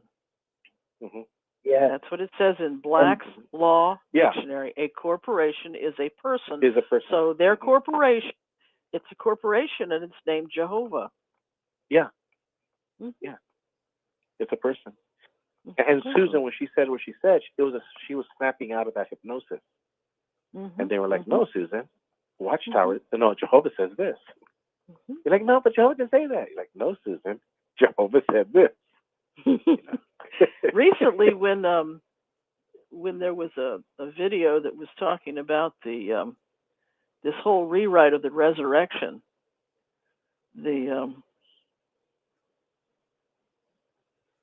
I think it was at JW Escape, and she broke down the article, and I actually got my Bible out and looked up the scriptures that went with the article, and they didn't have anything to do with the article. Because normally we're doing that Watchtower dance, and we're so tired we want to read the Watchtower, but we haven't looked up the scripture like a good pioneer should. So this once in a lifetime thing here, I've said, okay, let's look at it. It was so out of context, you just wanted to jump up and down and scream. Yeah. So they're not even proofreading it to make it jive now. No. Hey, I wanted to ask you something, and it had to do with a theory I had about the new governing body members. In my opinion, it's just a theory. The happiest governing body member, I think, would be Jarrett Loesch, because if I was Jarrett Loesch, I'd be like, finally, maybe I can make my announcement, or I just have to like retire, like Pope Benedict, you know. And He's I got ancient, two and new he kids still has coming in. hair. That man did have some charisma in his youth, obviously, because he's got awesome hair. Yeah, he did back in the day. And then the guy Newmeyer, the one on the legal team there, I'd go for him. I was disappointed he was married, you know, because he's an attorney and he's kind of good looking. But I mean, so my question: two more white guys, two more pasty white guys, Pillsbury Doughboy twins. I couldn't believe it. I couldn't believe it. But my question is, look at all of these great, really rich, powerful, not great, but rich, powerful billionaires. Even they retire. Even they like hang it up and say, you know what, I got to just go home. Yeah. And you don't think a governing body member would say, you know what, I got to get out of the religion business? Yeah, but they got planes. They can go to like 70 countries a year and stuff. All they got to do is say, oh, well, I'd like to visit some country. And it's like they get to go to it. They got catering. They got silk ties. Their laundry's done. Their buttons sewn on for them. Yeah, plus they can travel wherever they want to. Yeah, I don't know how they could go to work every day. I couldn't believe that it was two more pasty white guys, though. I really couldn't. Yeah. And the thing is, they had a guy. They had a really nice brother on he was a white guy, but he'd been in Japan for like his whole life, and he comes back to Bethel, and they had him on giving 2 or 3 lectures, and I thought, I really like him, and he spent all this time in Japan, and they showed his wife, and he seemed like a real Christian, and he seemed like real knowledgeable, and he actually kind of came across on the TV as kind of warm and nice. Well, I thought he'd get it. He didn't get it. I thought my friend would get it. His name is Mark Ortiz. He's from Brawley, California, El Centro. Real close to where Linda's at, about 2 hours away. And then he at 17 years old, he pioneered. He worked at the service desk, went to Gilead graduation, and he's in Bolivia. And I thought, here's a perfect guy that, he worked the service desk, and he's covered up for child molestation. And I'm thinking, he speaks Spanish. He's from Southern California. He has a full set of hair and a full figure. He lifts weights. He's always been real conscious of his the physique. And I'm thinking to myself, why did you get a guy like that? Yeah. And my brother talks about, we're going to talk about white privilege, and there's no really one way to define white privilege. You can't just, it doesn't like have a Merriam-Webster's dictionary definition. But white privilege is how you can get away with murder. That's white privilege in its nutshell. And I also think it's white elite male privilege too. Yeah.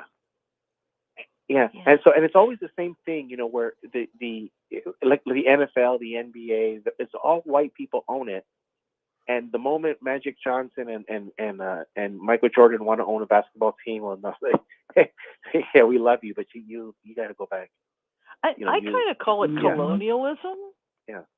It's kind of like the patriarchy and colonialism. And did you notice the two new guys? They gave a short bio. The wives didn't have any names. They didn't even say, brother governing has been elected, and his wife Ruth. She didn't get a name. We know they're married. We don't know. This is that Handmaid's Tale thing. Maybe they got married in California. Yeah, but all those sisters up there, and we don't know their names. We don't know how because the laws living. are different. No, because the laws are different in California. Oh, I know. They got secret showbiz marriages and stuff. Sure, yeah, and divorce too. They got secretly gay. What are you even talking about? California law. I'm not familiar with this. I'm an officiant. Well, California law, men can marry men. What? So maybe oh, that's men why can marry men. Okay, that's actually maybe that's why they didn't mention the. Well, no, that's what I'm saying. That's why. No, that's what I'm saying. That's why. That's why they didn't mention their wives. Yeah, we don't know who they are. Because they might have been the wife might have been a gentleman. Okay, now I feel you. Now I hear you. Yeah, they might work the loading docks. You don't know what they're doing up there. We don't know who they are. Get that one. I don't get we that one. We don't know who they are, what they're doing. These guys were way younger than me. Sanderson too. They got three of them that are like younger. They don't even remember 1975 and the whole deal. It's like it's a whole new rebranded thing. Well, you know what? And I think that's what they do over and over again is rebrand. And I believe that's why it can continue, this organization. Go ahead, Gilbert. I can't find my email. This one guy sent me an email, and I can't find it. I'll find it maybe one day if I didn't delete it. But it scared me because it talked about how Jeffrey Jackson was the one in Australia, right? So Jeffrey Jackson was in Australia. His wife, he was serving over there, and his wife comes over to the United States. He dies, and he marries this girl. But the thing is that he met his wife when she was like 14 or 13 years old down in Australia, and this guy, when the email he sent me, he had connected all of the dots via the stories of the life story of Jeffrey Jackson. And it just so happened that girl who was there in Australia, from some of the islands over there, just so happened to be in Brooklyn, Bethel, when Jeffrey Jackson's wife is dead. And how convenient they showed up in Cincinnati, of all places, in Covington, someplace in Cincinnati or area, Covington, Ohio, and they got married. And it's like Covington area of Ohio has a lot of roots with Russell in the very beginning. Mm-hmm. And the guy was putting it all together, and the email scared the hell out of me. Mm-hmm. I was like, this was his child bride that he brought with her, and she miraculously appears in every stage of this guy's life. Well, they put her there. I'm thinking, huh? And he ends up marrying her, when Jeffrey Jackson's, his wife died, and he ends up marrying a girl from I heard this woman that he married was the caretaker of his late wife. Mm-hmm. But it goes back to where he knew her, like at age 14 or 12 or something. He met her down over there. Well, that can happen, but it is. Yeah, it's creepy though, It's like, dude. Well, why anybody would want to marry him is creepy. Yeah. There was a recent picture put out of him when he was younger. He was kind of good looking. Yeah, I'm saying that. He might have been when he was younger, but it was put out by Mike and Kim. Sanderson. I'm not one to cast judgment on Sanderson, but dude, I mean, there's a thing called you got a gym at the world headquarters, Yeah, he could take a stroll to the lake every day. I mean, there's a lot of ways. They got a pool there. There's a lot of things he could be doing. And he's single. The guy's gonna pop. Yeah. Single? I don't think he's single, but yeah. I just don't know who they are, and I got questions. So maybe you can look in the search engine, Gilbert.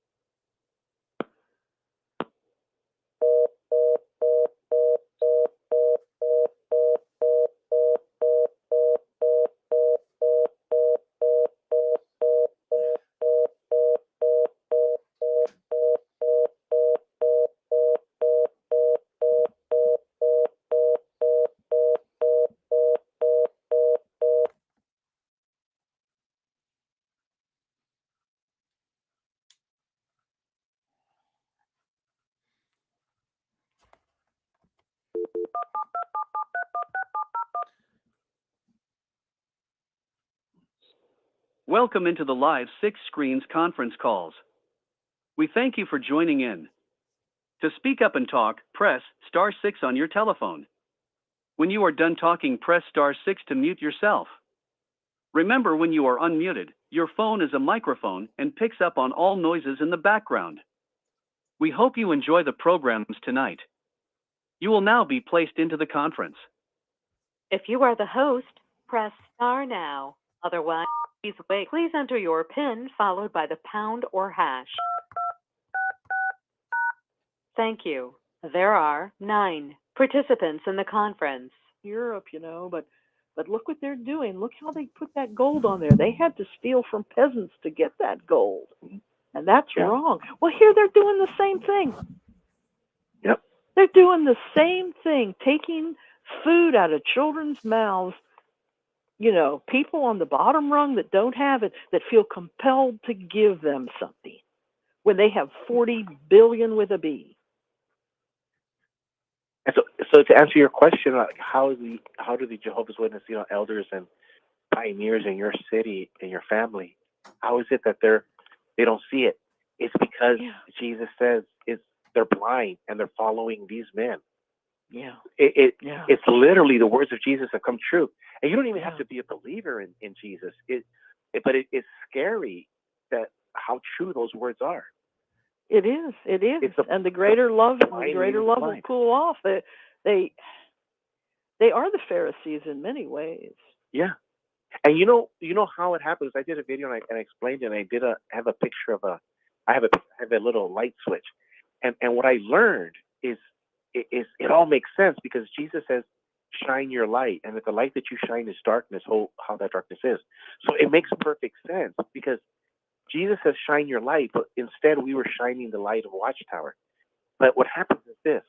When you say, I hate Christmas, I hate Thanksgiving, I hate the prom, I hate school band, I hate my high school, and the list goes on, just, you know it. Mm-hmm. So what happens, it's like the neurons in your brain are like light switches, and they turn off, and they turn off, and they turn off. Mm-hmm. And so what happens is your brain is dark, and so now you're 40 or 50 years old, and you're a Jehovah's Witness, and you're like, why am I a zombie?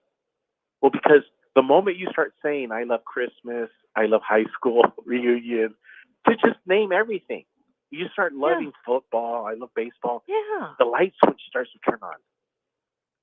And that's why the Jehovah's Witnesses are in darkness, is because all of their lives, they don't even know that they were hateful people. You never felt like a hateful person, but yet you preach that everyone that's not a Jehovah's Witness is going to die in Armageddon. That's hate. And you were always limiting yourself. I mean, I mentioned where I felt I needed a coffee cup at work, but I couldn't accept the $5 coffee cup full of the Christmas candy.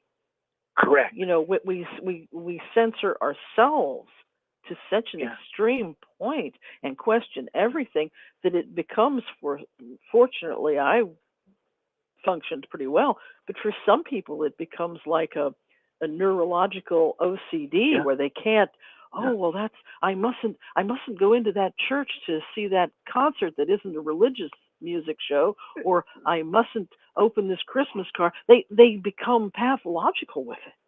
Yeah, and that's hate. That's hate because they actually hate the people of that church. They hate the people of that. And they don't feel hate. They go, I don't feel hateful. So they're afraid to sin. They're afraid to sin. It becomes worse than the Old Testament. Yeah. They're afraid that they might commit a sin. They haven't even committed it yet, but they're afraid they will. And so that's why Jesus says, shine your light. And the light that you shine is darkness. Oh, how that darkness is.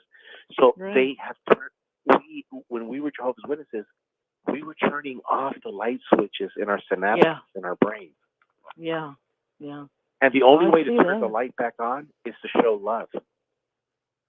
It's the only way to turn light on in your brain is to show love. That's the only way that light will turn on. Right. It's so simple. It's so basic in its form. And that's why I get upset when I listen to a lot of these Bible preachers, because they complicate things that are something that is so simple. They complicate it, but it's real simple. It's you either love or you either hate. It's simple as that. Jesus says your yes is yes and your no is no. Anything other than that is from the demon, the devil. The devil. It's simple.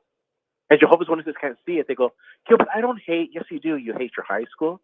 You hate the high school reunions. You hate the prom. You hate. Just go down the list. Well, Jesus said they choke on the gnat and swallow the camel, and that's certainly what they do. They don't. Yeah, that's what they do. And so, going back, we're going to go full circle. This is why the Beatles were so great. They didn't want to hear you. They didn't want to hear you when they said, "All you need is love." It's true. All you need is love. True. That's very true. He summed it up in one song. God bless him. Even though he was a lost soul too, John Lennon. He tried, though. It reminds me of the experience of Dan Clark, as the experience where he was a mess after leaving Jehovah's Witnesses. And this one Christian woman showed him so much love. It woke him up and it got him out of the deep darkness that he was in. And I experienced something similar. After I got out of the Witnesses, I was like all over the map spiritually. I mean, I did some crazy things and tried to believe some crazy things. But the woman that stood out the most, her name was Mary, and I call her my spiritual mother. She showed me so much love in abundance, real love, caring her, being there when you needed her, giving you little things like making you muffins or something. It doesn't sound like much, but at the time it was. When people show you love, sincere love, you can sense that, and it can pull you out of just about anything. And so Dan and I experienced something very similar in our journeys of coming out of the Watchtower. So John Lennon and the Beatles were right, huh? Well, it's the right kind of love. There's this false love that you have in the Watchtower, but there's real love. And all you need is love. If the Beatles were talking about real love, then they were right. Yeah. Nobody argues with that. Nobody argues with them about that song. It's true. All you need is love. Yeah, that's right. Well, think about any problem that you or Pixie have had or Linda has had. If someone shows you love while you're going through that, don't you remember that? They might not solve it, but they sure help you get through it. Love is a very, very powerful thing, and there's not enough of it in the world today. That's why even in Corinthians it says, there's all these spiritual gifts, but the greatest is love, and love will never end. These other gifts will end, but love will never end. And as long as there's love, there's a chance. Yeah. What I've realized, I saw a beautiful picture on Facebook the other day, and it was a picture from before World War I. And it was this beaming little boy, and I guess it was maybe his mother and his aunt, but they were swinging him, and they had the long Titanic-style dresses, and they were laughing in this picture, and it was just a happy picture, and so many likes and everything. They didn't have the medicines, they didn't have radio yet, but people really had families and happiness and fun. for thousands of years before we had all the technology that we have today. Correct. And World War I devastated people. They had Spanish flu where lots more people died than what we just went through. They had a world war. They had Dadaism, which was crazy existential art because the soldiers coming back felt so soulless.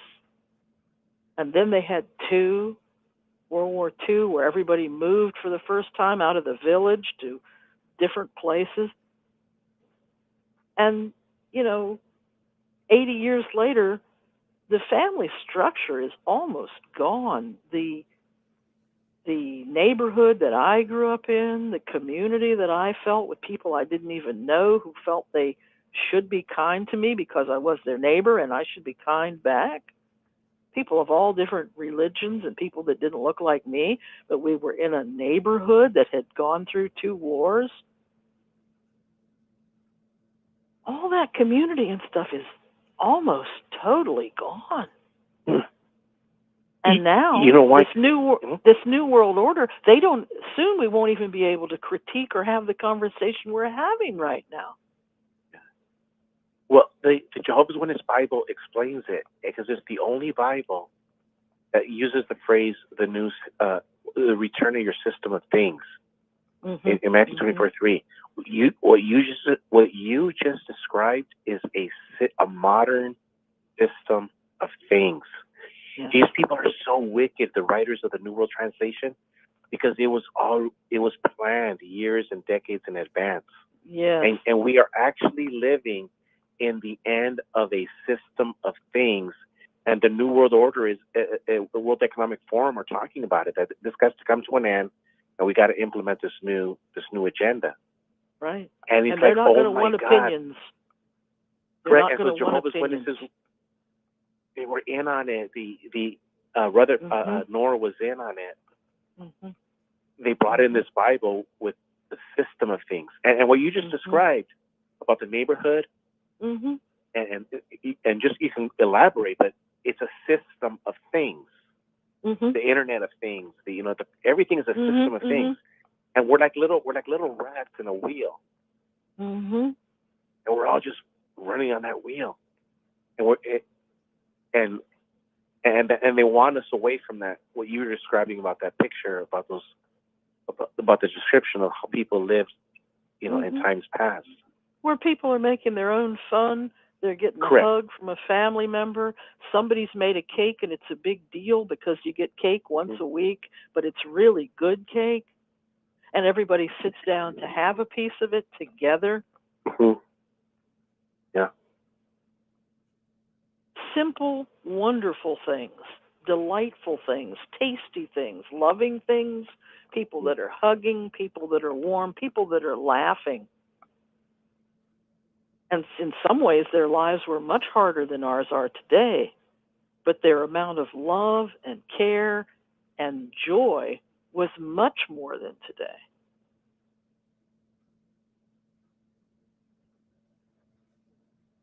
Correct, and it's by design, and it goes back to the religions have failed us, the schools have failed us, but it's like the religions have stopped preaching this. The teachers, the schools have stopped teaching. And so in the days of Jesus, the religion, instead of embracing Jesus, were trying to kill him. Yeah, they did kill him. Yeah. Yeah, and it's the same today. No, but Gilbert, that one statement you made about the churches, that's so true. Today, if you ask a typical born-again Christian, they would say, well, Jesus Christ is my Lord and Savior. And my question is, save you from what? If he's your Savior, what is he saving you from? Well, Jesus is my Savior. But what does Jesus save you from? They don't even know.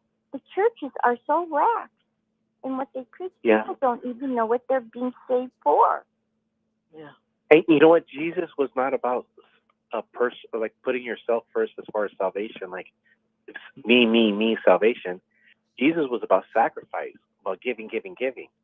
So if anything, this Jesus is not my Savior. It's like, well, no. Jesus didn't tell you you were going to be saved. He told you that they were going to kill you, just like they were going to kill him. Yeah. Yeah. You know, so and when you read the Bible on your own, you come to that realization that you can't be the churches are selfish. Always, they're preaching to our vanity of ourselves, save ourselves. When Martin Luther King, before he died, he was giving a speech and he was telling everybody, he goes, "I've seen the promised land." He goes, "I might not get there with you. I might not get there." He was already telling people that, yeah, they're going to kill me. But he was ready to sacrifice himself. The founding fathers in the Declaration of Independence, they wrote down their names at the very bottom, and they swore their allegiance. I mean, they made an oath to each other. They pledged their life and their fortunes to each other. A lot of them lost property. Some of them lost their lives. Life was a sacrifice. Yeah, I got a relative on the bottom of that paper, and you do? I do, and they didn't have an easy time of it, and that's why even though Jefferson wrote it, he didn't sign it because he didn't want to lose Monticello. Yeah. And this goes to show what the Jehovah's Witnesses, how greedy they are. You can live forever on paradise earth. And the Jehovah's Witness does not want to give up his 10 acres in paradise earth. And he will disfellowship you. He will not talk to your mom, his dad, his brother, his sister, for fear of losing 10 acres on paradise earth. And when Jesus taught us the exact opposite, to give up the 10 acres, say, Jehovah, I don't want 10 acres. I want my mom. Right. You see, it's the churches that failed us in that they appeal to our vanities. Also, too, when I read the Bible this last time and started asking my witness pals, well, how's your Bible reading going? I started noticing, because, when we're witness kids, we're like, oh, yeah, we're going to hang glide. Nothing bad will happen. But the whole notion of, well, I'll do it in paradise.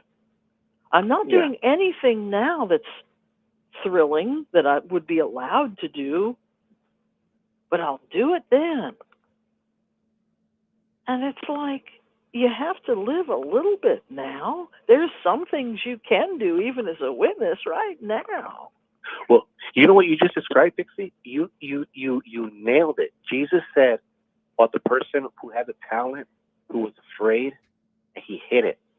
Yeah. Because he knew Jesus was demanding, and so he'll do it in paradise because he doesn't want that. Yeah. That's what you're describing. Yeah. And then, and then I'm looking at those pictures, and when I was a little witness kid, I thought it was a zoo and it was great, But then you look at them as an adult and you're like, wait a minute, all the people in those pictures are dead. Yeah. And so they give us this whole story where they're not teaching us to grieve. They're not teaching us about life and death, which any person on a farm knows.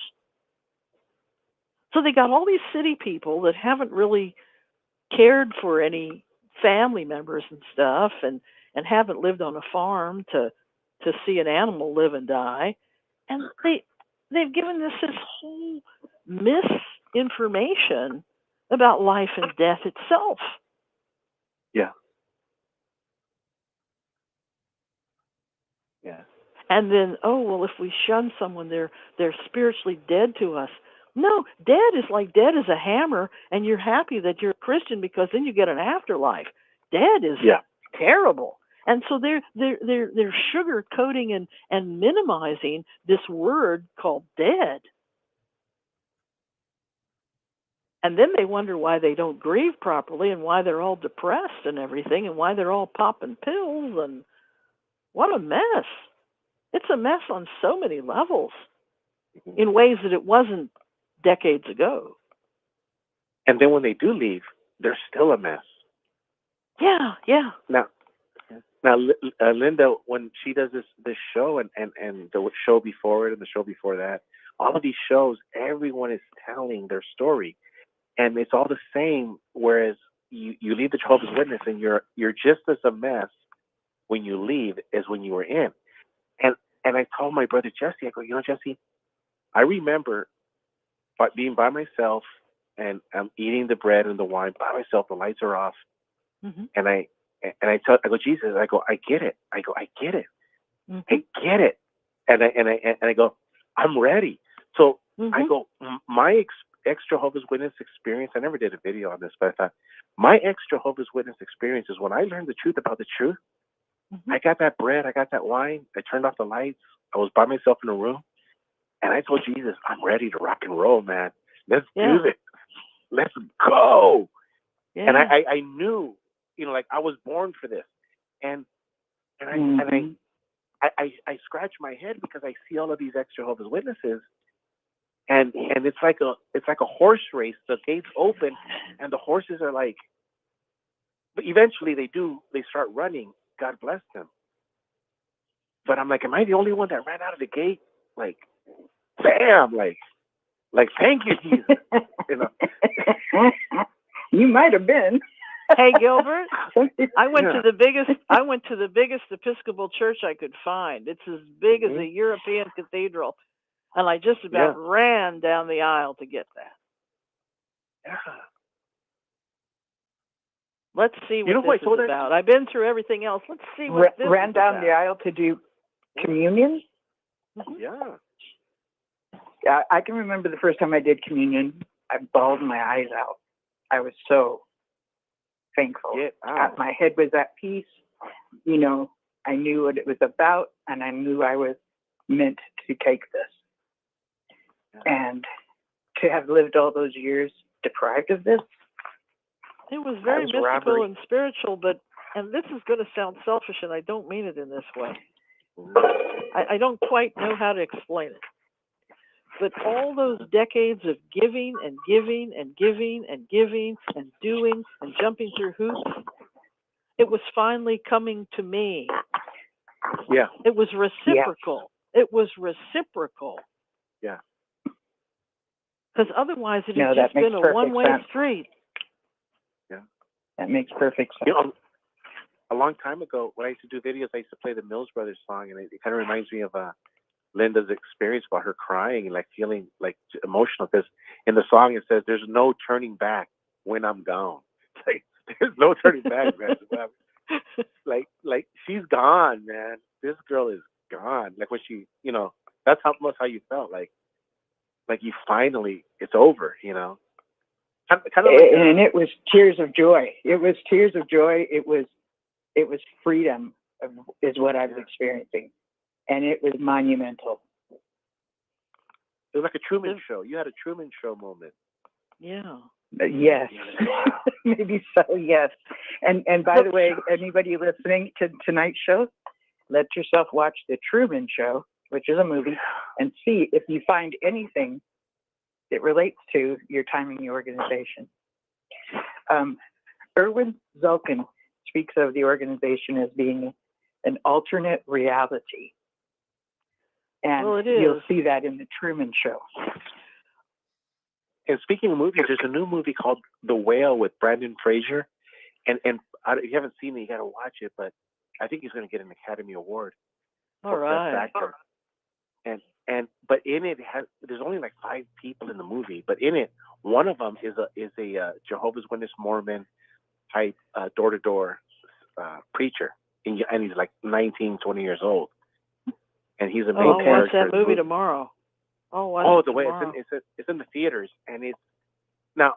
I forgot about the opening scene. There's a little homosexual scene, but he's like 500 pounds, morbidly obese, and he's watching like gay porn, and but you find out later in the movie, well he's gay, and he lost his mate.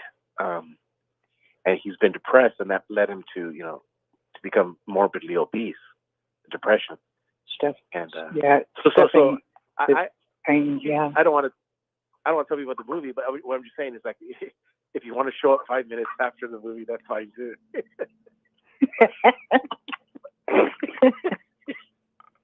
Watching a fat man, watching a pitiful fat man watching gay porn. Yeah. Yeah. And to know that you can't be, who you believe you are, is very depressing. So he's stuffing. He's obese because he's stuffing himself. You know, that makes perfect sense.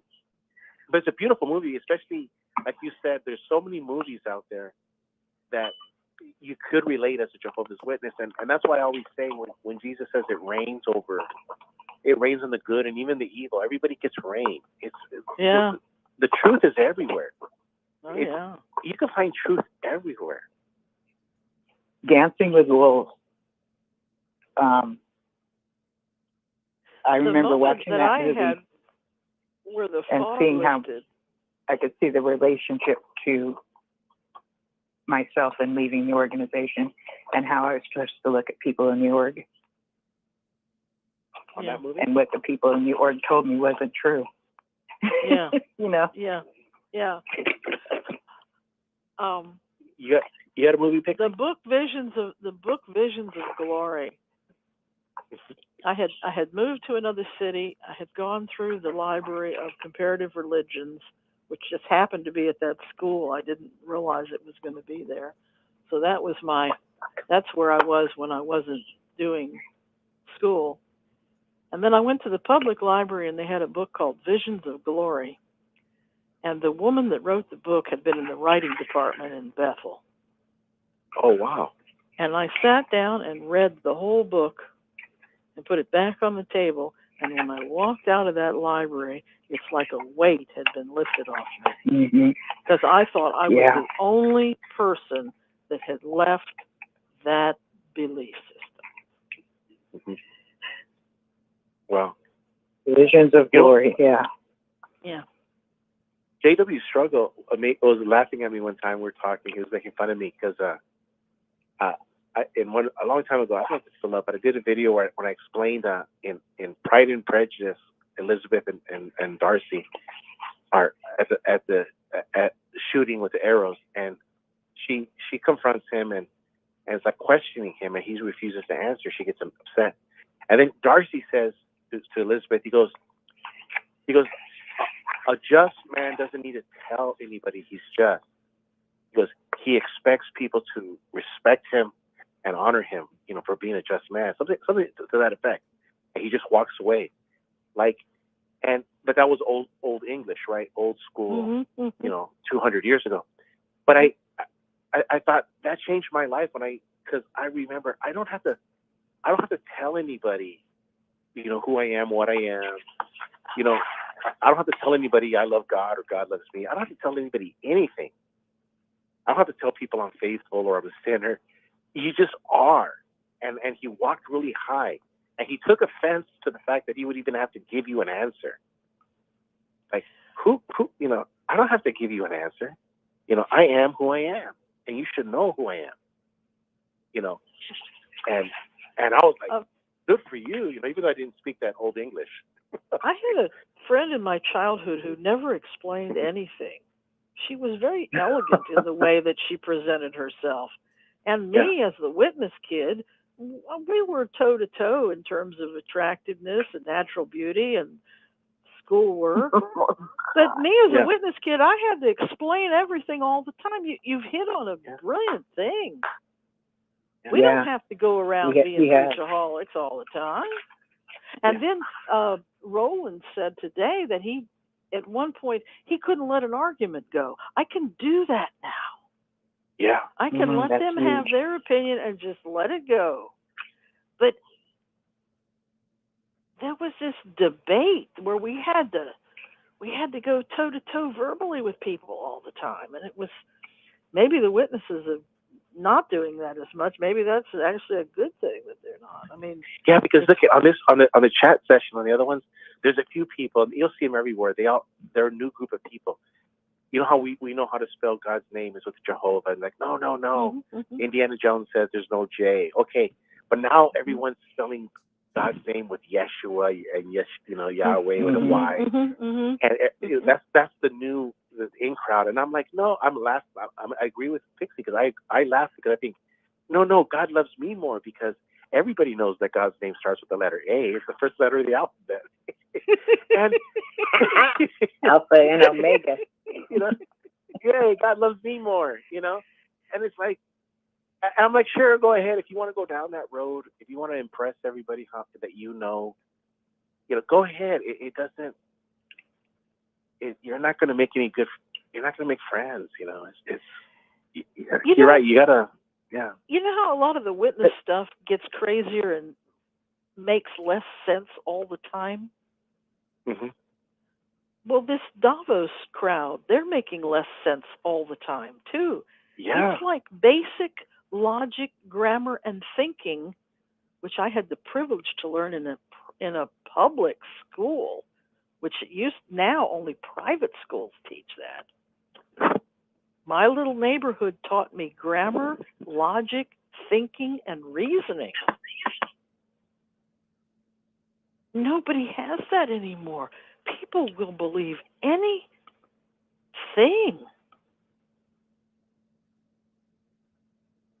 It does seem that way, doesn't it? You know, this Davos crowd, they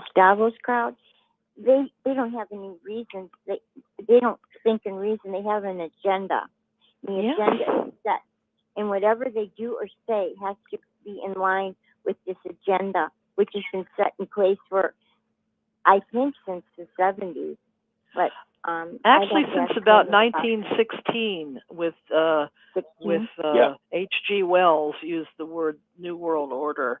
They've been working on this idea for a long time. And it could even be before that, but it's just as far as we know where there's some written history. But it had to start somewhere, sometime. But whenever it started, it's just an apparent group of people that think that are not elected. They just elected themselves to be part of this "we're going to rule the world" crowd. Yeah, it's kind of. Remember how the world used to have kings? They want to be the new aristocracy, and we're just going to be the peasants. Well, they're trying to set up Europe as the capital of the New World Order. That's going to be the center of it, and everything else will be bowing to their wishes. But I'm hoping that for some reason this can be stopped. I don't know if it can, but it's just a horrible, horrible future that they have planned. And they genocide up the wazoo. They want to destroy most of the earth and have people serve them forever and have artificial intelligence, be part of the ruling class. It's just sickening.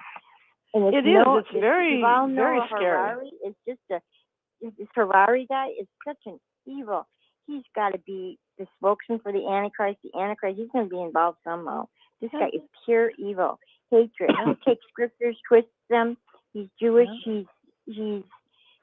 He knows the scriptures, but he twists them to unbelievably. These are scary people. They got a new food pyramid. They want us living on cornflakes and not even eating much chicken now. We're supposed to just be living on cornflakes and junk food. It's on just for tomorrow. A brand new YouTube about the brand new food pyramid. People will just get fatter and sicker. One thing, listen, I don't know. I'm not a Bible scholar, so I'm not even going to go there. I'll leave that to the other extra Jehovah's Witnesses who are professional Bible scholars. But the Revelation book talks about the image of the beast, and again, I'm not preaching here, but I'm just saying they are an image of a beast. So the Davos crowd, they're not a country, they're not a beast, they're not a country, but yet they are an image of a beast. And that's what I'm saying. It's so scary. It's so scary what we're living through. And my brother says about the plagues of Egypt coming upon us. Like on Watchtower. Oh God, what was the point that I was going to bring out? The plagues. I'll remember it. How everything is just coming full circle. Like, you know how Watchtower in the Revelation book would always paint Armageddon with fire and all these things happening, and the world is in earthquakes. And then you're like, well, if everything Watchtower said was false, then maybe we are living in Armageddon and we just don't even know it. Yeah, well, I thought of that too.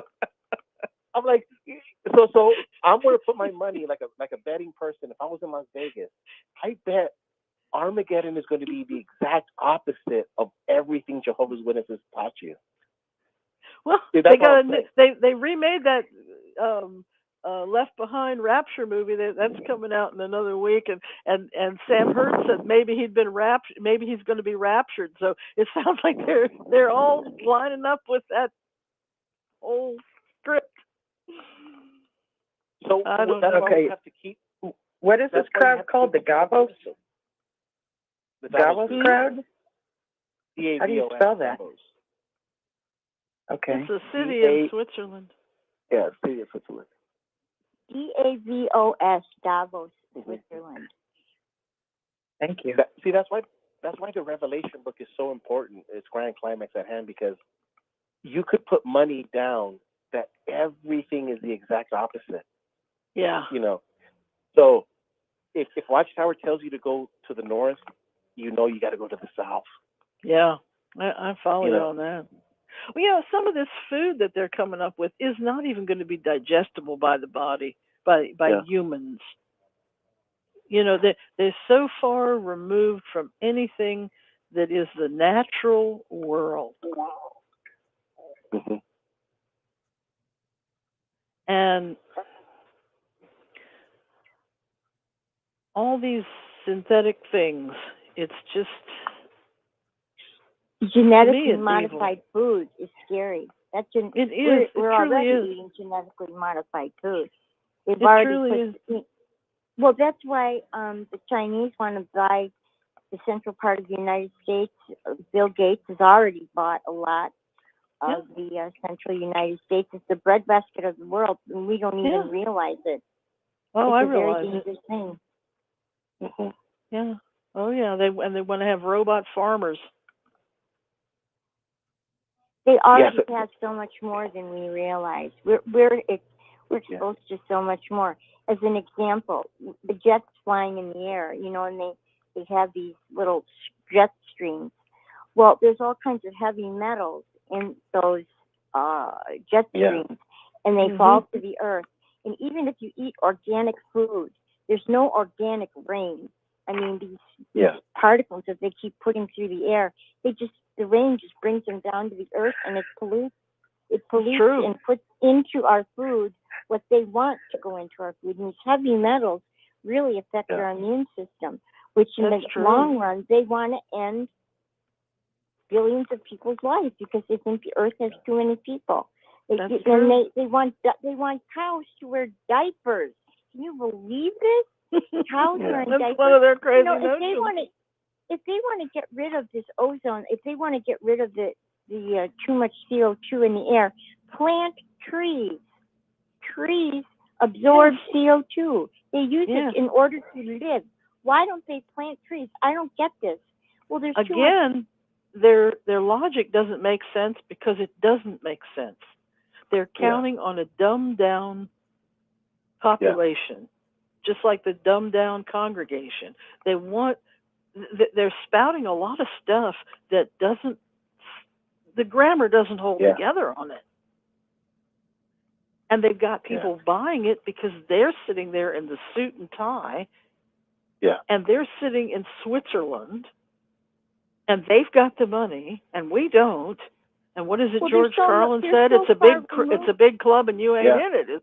They're so far removed from people, from real people who have to work for a living.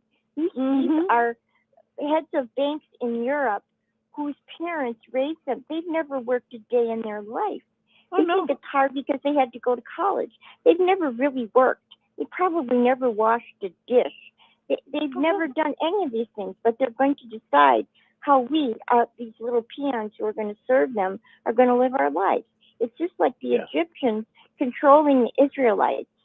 The Egyptians were the ruling class, and the Israelites were the peons, and that's what they're trying to get back to. And somebody told me years ago, and I laughed at it. Somebody told me years ago, they says, oh yeah, the witnesses, they're going to be dusting for the very, very rich. And I laughed at that. But now that I'm seeing the similarities, as Gilbert pointed out, between those guys vacationing in Davos and what the witnesses are spouting, maybe that person was telling me the truth. Mm-hmm. Yeah, these. Because they have Linda, similar policies. Yeah, I'm here. So Linda, Bob Hope said, the good news is Jesus is returning. The bad news is he's really pissed off. And Bob Hope. Bob Hope said this. I think that That's describes. funny. I think that describes, Earth in 20. Oh, I have this other meme. It's this picture of all the 8 planets plus the 9th Pluto. It's 9, so it's 9 planets, and you see the planets, and then Earth, it's a cloud. it's a cloud. Yeah, a clown. Oh, a clown. Okay. Yeah. So you have all the planets, that's but hilarious. Earth is a clown. That's our reality. We're living in a clown world. It's a. We are. It is Twilight Zone. We are in a Twilight Zone. And now some of these people that were on the same page last year, like Elon Musk is a big actor and he didn't attend. Bill Gates didn't attend. And I don't know if Klaus attended. So they're mixing up the card deck on these people too. We don't know who's going to be it next year for. Oh, Al Gore went to Davos this year. Yeah. Did you hear the news on Elon Musk today, right? No. Yeah, Elon Musk. I guess he had his second booster, so he's got like 4 shots. And he talked about how he thought he was going to die. And I thought to myself, okay, I thought you were really smart. He's only on his second booster? Yeah, so he's completely vaccinated, completely drugged up by the. I know a lot of people that took the vaccine, but they only took one, and they got sick, and they said, I'm not going to take any more. And the numbers, the percentages dropped, I don't, I wonder if the very, very, very, very, very, very rich do it at all. Because they have their own private farms. Some of these very, very rich people are still doing herbal medicines from private, extra special doctors. I mean, they're in a totally different health world and a totally different food world. But Pixie, I thought the same thing, but I read the book of Revelation the other day, and I was blowing my mind because it says that nobody is safe, that kings and queens and rich and noble and poor, nobody would be safe, from these people. Yeah. And I thought, oh my God, that's what we're living through now, where even though what you're describing is true, but that's just I think they're 1 or 2%. The great majority of people, rich, poor, are being everyone's being damaged, whether it's through vaccination or whether it's through the like she talked about the food poisoning, the GMOs. Nobody is safe. Yeah. Because some of these very, very rich people, they kill deer on their own land and eat their own lettuce that's been grown in a tent. And they got other stuff, Yeah. It makes me wonder sometimes, But it's a strange world. We're living in very interesting times. Well, yeah, one thing I heard today is that when they were mentioning about these tunnels where people live in, and in this book of Revelation, it does say they go into the rocks and say to them, fall over me and protect me from what's coming from the great day, because it's going to be that bad. That really blew me away. You don't even have to be a believer in the Bible, but still the similarities are uncanny. Yeah. That's all I'm saying. I'm not preaching here. I think that's their playbook. I think that the wicked read it too. Yeah. The devil knows and shudders. The wicked they read that book too. Yeah. But I do find comfort and I get all these Christian friends of mine upset that I tell people, the book of Revelation is not necessary for me to be in the good terms with God. I mean, it's not like when I go when I die that there's going to be an SAT score. You guys are going to ask me, Gilbert, what is the 666? A quiz. I've checked behind your ear, and there's only 333. Yeah, we're not going to have a written review, Gilbert. You don't remember the written review. We're not going to have a written review. Yeah, remember the written review? And you showed up unprepared. Oh, yeah. Remember that? Yes, I do. Oh, yeah. There's no written review, on the last day of your life on Earth. No, there isn't. No, sorry. But I have heard that anybody's name in the Book of Life has been written in pencil. It's in pencil. I go so mad. I was so mad. I'm still laughing over that one. Yeah. Yeah, but that's my Christian friends. Boy, they get upset when I tell them that. And I'm like, you can study all you want. I'm skipping the Book of Revelation. The part that really disturbs me is in Revelation where it says a quarter of the sea will be damaged. We're seeing that now. Yeah. With the whaling of the beaches, the whales and a lot of the fish, they're saying, well, this used to be a really good source of protein, but you really shouldn't eat it very often now. The plastics in the sea. Yeah. Well, another problem is the windmills in the oceans, which are supposed to bring energy. They're killing off the sea life that is in that area. So how is that really beneficial? It's great for energy, fine, but it's killing all what's in the sea. That doesn't make sense to me. Why would they do, unless they're planning on having less people, because there's going to be less fish. The microplastics, yeah. This is a crazy thing that I saw, and I had a cable service for a while. One of the choices had all kinds of languages and little programs in languages I didn't know anything about. And I do know a little bit of French, so I'm watching the French news, and it was people from Belgium, and I said, is this a science fiction program? And the person says, no, this is the news in French. I said, is that really the president of Belgium? And they said, yeah. And I said, well, what's he saying? And we both listened. And it was the president of Belgium. This was about 7 years ago on my television. And they showed a quick jump cut of about 100 people on a screen. And what he said was, they will live and die in space. Okay. And they went through if I'm understanding this correctly in translation, they went through a Belgian prison or something, and they got young and fit men and women, but they were in their 20s, young people. But they were like juvenile delinquent people. But they were young, and they could have offspring, and they looked fine. And they sent 100 people to space, and this was the president of Belgium. And he says they will live and die in space. And that much I could translate. That much I heard what he said. That's interesting.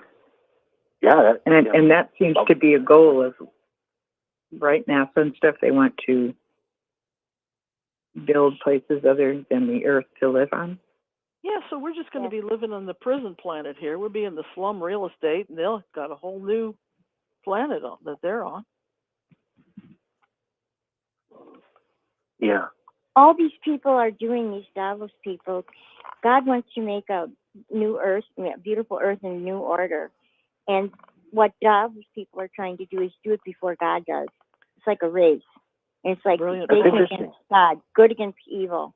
That's what they're trying to do. They're just trying to win first. Brilliant point. That's interesting. Yeah. Like a competition, right? Yeah. Wow, I never thought of that. Well, you were so right. Like you were looking at the book of Revelation, and it applies in so many ways. And even if it's not the Great Tribulation now, it's just the forerunner or the foretations or the rumblings of what's going to happen in the future. Because it's going to happen. I usually am right. No, just kidding. But no, I no, you're right. But doesn't it just like you and I, we don't know all the details, but how can you read that stuff and not scratch your head and say, is this happening now? Because you see the beach whales, you see the microplastics in the sea, all that stuff that you're talking about, the metal in the air that you talked about. Well, the thing is, 100 years ago, or back in Russell's day, they said, "Oh, we've got the motor car now," and stuff like that, and people thought the world was ending and it was all this progress. Yeah. But like you said, we're really in it now. I mean, they're telling us how they're going to have to ration this and do that, and and the fish really are suffering, and you could be a stone cold atheist and still know we're in a boatload of trouble. Yeah. Yeah, that's my point right there. Yeah. You don't have to be a Bible thumper to believe this stuff. No. And the elite do not care about us. As Michael Jackson knew from his wealth, they don't care about us. He had been in drawing rooms of very, very wealthy people, and he'd come from very, very much poverty in Indiana. Yeah. He knew who those people were. He knew that there were good ones working in the hospital with him, and then there were those other people that he'd shaken their hands, and no, they weren't concerned for his old neighbors back in Indiana. He knew that. Michael Jackson, the musician? He came from Gary, Indiana, which is the armpit of America. It is the worst town you could come from. It's shortest the same life thing expectancy. The south side. I was in Chicago for 40-some years, and Gary is just the armpit of Chicago, the south side. Yeah. What they talk about Chicago going on, how bad it is, like a war zone. Gary's been like that forever and ever. Amen. Okay. So he remembers growing up there, and then meeting with kings and princes and the very wealthy, and being very wealthy himself. And his song says they don't care about us. They don't. Yeah, and he wasn't prepared. Poor guy. He wasn't prepared. That is really well put, Gilbert. He really wasn't. Yeah. I'm not going to judge Michael Jackson. No, but he spoke truth on that song. And then his sister says, "What have you done for me lately?" That was her song. Yeah. So they both knew the story. Wow. I picture, the way Michael Jackson was raised, and him and his brothers and sisters and stuff were really, pushed by their father, and their father got them ready for stardom, right? And I saw that, I see that somewhat with the tennis player sisters that we were talking about a week ago. The father did that, really pushed them and stuff. Yeah. But you know what? I think that the biggest mistake, because with Michael Jackson, the biggest mistake was separating him from his brothers. There was no reason for it. And he could have done everything he wanted to do, and his brothers would have given him 100% support. But they destroyed the family. You never separate the family. And when you separate the family, only bad things happen. And the only people that loved Michael Jackson are his brothers and sisters, who really, really loved him. And the only people he really loved his brothers, his family. That's your protection. And I see what they did to him. Now, there's a video where Michael Jackson has a show with his brothers, or young kids, and there's three old men go sing with him, and they're the Mills brothers. And so Jackson's like, wow. Mom and Daddy used to make us, listened to you when we were kids. But the point is this: the Mills brothers were four black men, and one died during World War One with pneumonia in England. They were performing for the Queen, and they were thinking of going their separate ways. But the mom's like, "No, you guys are going to stay brothers, and you're going to perform." So the beautiful story is that they aged and died gracefully in age. They were old men, and they were always together. They were brothers. And I think, and so when I look at that picture of the Mills brothers and the Jackson Five, and the Jackson Five were robbed of that privilege of growing old and dying together as old brothers, just old men. Mm-hmm. Mm-hmm. And that's what Hollywood does. That's what Watchtower does. They destroy families. Mm-hmm. Mm-hmm. And I look at that picture and I think, oh my God, Michael Jackson would still be alive today if Jermaine and his brothers were always with him. That's true. Because they would have been saying F you, F you, F you to everybody.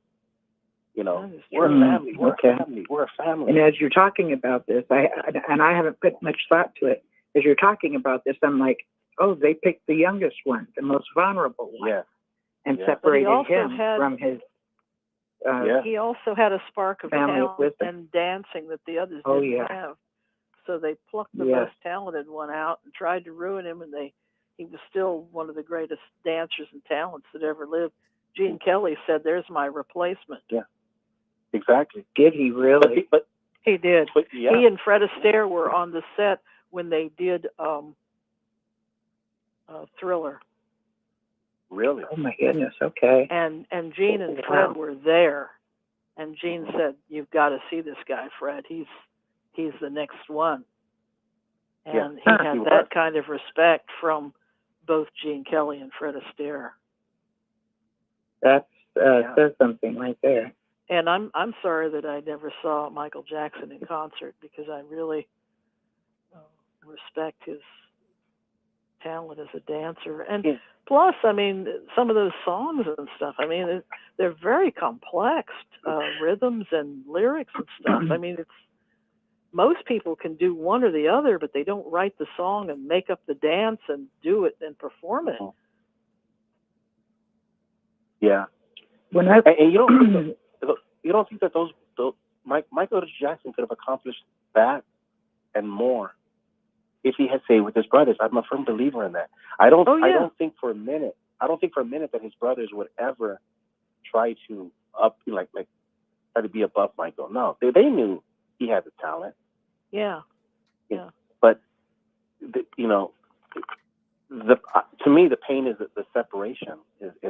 Yeah, that family's kind of all over the place now compared to how they started. That should be a lesson that should be taught all the time. It's kind of like in the movie The Top Gun, and I've said it on my videos when he goes, that was some of the greatest flying I've seen in my life up until the moment that you got killed. You never ever leave your wingman. That's true. And that's true. You don't leave your buddy behind. Yeah. Mm-hmm. Yeah. The Marines have that, right? You don't leave nobody behind. And that that Hollywood connection is identical to the Jehovah's Witness playbook. And it goes to show that King Solomon is right. There's nothing new under the sun. They're using the same playbook. I'm not sure there's not a connection there. Yeah. It's a playbook. It's conquer and destroy, separate, divide and conquer. Yes. There was a Disney thing kind of going on for a while with the Witnesses too. And they had to pay Disney a certain amount of money to use the song of Eyes on the Prize, because the piece of music is from Snow White. Is it really? And they had to pay royalties. I've never heard this. And I don't even think it's in the songbook now, but of course that was everybody's favorite. And that was Keep Your Eyes on the Prize. So Big I time. think there was we don't know all the experts and consultants and stuff that the corporation has used to sway us with music and script and everything else. I mean, they have people that came in from Madison Avenue, I'm sure, and Disney, and God knows what else. And without going into too much detail, what was the biggest, because I've been researching a lot about this, and the biggest scam perpetrated on mankind and is this thing called paper money, fiat. and when you know, because when you think about it, if God gave us gold and silver, even the Constitution says it's gold and silver. So if there's enough gold and silver for every human being to have and to trade, but there's not enough gold and silver for us to build battleships. There's not enough gold and silver for us to build nuclear power plants. You see, because there's only enough for us to trade and to live. And with paper currency, the banks and the governments are able to just create things out of thin air, create wealth, create money. Mm-hmm. And in that wealth and in that money, they can create schemes of biblical proportions. Mm-hmm. And at the end of the day, it's all just digits on the computer screen. Mm-hmm. At the end of the day, it's just a digit on the computer screen. And the whole world revolves around ones and zeros on a computer screen. Yeah. And the whole world is controlled. So, so in a way, the genius of God of making gold and silver as money, it was genius because if that's all we had, well, nobody could make nuclear weapons. And not enough gold and silver to pay all these people. You see, there's just not enough to go around. That's so deep. That's deep right there. But there's enough for us to live, and it always has been. And the percentage of gold and silver taken out of the earth, it always coincides with a population increase. So if the population increases 10%, 10% more comes out of the earth. It's like a coincidence. But the point is that, and it goes back to what King Solomon said in Proverbs 1, verse 14, where he describes the mafia, he describes the banks, he describes the governments. He goes, let's all put all of our money in the same pot and we'll share the loot. But King Solomon says, no, the guy that controls the pot is evil. They're murderers. The real golden rules. He who has the gold makes the rules. Yeah, he has gold. Yeah, he has the pot. And that describes Social Security, that describes 401ks, that describes pensions. Everything in the world is described with where we all voluntarily give people our power and we put it into a pot, like religion. We go to the church and we all hang our coats, check our brains at the door, and we put our money in the pot. And says, you worship God for me. Okay. And then the thing that amazes me, we have a whole generation of people. When I told the kid at the supermarket that he could grow peppers on a windowsill in a pot, that he didn't even need a yard. Yeah. The look on his face was amazing. He did not. He was delighted, but he did not even know that he could grow something to eat in a flower pot on a windowsill. Oh, now that's really? how far we've come. And not in a good way. People need to know that, you can grow something. Yeah. Speaking of growing, the neighbors here think I'm growing marijuana because of that next video I did. I have all those plants are behind me, and I have the lights for the indoor. But from outside, it looks like a marijuana factory. Well, just make sure you got some peppers. You'll be all right. Yeah, I'll be fine. Yeah, I'll be fine. But and that's another thing too. The witnesses have Watchtower Farm, and the Latter-day Saints. They've got some different teachings too, but they do make sure that all their people have food. And the witnesses have Watchtower Farm, but they haven't sent me a can of peaches yet. No, but I mentioned in a chat a few hours ago that and them too. The prices of eggs are going up like crazy, and chickens. And the Watchtower Farms and the Mormons are probably going to be making a killing on this. Oh, I know. They got their own stuff. They got their own Mhm. butter. I've got a freezer full of butter, and I'm glad that I thought ahead because Yeah. butter's gone sky high. I could see Watchtower selling the eggs to. I mean, my I can't get it. I'm seeing it. That'd be a good meme. Watchtower, they're gonna sell eggs for like $8.99 a dozen. Yeah.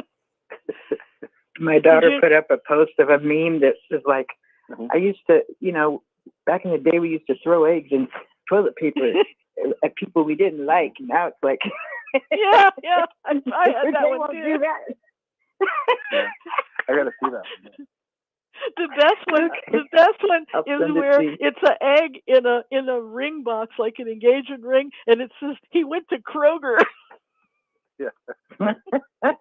yeah. I saw one today. That's hilarious. Scarface. It was Scarface. Uh-huh. And he was sitting in a bunch. Yeah, and instead of snorting the cocaine, he had a whole bunch of eggs boxed around. Yeah.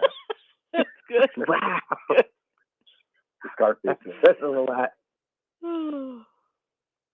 Yeah, it's gonna get crazier by the day. I bet you money is going to be an egg scandal in Watchtower Farms. Maybe. Someone's I'm sure they have someone's their gonna own break it. chickens. They got their own cows. Watchtower has abandoned their farms. They decided to go.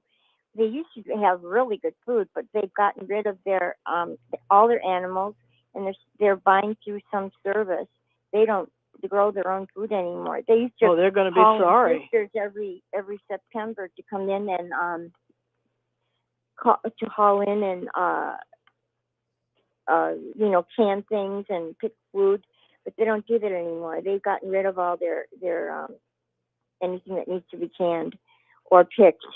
So they're just going to a service now. So that's just wait until there's not enough food or not enough eggs to serve the Bethel family. They'll start sending people home. You watch. Yeah. And that describes a system of things that you're talking about, because you talked about it earlier too, about how we didn't do that. In when I grew up versus now, every house had a in Yuma, we have lemon and orange trees, and then you can have a tree that gives dates, and then and all of the mulberry trees had fruit. You cannot buy a mulberry tree in Yuma that gives fruit. They're all sterile.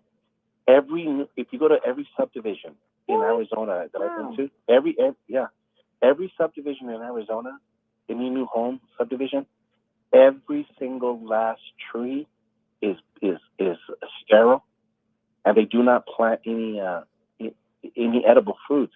The only edible that they plant is rosemary bushes, and I hate to see it because they plant it next to like rocks, and then I see them put that stuff to kill the weeds, that poison, and I'm thinking, oh my God, they just ruined the. I'm not going to cut the rosemary from there. But the point is that back in the day, like in Yuma, we have a whole subdivision called Pecan Grove, and when I was a kid, during pecan season, everybody would go, and you would just go get pecans from the ground. Because there were so many trees. So the point is that we used to have a mulberry tree across from my house. We would eat those growing up, and we had on the East Coast we had lots of tomatoes and carrots and fig trees, and just in the neighborhood. Just everybody had a yard, and they would all have victory gardens, and So what happens is they're called victory gardens. So what happens is Safeway, Whole Foods, and all of these big Kroger conglomerates, they go to the city council and they tell you, okay, you can't do this. Well, now you understand why. Because they don't want you getting a stick and beating a mulberry tree and picking everything up from the ground. Because all you have to do is get like old bed sheets, just old clean washed bed sheets, throw them on the ground and a stick, and you just beat the heck out of the tree. And you got about, 5-6 cups of mulberries. Yeah. And you make, boom, there's your mulberry pie. And good. And your orange trees, your lemon trees, grapefruit trees. And they don't want you to have those. And they make up these crazy excuses about pollen count and like whatever, man. It's just politics, and it has to do with money. It's a system of things. it's Watchtower system of things. They want to. It makes you more dependent, less self-reliant, and more dependent on the system. I think. Yeah, and squash is not expensive to grow. You could, for a few pennies, you could have a whole backyard full of squash for the winter. Yeah. And in the store, they were showing the prices. They're getting $3 and $4 for a squash. Wow. And you could do a nice spaghetti squash and have some tomato sauce. And if pasta, if all the bread and wheat products are going up, I mean, it's not the same, but it is kind of tasty with a nice spicy sauce on it. I mean, there's things that people could eat and they'd be happy and it'd be tasty and spicy, but they don't want us growing anything. Yeah, and the homeowners association, like the rules, like everything in our association has to be sterile. Oh, geez. If I get pots, I can grow it. If I get big flower pots, I can do it. They'll let me do it if it's in a flower pot or in an enclosed thing. But my dad had it where it was out in the yard, and they didn't want that, and he was mad about that. That was 20 years ago when he was alive. Yeah, there's a lot of because people my family, we always had, and we. It's not that we couldn't have afforded to go to the store. It's that when you grow it yourself, it's just healthier and tastes better too. Mm-hmm. Yeah, it does. And this is the problem I hate about Watchtower and their being part of the New World Order, is that the Kingdom Hall. Imagine every Kingdom Hall across the United States of America. It just sits there. I drive by every single one here in Phoenix, and it's just a barren wasteland of just waste. And I think, this place could easily house 10, 20, 30 elderly people. The regular pioneers could stop going door to door. They could take care of the elderly instead. And you could have a huge victory garden, and the whole Kingdom Hall could be used to teach people to plant and to harvest. And I think that it's just a total wasteland. That's exactly what I said, Gilbert. How come there's no garden here that had some tomatoes or something? Yeah.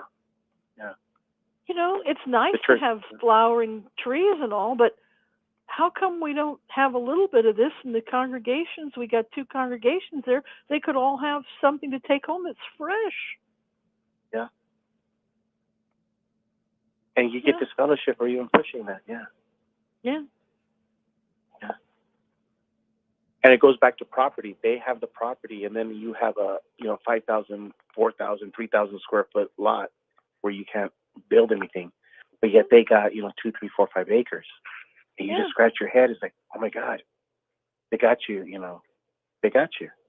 Yeah. You're living in a small little apartment, but they have acres, and then the acres they leave sterile. Yeah. Yeah, it's all, what is the Native American word? It's Kawanascutsi. It's upside down. Mm-hmm. It's not balanced. It's not in order. Yeah. Yeah. And it's funny because when I was driving from Phoenix to Yuma, my brother Jesse, when you leave Gila Valley on the Interstate 8, and so you drive for 2.5 hours, 2 hours, let's just say 1 hour, and the desert is green, so there's plenty of water. They're farming, but there's not one tree in these farms. And I'm thinking to myself, I said, I was talking to Jesus, because God says, Gilbert, you're talking to me too much, so talk to Jesus. So I told Jesus, I go, how come there's no trees here? and there's no birds, because it's all chemical. They just shove chemicals into the ground. And they're planting, and then all of the cattle in Tacna, Arizona, they're in jail. They have these hundreds of acres of cattle, 100,000 head, and they're all in jail. They're all clamped together. Meanwhile, there's miles and miles and miles of open fields that are green, and they can't graze. Oh my goodness! And so they take the food to the cattle in the jail. And you can actually smell the feces, the manure. You can smell it literally 5-10 miles away. Wow. What was the deal with all those cattle that died in Texas? Remember that story that last year? Yeah. That was the strangest story. Well, I thought they were killed, and then the other thing is that they're always, everybody needs their space. I think even cattle, and when they put them all together, they're like they're so close together. They have them like in jail cells. Is what it is. And I've been to them. I've been to those lots. I remember delivering stuff there, and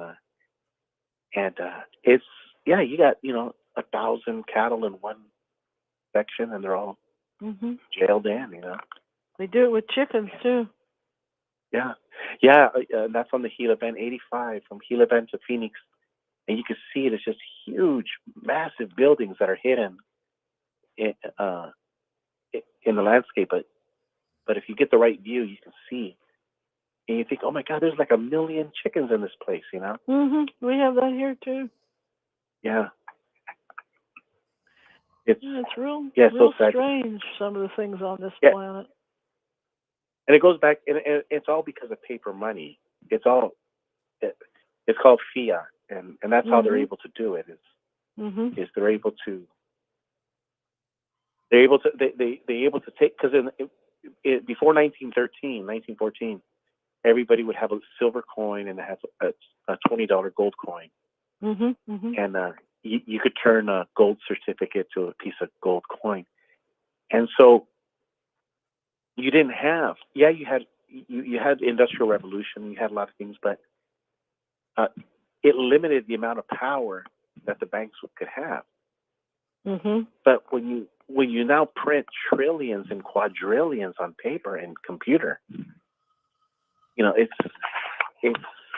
like that Seinfeld skit where Elaine tells George's dad, he goes, "What is that supposed to mean?" And she goes, "Whatever the hell you want it to mean."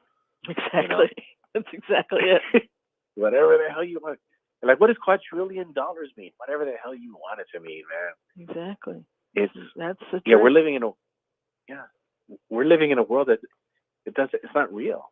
It's not a real world. Or quasi world, maybe half real, half. Yeah, and most people are oblivious to it. They're not going to see these changes because they haven't been following it. And no. At least we're prepared. We know how it's going to get strange. But there's a whole bunch of people out there that have no spiritual center at all, and they're not paying attention. And maybe that's by design too, because when it gets real bad, they're going to be angry. My concern is for the young people. Yeah. I'm very concerned for them. They have a different mindset. Like I have tried to emulate how they think, and I can't. I just can't. And it's not that the way that they think is wrong. It's just that I don't work out problems or think out the way that they do. Maybe well, my godchildren came from a farm. Or maybe it's because of the way that they were taught in school, but they have a different thought process. Some of them do. Yeah. Well, since they were born, the end of the world was going to happen. Okay, True. This is 2023. 2000, Y2K, 2001, 9/11. I mean, just one thing after another. So they've grown up in this crisis of the world going to end every other day or year. So they're just kind of like whatever. And they're actually pretty aware of what goes on all over the world. But they don't have that mindset like you and I used to have or do have. The environment has been very different for them. And they're not prepared to. And I'll tell you a little secret. I'll tell you anyways. Well, when I went to Warwick, like 3 days before we did the protest, so nobody knew there. I never told anybody, but just like my bodyguard, I had a friend of mine, real big guy. He was my bodyguard. He went with me, And so I hadn't eaten for 3 days, and the only thing I would have was just coffee. And so we had dinner with everybody, and then Neil's birthday was there, and I didn't eat with nobody. Yeah, but I was just there, just trying You were purposely I was purposely fasting, not though, eating weren't you? because I knew I was on assignment, and so when I did the flyover, the 2 times when I was in San Diego, and then also May every time I I go stop you there? When you do the flyover, does that mean you fly the plane? You know how to fly a plane? no, Or you hire when somebody? I hired them. But when I was there on location, like 3 days before, I'm preparing myself, and and the point I'm saying is that I'm not in perfect health, but I can go 3-4 days without eating because I know I'm on a mission, or I just have to mentally psych myself up to get to that point. I don't want to. I know that through experience that if you just go in there cavalierly, I feel like your head's going to be chopped off. So the point I'm trying to say is that if shit hits the fan, the problem with today's youth is that they've never really had to live a day without running water, or a day without food, or a day without anything. Yeah. And it's that type of not knowing how to be without. Yeah. That like they're gonna be the first ones to have their heads chopped off because they're gonna be running like chickens, with heads chopped off. It's like and I always tell people I joking around, but I sometimes I think I need to buy cigars for the Armageddon moment, because I should just get a cigar and the lawn chair and just watch everybody go crazy. Watch it all burn. Yeah. And people don't know. I hear you. Well, And there's it's a that few happy calming down. campers out there. I'll put some cigars with it. I think you're right. But do you understand what I'm saying? Is that in today's generation, a lot of people, they don't know how to. You just calm down, relax. It's going to be okay. Okay, yeah, we're going. Don't worry about it. Tomorrow's going to be a new day. It's going to be fine. We'll if there's a will, there's a way.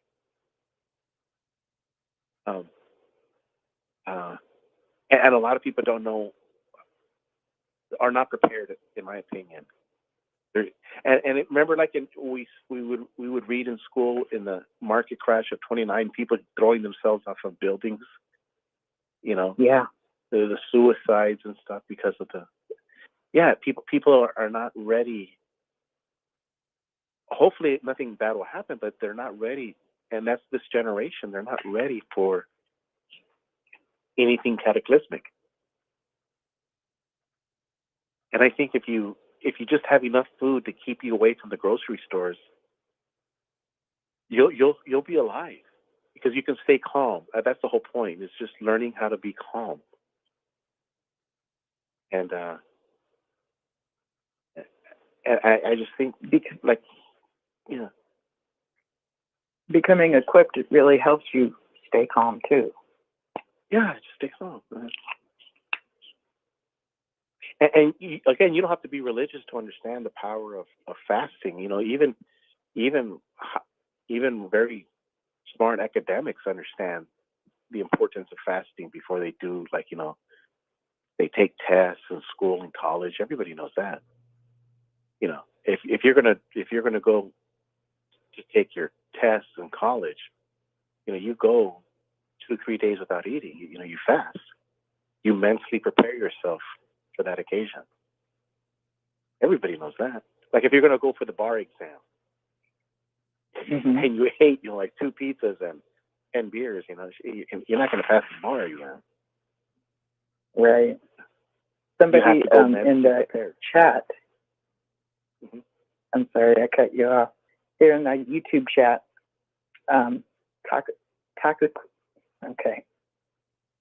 Taco Wam says, Gilbert, you have neighbors with stuff better than a cigar. Share your lawn chairs. It'll be worth it. I'm so sorry, you guys on chat, for me neglecting you tonight. I keep glancing and forgetting to stop to read what you have to say. But it sounds like you guys are doing some good conversation amongst yourselves. I've been noticing these little jokes back and forth. It's pretty cool. Oh, but it's so true. Same guy you gotta earlier in the chat says, Marcus Vaughn said the Bethelites weren't given proper amounts of food. Sounded more like prison. So, and as we know, Marcus Vaughn has a channel, and he was a Bethelite, and he talks about his time there. And then other times he talks about how he sees things going to be, or his view is, and this, that, and the other. So, yeah, Marcus Vaughn. What does he call himself? Well, yeah, he calls himself. That person is always saying Marcus Vaughn this, Marcus Vaughn this, Marcus Vaughn this, that person on the chat. My question is, yes, it does. Did that person I didn't know that. Marcus Vaughn? Could it be? Marcus, is that you, dude? I've called you before and texted you before. I've texted you, and we've texted back and forth. You could just call me. If it's you, if that's you. Oh, man. Oh, just kidding. I haven't seen a video from him in a long time. He had some good videos.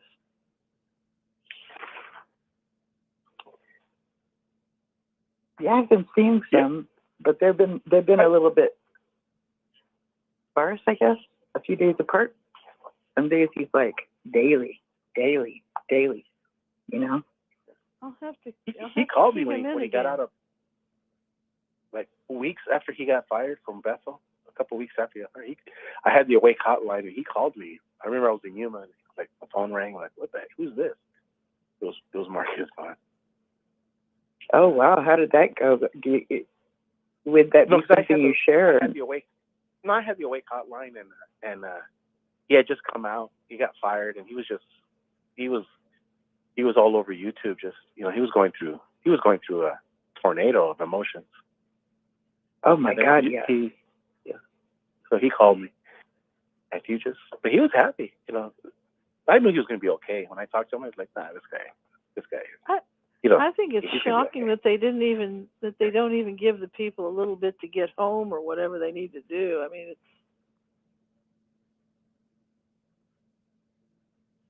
it's. Yeah, and knowing that they paid him nothing as far as hourly wage, you would think, like, here's a couple $100. That was I have my own theories on certain things that I don't usually share. That's one theory I have about why they left New York. Not that they didn't need better accommodations for everyone, but, you know, New York is very union. And everybody gets a good job in New York, and everybody gets a good wage. And I think the fact that they didn't pay their people knew that. Yeah. I think it's a combination of everything. That, the taxes that Brooklyn needed, and also the fact that they were part of the New World Order, and they knew that New York City is going to eventually become like in the movie, it's going to become a prison. Yeah. Well, I met a writer who is a real Zen monk, but he's not an Asian guy. He's like a white guy, and he wrote some books. And I met him with other authors and stuff, and he told me that upstate New York is zoned for monasteries. Yes. So, you know, they knew where to go. Mm-hmm. Yeah. You know, there's this one guy. There are quite a few guys that I listen to. They're prominent names in the finance, in finance and gold and silver and on YouTube. Mm-hmm. But anyways, they teach. They tell everybody, listen, it was the best thing that could happen.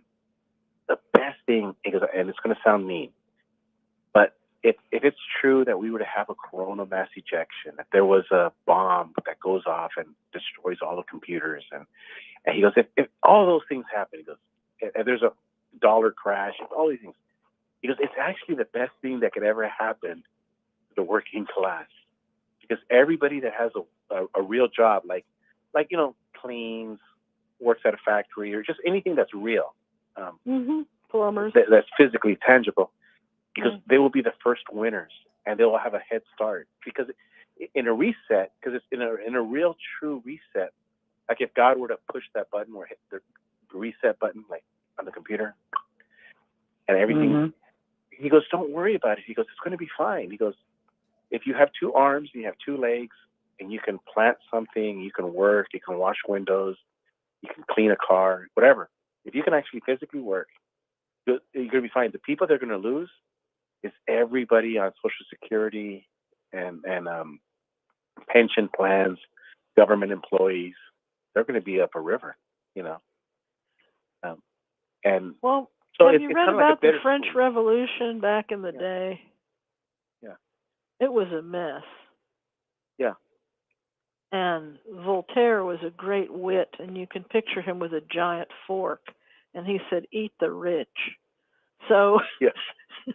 So there was a big class struggle in France long ago, and after all the violence and they burned the prison called the Bastille and different things happened, then they had a series of governments.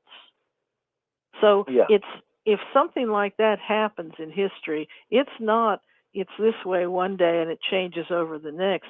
It took a good decade to figure out who was doing what to whom and why. Yeah. And that's where you have to stay calm. You know, the calm person is going to stay alive.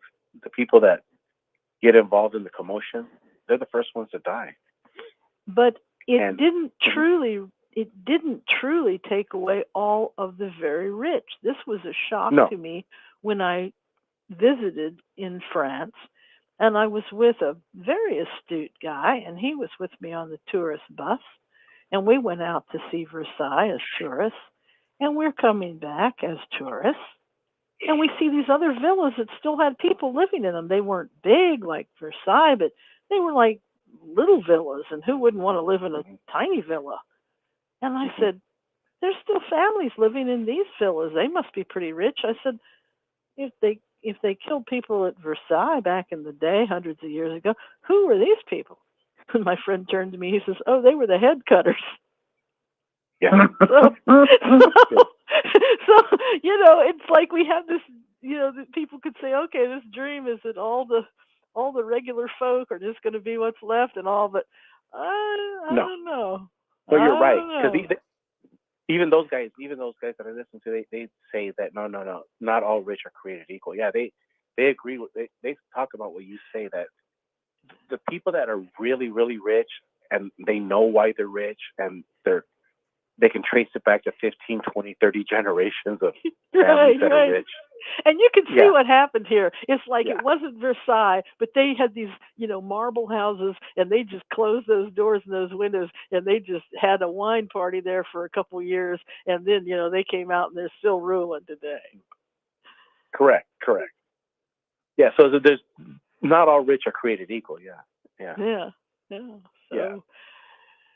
So I don't have an answer except to have a spiritual center, because you don't know where you're going to be or what's going to happen, and you just have to be free inside and you'll be all right. Yeah, and calm. Yeah, that's the whole kicker, to be calm.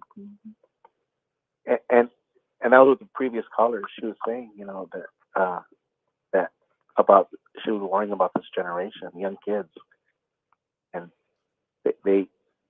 they're not really good at experiencing hardship, I guess is the point. The snowflakes, yeah. Some of them are campers. My godchildren are good campers, and I know some young people that, you know, they're involved in camping in groups, and they do well. Yeah. You know, if they're taught how to rough it a little bit. People in the city won't know what to do. Correct.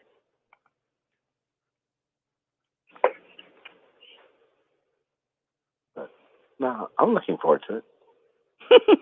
Well, that's good. Yeah. You're like, oh, Anthony. A little adventure. You're like Anthony the third. You're like, I'm not shocked. I've been waiting for this. Oh, yeah. Yeah. Hey, maybe that's on the plus side of being a witness kid. We've been expecting to rough it for a while now. Anthony Morris, yeah. He said, don't worry. I'm not surprised. Get worse. He said, don't worry. Yeah. It's only going to get worse. Yeah. Yeah. Have your shovel. And with a smile and with this look of looking forward to it, with grand anticipation. It's like, wow. Yeah, have a And good let the shovel. good times roll, you know? It's like, wow. Alternate reality for sure. Yeah, and you know those guys. You know those guys are prepping. There's just no way. They don't. They haven't bought like gold and silver and food and alcohol and Well, when you got that much whiskey, what more do you need? Yeah. They're preppers. They have to be preppers. Yeah. Well, Well, they got major kitchens. They probably have you think they probably have walk-in freezers for all the people that live in Bethel. Yeah. Yeah. There's a piece of, I forget what kind of paper it was, like a magazine thing from Watchtower, and they were explaining how about their facilities, and all of the words in this article, it had to do with mechanical, like air conditioning and plumbing, but they were using terminology saying that they were in compliance with basically this New World Order agenda, and okay, and my brother's like, and my brother's like, he goes, Gilbert, he goes, I'm a contractor, and he goes, but he goes, you would think a religion would want to be in compliance with like Jesus. But here, this article, like they're in compliance with, this trade association, and they're in compliance with here. Like, and my brother's like, something's wrong with this article. I got to get that article. Don't they have like little tomato gardens on the roof and stuff? They're the latest thing. Isn't that the latest thing? It's kind of a fad. There's community gardens that sometimes look like that on a roof. That the community of that building might have that there, or sometimes different places in town. Right. Yeah. And the other thing, I always, when I see the Kingdom Halls, I always, like, when I drive by, I think, if I was, you can't do it, but if I was an elder and I had a Kingdom Hall for myself, like every Saturday morning, you know how Home Depot and Lowe's, they have these schools where you could go and where they like could to teach you learn how to tile and stuff. Yeah. And I'm thinking, that if I was a preacher at a church, I would be saying, if you're a man who's in this trade, it's your responsibility to teach these young kids, young boys and girls. This is part of your Christian ministry. Yeah. And to share and teach the kids how to do this, and the kids would have a blast, and the whole congregation would have a blast doing it. Yeah. And teaching people how to make food, like in a soup kitchen type. Yeah, like canning. You never know. Yeah. Yeah, or canning and stuff like that. And I'm thinking, and then going to church is fun. And then I would open up the church service with saying, okay, it takes 15 minutes to read the Sermon on the Mount. Okay, Jesus spoke for 15 minutes. Okay, let's get to work. Let's go. Outside. Right. I asked them why they didn't build the Kingdom Halls with a kitchen, because a lot of like Episcopals and Baptists and all, like their churches have an industrial kitchen for like parties or whatever, wedding, reception, whatever. And I said, well, how come the Kingdom Halls haven't built like a little kitchenette or something to go with it, or a little banquet room or something? And they didn't want to hear that either. I asked them why they didn't have a 12-step group, and I asked them why they didn't have a kitchen. And I said, if you had a witness wedding, you could have the reception right here if you planned your Kingdom Hall right. Yeah. So they didn't do that. Yeah, and then like a movie studio, like why is every church should turn into a movie studio? And the reason why, like a theater, is because there's so many documentaries that you could learn that unfortunately we don't see. But there's so many great documentaries, and you're like, hey, when you leave school, you come to church, we're going to teach you the real story. We're going to teach you things they don't teach you at school. And there's these great documentaries that'll teach you about life that you'll never learn in school. That'd be good, but I don't see them doing that. Yeah, that's what I'm saying. There's so many like there's a movie called The Wave. There's a movie called The Wave, and it's like set back in maybe the 70s or 80s, and this teacher has a classroom, and basically they go into why did the Holocaust happen, and there was many people that had no clue it was happening. How could this have been? And what the teacher had done was started using certain tactics and techniques on his students. And it was very fascinating to watch. Now, after this movie was made, he stayed in touch with his students years later and questioned them on how that affected them. And it affected them to that day. So the movie is called The Wave. Check it out. I'll watch that one. I will. It's very fascinating. But you know, it's kind of like Gilbert knew where the chicken farms were, and I know where the chicken farms are. Yeah. But I bet you. And I grew up raising chickens. Our go. oven caught on fire when we were chasing the rooster down the street. We came back because we had a chicken in the oven cooking. Okay, we had to chase the rooster. And let me just say, it was my job to feed the chickens, and that rooster was quite mean. They can snapping up the backs of my legs and stuff. But we had the eggs and everything, and you know. And but most people, unless they've watched the documentary, they don't know the plight of those chickens. Yeah. But you know what the other thing is those movies is when you go to, like, say for example, you go to a church and you watch a movie. The problem is that a real good teacher, a real good minister, would turn. So okay, the movie's over. Now we're going to talk about why is this movie so important. Why is this? And then like 3, 4, 5 different people would go up on stage and say, "This is why the movie is so important." And then they would have participation from the audience. Like I'll give you an example. One of the great American movies, it's great. One of the greatest movies is Saturday Night Fever. It really is. But people don't understand don't why. Don't touch the hair. I know. But in the movie, you know, here you have a girl who's trying to get John, what is his name? Travolta. She's trying to get him pregnant. She's trying to get pregnant by him because he's having sex without a condom. But the point is that she's entrapping him. She's trying to get him into a trap because she has an infatuation, and he doesn't want to be a dad. He wants to be a dancer. You see. And then when he's working at the shop, and then the shop owner goes, "No, you're going to be like Tito. You're going to be like so and so. He's been with me for 30 years. He's been with me for 25 years." And he looks at those guys and he's like, "I don't want to be that." He quits right then and there. And the whole movie is filled with life lessons. You know, the boy who had a car. You know, they used him because he had a car. The other guys didn't have a car. He ends up committing suicide at the end of the movie. You know, it's little things like that, and how John Travolta had to leave because mom and dad didn't love him as much as the older brother who became a priest. And then the priest, his older brother, the priest, was the only one that was encouraging him to become a dancer and to do something with his dancing skills.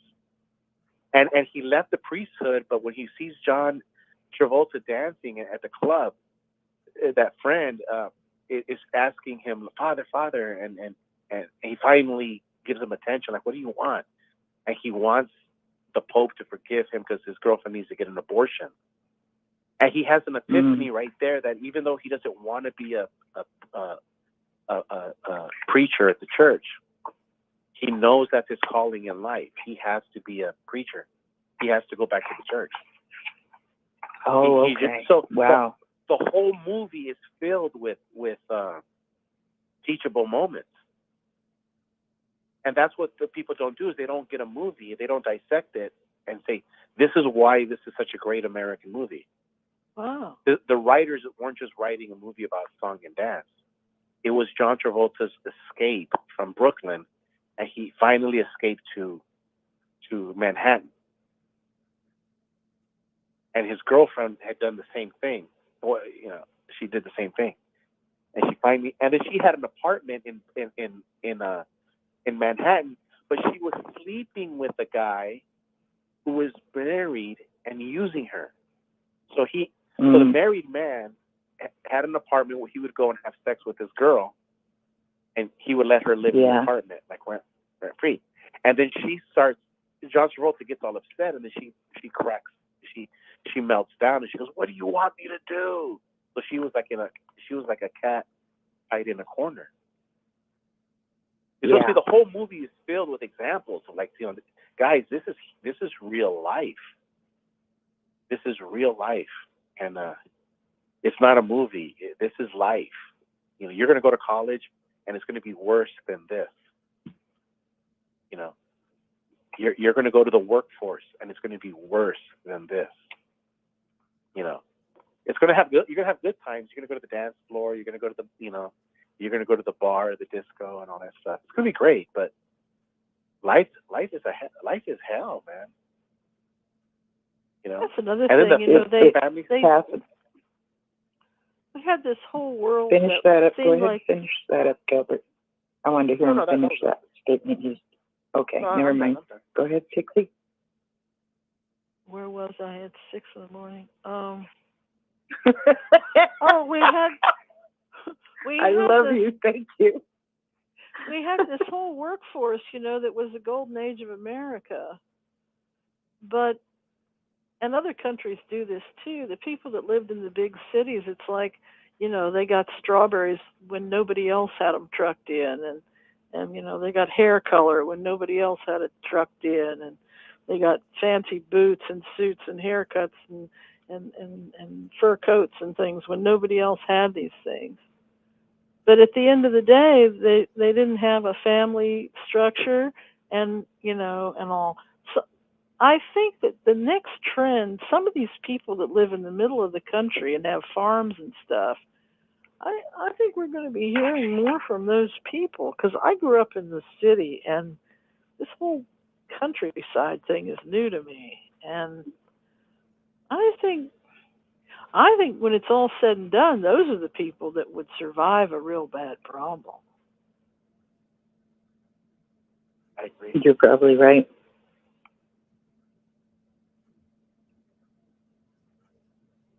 Yeah, you're probably right. Because it's just getting started, and I think in some parts it is going to follow the biblical playbook, and in other parts it won't. It's going to be very different in the next 5 or 6 years. Yeah. So I just had an idea. Linda, we could probably do another show where we just do movie reviews. Well, that'd be fun. Ex-Jehovah's Witnesses do movie reviews. That'd be great. I got to watch the Truman Show again. Right, the Truman Show. I remember seeing Saturday Night Fever and not getting any of what you just said out of it. I remember what he was wearing, how amazing he looked in that white, outfit and everything. I remember other things, but I don't remember watching this movie and getting life. But at that time, I thought he was the most beautiful man on earth.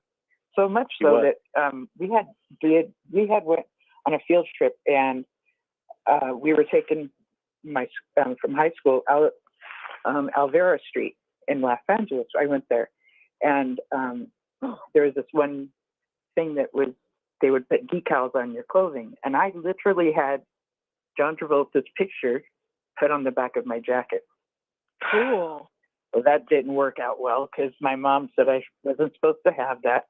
So she puts this big old circle of flour material, just like somebody threw up flour, and covered that picture. Like I wasn't allowed to have that because it was like worshiping a creature kind of thing. But I had I had my very first authentic Mexican burrito, and that was amazing. Now that song he was dancing was called "You Should Be Dancing" with the Bee Gees. Do you know who he was dancing with? She made her first movie. That was her movie debut. So Fran Drescher, John, wasn't it? No, it's Fran Drescher. Fran Drescher goes up to, and they're all, and so it's John Travolta and his friends are there, and his brother above the dance floor, and then Fran Drescher walks up to him and she goes, "Are you as good in bed as you are in the dance floor?" But John Travolta gets up and he goes with her to the dance floor, and then he does that famous scene. That's the beginning of the scene, and where he's dancing and he just leaves her there, and then you can see beautiful Fran Drescher's body just and the way she's posing, but she's all by herself, and you can tell she's mad because he just leaves her there, because he doesn't need her to dance. Right. And so, anyways, true story. Years, decades later go by, and Fran Drescher goes to a party, and John Travolta's there, and John Travolta was married to what's her name? Kelly Preston. What's her name? John Travolta's wife. Is this from the Kelly? Is this from the movie or in real life? No. In real life. In real life, John Travolta's married to Kelly Preston, I think. Well, anyways, so John Travolta's wife and Fran Drescher are at a party, and Fran Drescher tells the story or John Travolta tells the story. I can't remember who. That Fran Drescher goes up to him and says, "Are you as good in bed as you are on the dance floor?" And John Travolta's wife drops, "What the hell are you talking about?" And John Travolta starts laughing, and John Travolta's wife's 10, 15 years younger than he is, right? Right. Oh, okay. So, yeah, so now it makes sense.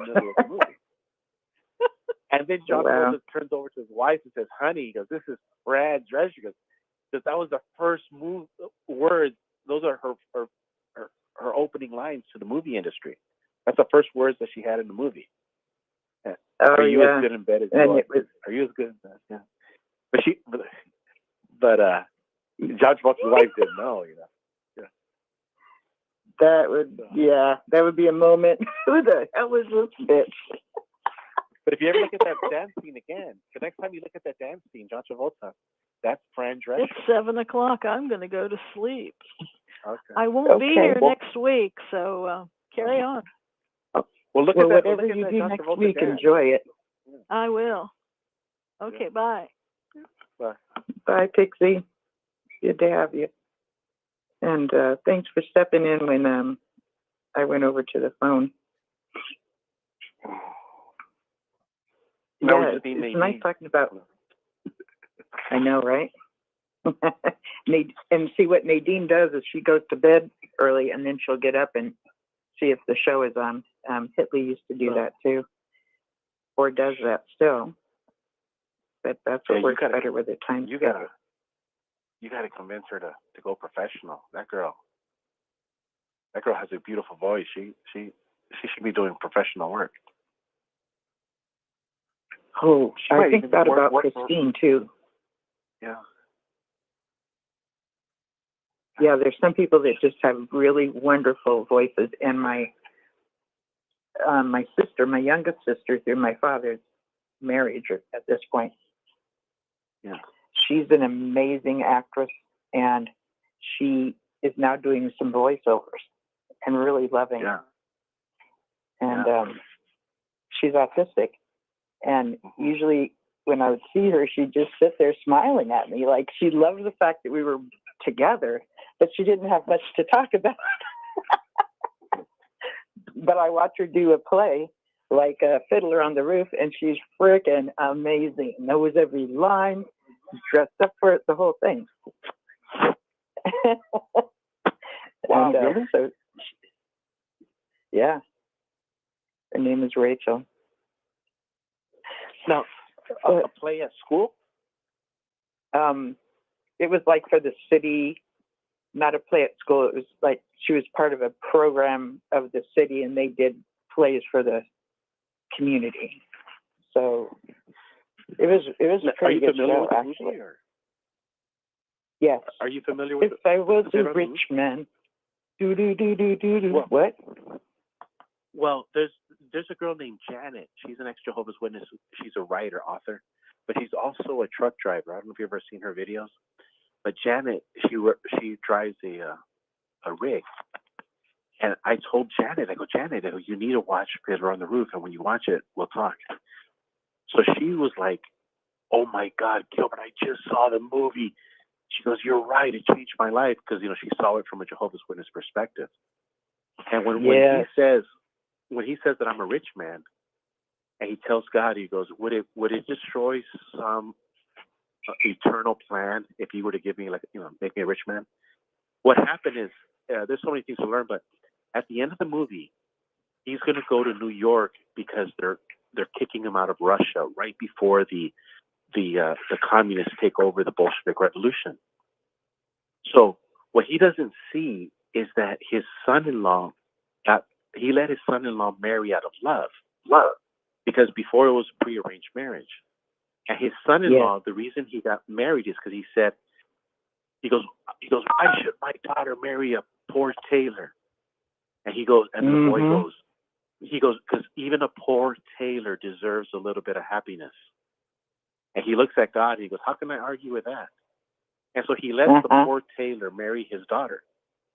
So fast forward, they're getting kicked out of Russia right before the communists take over, and he is going to New York City with a son-in-law who's a tailor, pre-World War I, in New York City. The guy's going to be rich beyond his wildest dreams. Yes. Because the son is going to be the tailor, and the son's going to be like, you're the reason why I'm here. See, the grandpa, because it's the grandpa. So the grandpa's going to be rich without having to do any of the work. The son-in-law is going to do all the work. And it's deserving at that time. Yes. Yeah. So you see, there's all of these little... It's really cool because that main character you're talking about, how he said he talked to God. In that movie and even in the play, he's talking to God all day long. All day long. He's thinking this, and he's just all day long. It's very cool, the conversations he's having. Yeah. Good morning. And he disfellowships his morning. daughter. Remember he disfellowships his daughter? There's a disfellowshipping scene where she wants to marry the boy, but he's a Russian. He's not a Jew. Oh, okay. He's a Russian.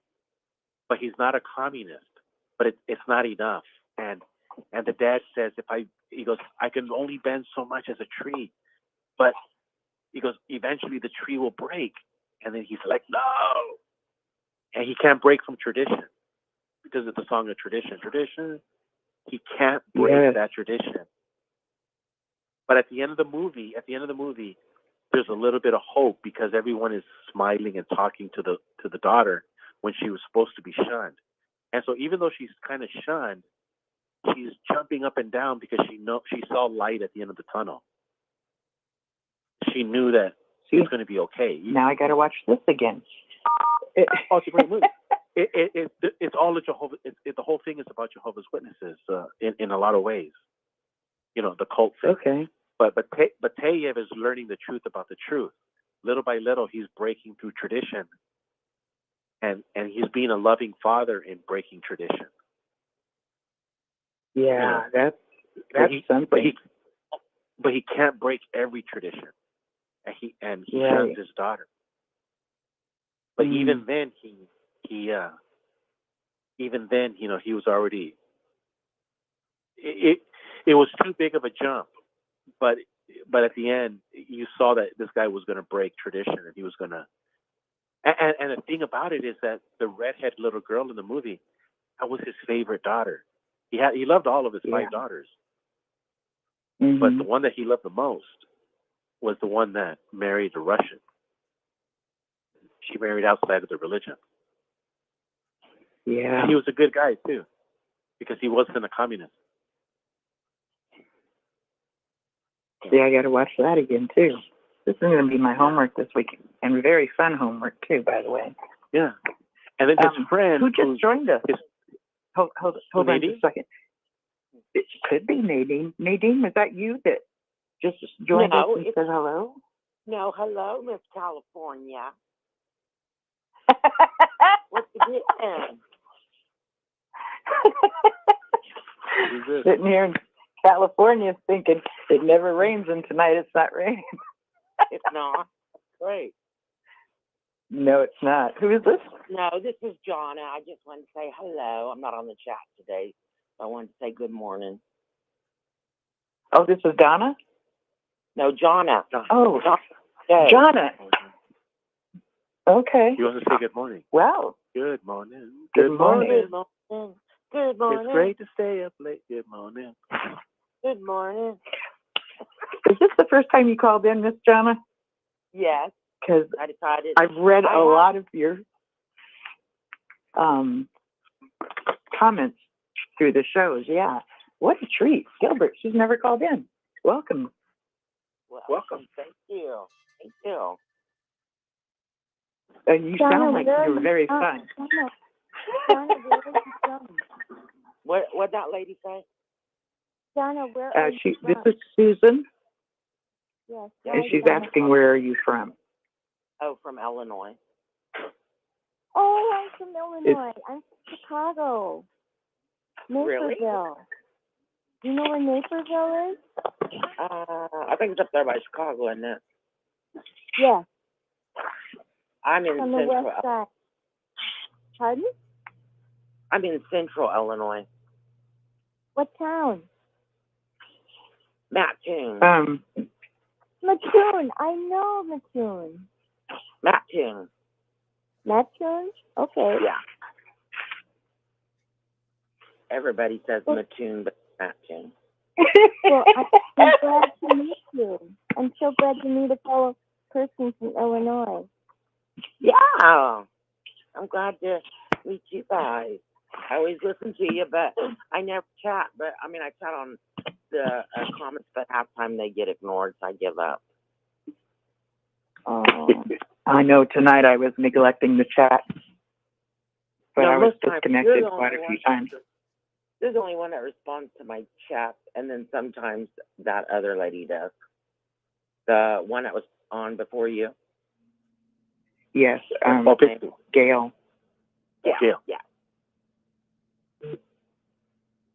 No, I was born in a Jehovah's Witness. I'm third generation. Third? Yeah. Oh, it's My in your grandpa- blood, isn't it, girl? It's in your blood. My grandpa was a Jehovah's Witness. But I was like you. When I turned 18, I didn't go no more.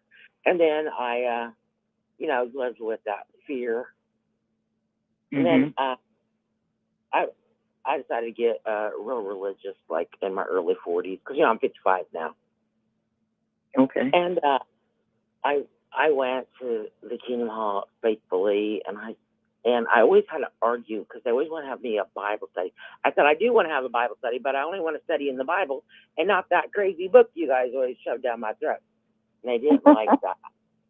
But I well, said, no, that's spiritual food from Jehovah himself. I was like, it's an interpret, they're interpreting. But I went ahead and did it.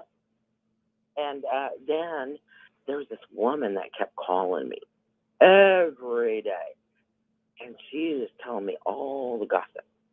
Well, this is when I first heard about all this sexual predators at the Kingdom Hall.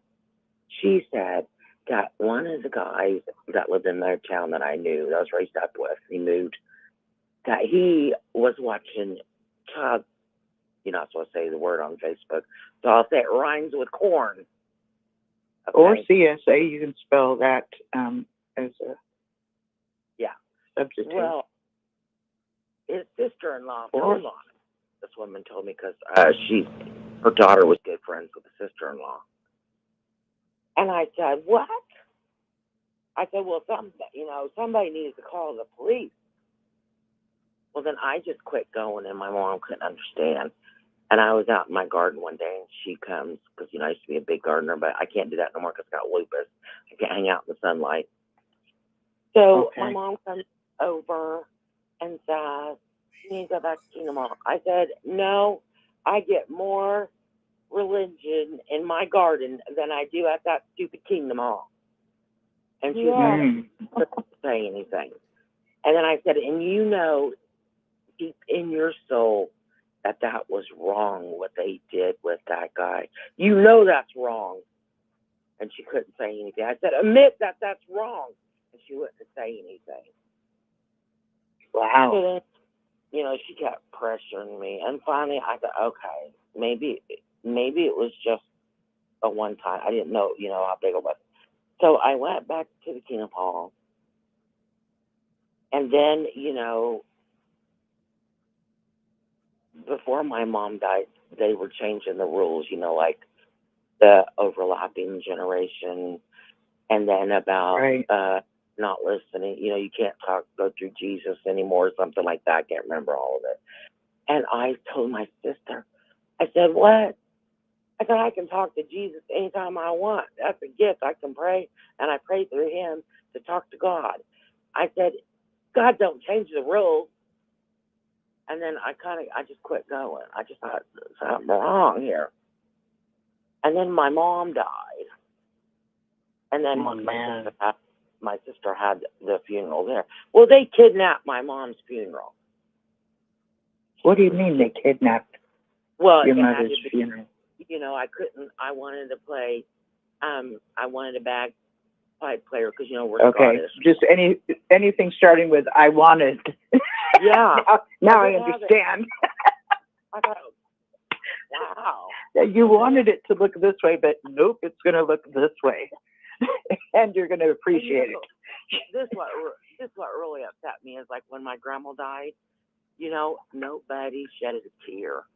They were all sober. You know, this was probably in like 94. And I was just devastated that my grandma died. Then when I went to my mom's funeral, everybody was crying. They were grabbing me and hugging me and crying like their mom died. And I finally I pushed them away. I said, pull yourself together. I was shocked. I thought, you guys are so stupid. My grandma was a better woman than my mother. And I hate to say that, but it's the truth.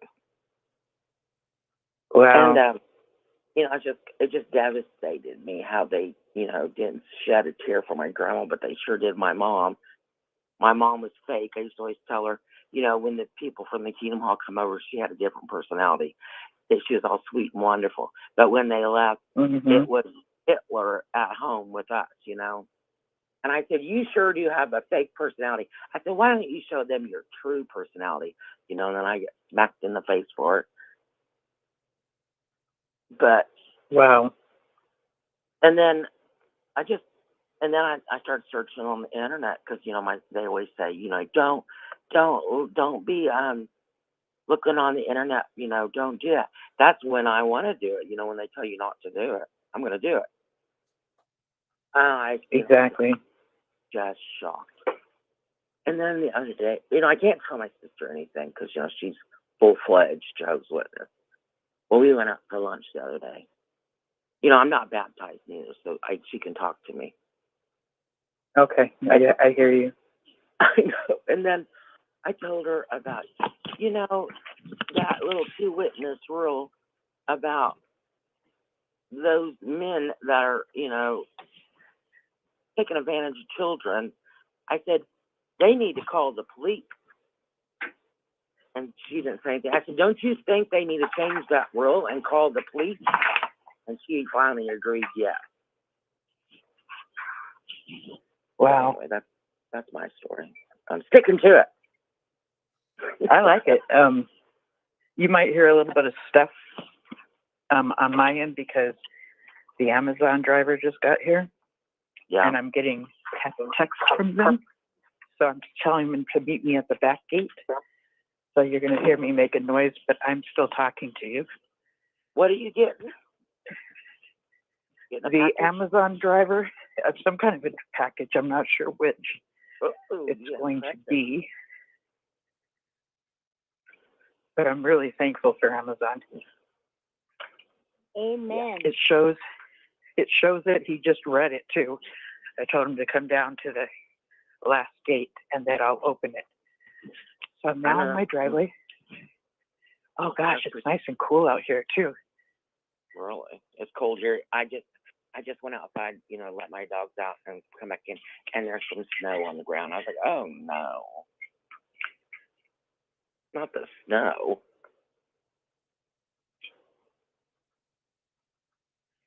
It's not snowing here, but it's nice and cool. Yeah. So I see Gilbert do chats in the, you know, YouTube. He's pretty cool. He's kind of funny. Yeah, he's fun. He's still here. Oh. But he'll step in and out and talk then about different things. What's that other lady's name? Susan.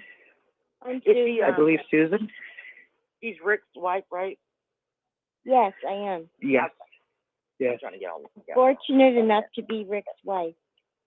I enjoyed you a couple weeks ago when you were on YouTube with him. That was pretty cool. Well, thank you. I appreciate that. I'll be on more in a few months. I'll be on more often. Awesome. So, you have a disease or something, Susan? Right now, I had a deteriorating jaw and a problem with my nervous system around my brain, so I needed two different surgeries. I had one done, and then COVID hit, and because they considered my surgery non-essential, they said you have to wait. So they put me on pain medication and loaded me up with it for 2 years.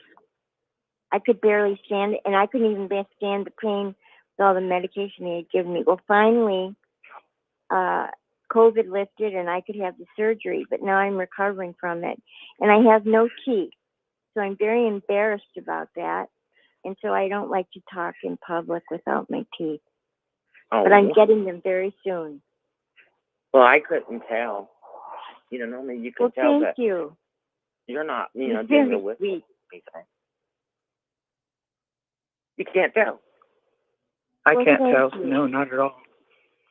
Well, it's hard for me, but thank you for saying so. And like I said, pretty soon. And then when I get better, we used to have a hotline for the 6 screens where anybody could call 24 hours a day. They were having a problem, and I used to man that hotline. But since I've been in this surgery mode here, I haven't been able to do it. But I'm hopefully going to be getting back into that soon. Yeah. Oh, wow. I can just call you anytime.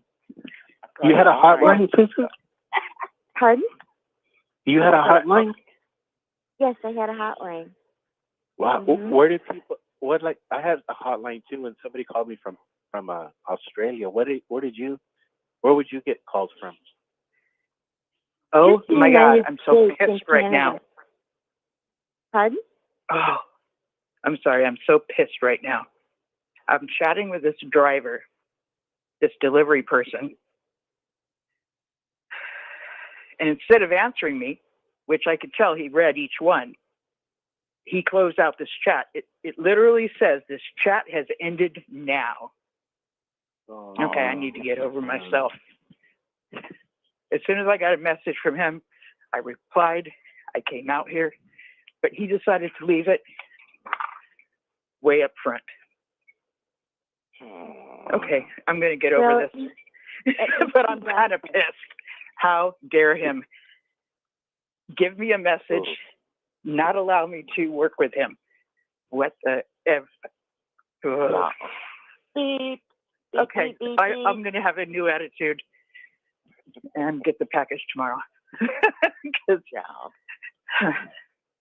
it ain't worth it. I'm sorry for interrupting it because I totally just did. Oh. I don't think you could have got there any faster. I don't think so either. Literally grabbed my keys and walked out the door because we have a gate that you need to come through. But you can come through the front gate. But instead of going to my apartment, he decided to leave my package on the main front entrance. I'm so mad. Next to the little table with what looks like succulent plants. Okay. I'm going to have a new attitude. It's just kind of far for me.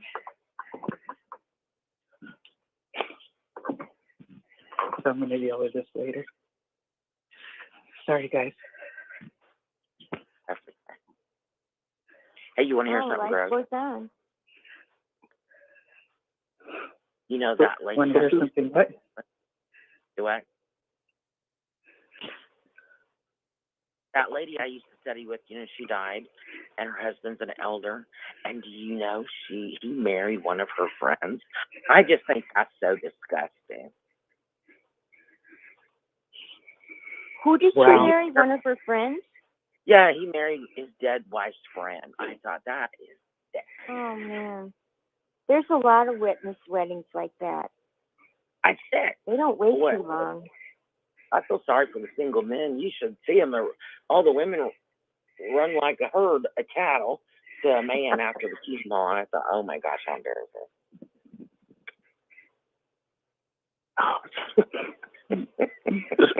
So, Susan, where would they call you from? Like, where did you get people to call you on your hotline? From the United States and Canada. Oh, okay.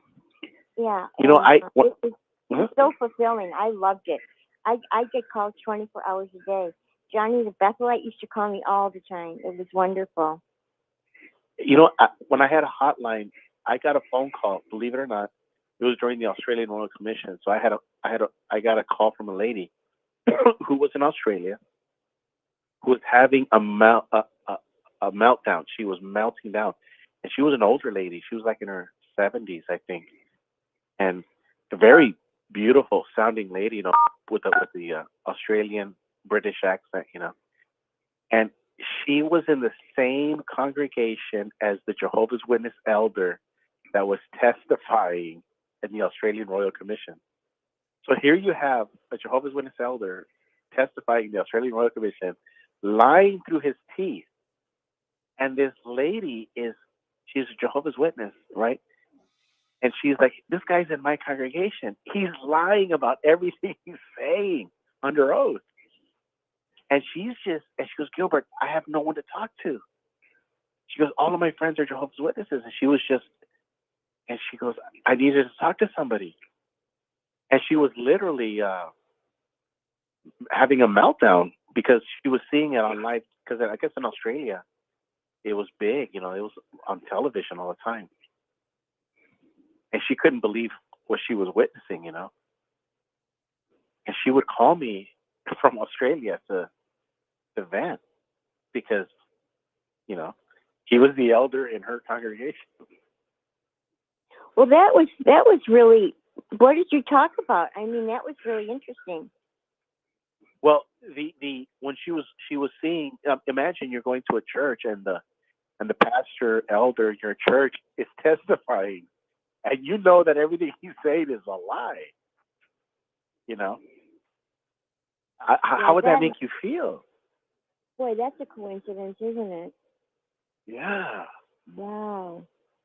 Now we know, but the difference between when we watch that video, he's just another Jehovah's Witness elder, whatever. But he's not the one in your congregation. Yeah. And so it really, the Australian Royal Commission really hit home to her. It was like, in her front yard. And she goes, Gilbert, I'm surrounded by Jehovah's Witnesses and I have no one to talk to. But she snapped out of it. Yeah, I don't know where she's at now, but she's okay. Well, it's good that you were there for her then, because that must have been so stressful. Hey, let me tell you this one. I got a call from a guy. True story. Guy calls me from Spain in Spanish. I have to step away for a little bit, so I might call back in, okay? But I have to step away to just give a reply for this, and I'll call back, okay? Thank you. And whenever you all feel like enjoy what you're talking about, and whenever you feel like closing it out, I'm fine with that, but I'm hoping to get back in soon. So thank you. I appreciate it. So this guy calls me from Spain, right? And he's like, Gilbert, he goes, I'm in a dilemma. He goes, my wife asked me, she goes, what is this thing in the internet about the Australian Royal Commission in English? Because she speaks Spanish, right? And so he looked into it and he's like, oh my God. And then he started learning the truth about the truth. So he goes and he reports to his wife everything that he learned about the Australian Royal Commission. And then his wife says, no, I'm still going to be a Jehovah's Witness. And this guy's like, oh my God, I can't be a witness anymore. And his family goes, now my family's destroyed. Because my wife is the one, but his scenario was different because here you have two Jehovah's Witnesses that are in.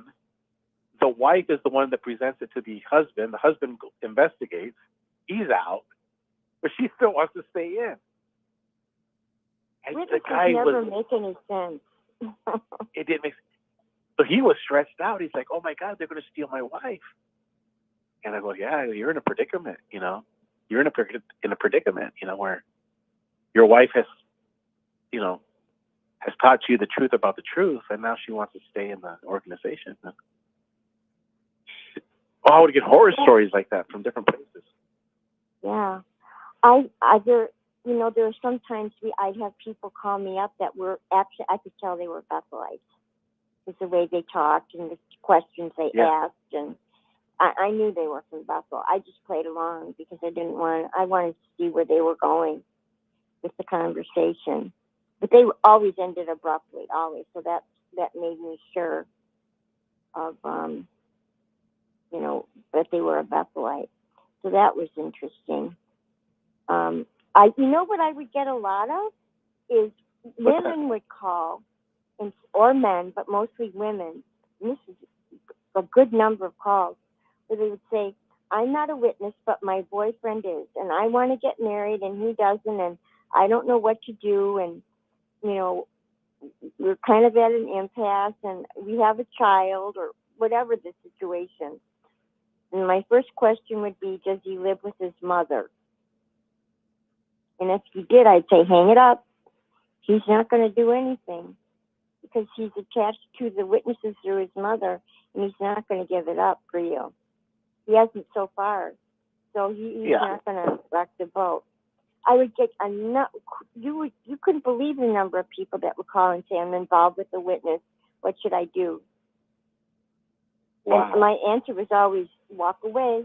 I know you've invested a lot of years in this relationship, but I'm telling you, walk away. It's not going to end good either way. Oh no, but you wouldn't tell them to confront the witness?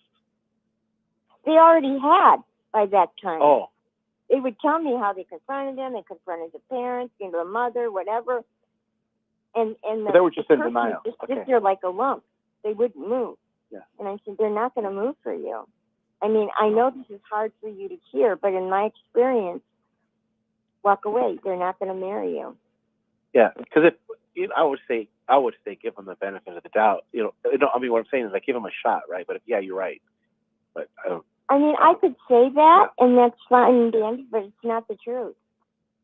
No. What I'm saying is, at least when you walk away, you say, "Hey, at least hey, I gave you a chance." It's not like, that's what I'm saying. It's like, because could you imagine if the girl would have told the guy, "Hey, you're in a cult," the guy's like, "Really? I'm in a cult?" And then they would have left and lived happily ever after. That'd have been great. But that doesn't happen. It doesn't happen. It doesn't. They spend 2, 3, 4, 5 years on the relationship. After 2, 3, 4, 5 years, it's not going to change. Why? What would make them want to change the situation? They're at the Kingdom Hall. They're attending the meetings. They have a secret relationship going on. And they're not going to change because they don't want to lose their place. They don't want to lose their friends. Also, there were secret relationships, Yeah, they don't want to. So they'd have to give everything up for this one person, and usually they don't do it. Yeah. It's sad. I know it's hard to hear, but it's the truth. I'd rather tell them the truth. No, yeah. I would always just tell people, you got to confront them. But you're right. I agree with what you're saying. They're not going.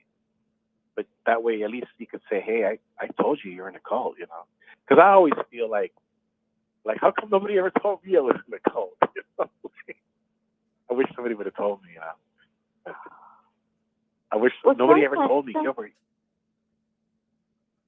Well, it's just the women. I know women, and I know how they think. And women will pussyfoot around an issue because they don't want to upset their prospective mate. But it's not going to work. They're not going to change, and I feel so bad. But anyway, that was just quite a number of calls. They call up crying usually. They were so frustrated, and they saw the hotline they'd go online, of course, because they were frustrated in crime, trying to find help, and they'd see the hotline and they'd call. So I never put in. I had heard there was a woman that had a hotline before me, and she used to push Christianity. Even though I'm a Christian, I didn't push it unless I'd ask me neither. the person online, "Are you a Christian?" Then I would, work from that angle. But if they said no, I wouldn't say too much. Yeah, the only time I would talk about Christianity, like when I would talk to Jehovah's Witnesses, and I would say, "Hey," I would just say, everything that you learned in the Jehovah's Witness religion is true. It's just what you don't realize is that the Pharisees are the governing body, and not only did they kill Jesus, you're next. I would tell them that, and they would always like be quiet when I told them that. Gilbert, you're so good with people. You should have. Rick and I have talked about this. You should have a ministry, or you should have a show on the 6 screens. You're so good with people, and you're so good at talking and reasoning and shooting from the hip, and you're really, really good at that. Working with people, especially not. I would say not Christianity is a good way. That's one of the things that Rick is really trying to do with his Sunday program, trying to beef it up to get people to listen, to make it more interesting so that people want to listen. Because if we really love people, if we really love the people who are our former Jehovah's Witness friends, we want to really tell them the truth. And the truth is that, like you said, they've got the scriptures, but they don't have them applied right. They know it's not a contest, too. And it's not a contest. No. You're right. It's not a contest. And if somebody applies scriptures differently, that's fine. We're not competing with God. God has a way of doing things. He has an agenda, so to speak. We're not going to make it any better or worse. If people don't want to listen, they don't want to listen. There's probably nothing we can do. And then we just shake the dust off our feet and walk away. Some people have been preached enough to convert China. And they're not going to move, no matter what you say to them. So, well, I'm thinking about being a Christian, or I'm not.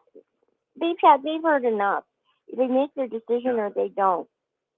Yeah. I really, and I feel this way too. That if there was any way, and Rick loves the videos you make, I do too.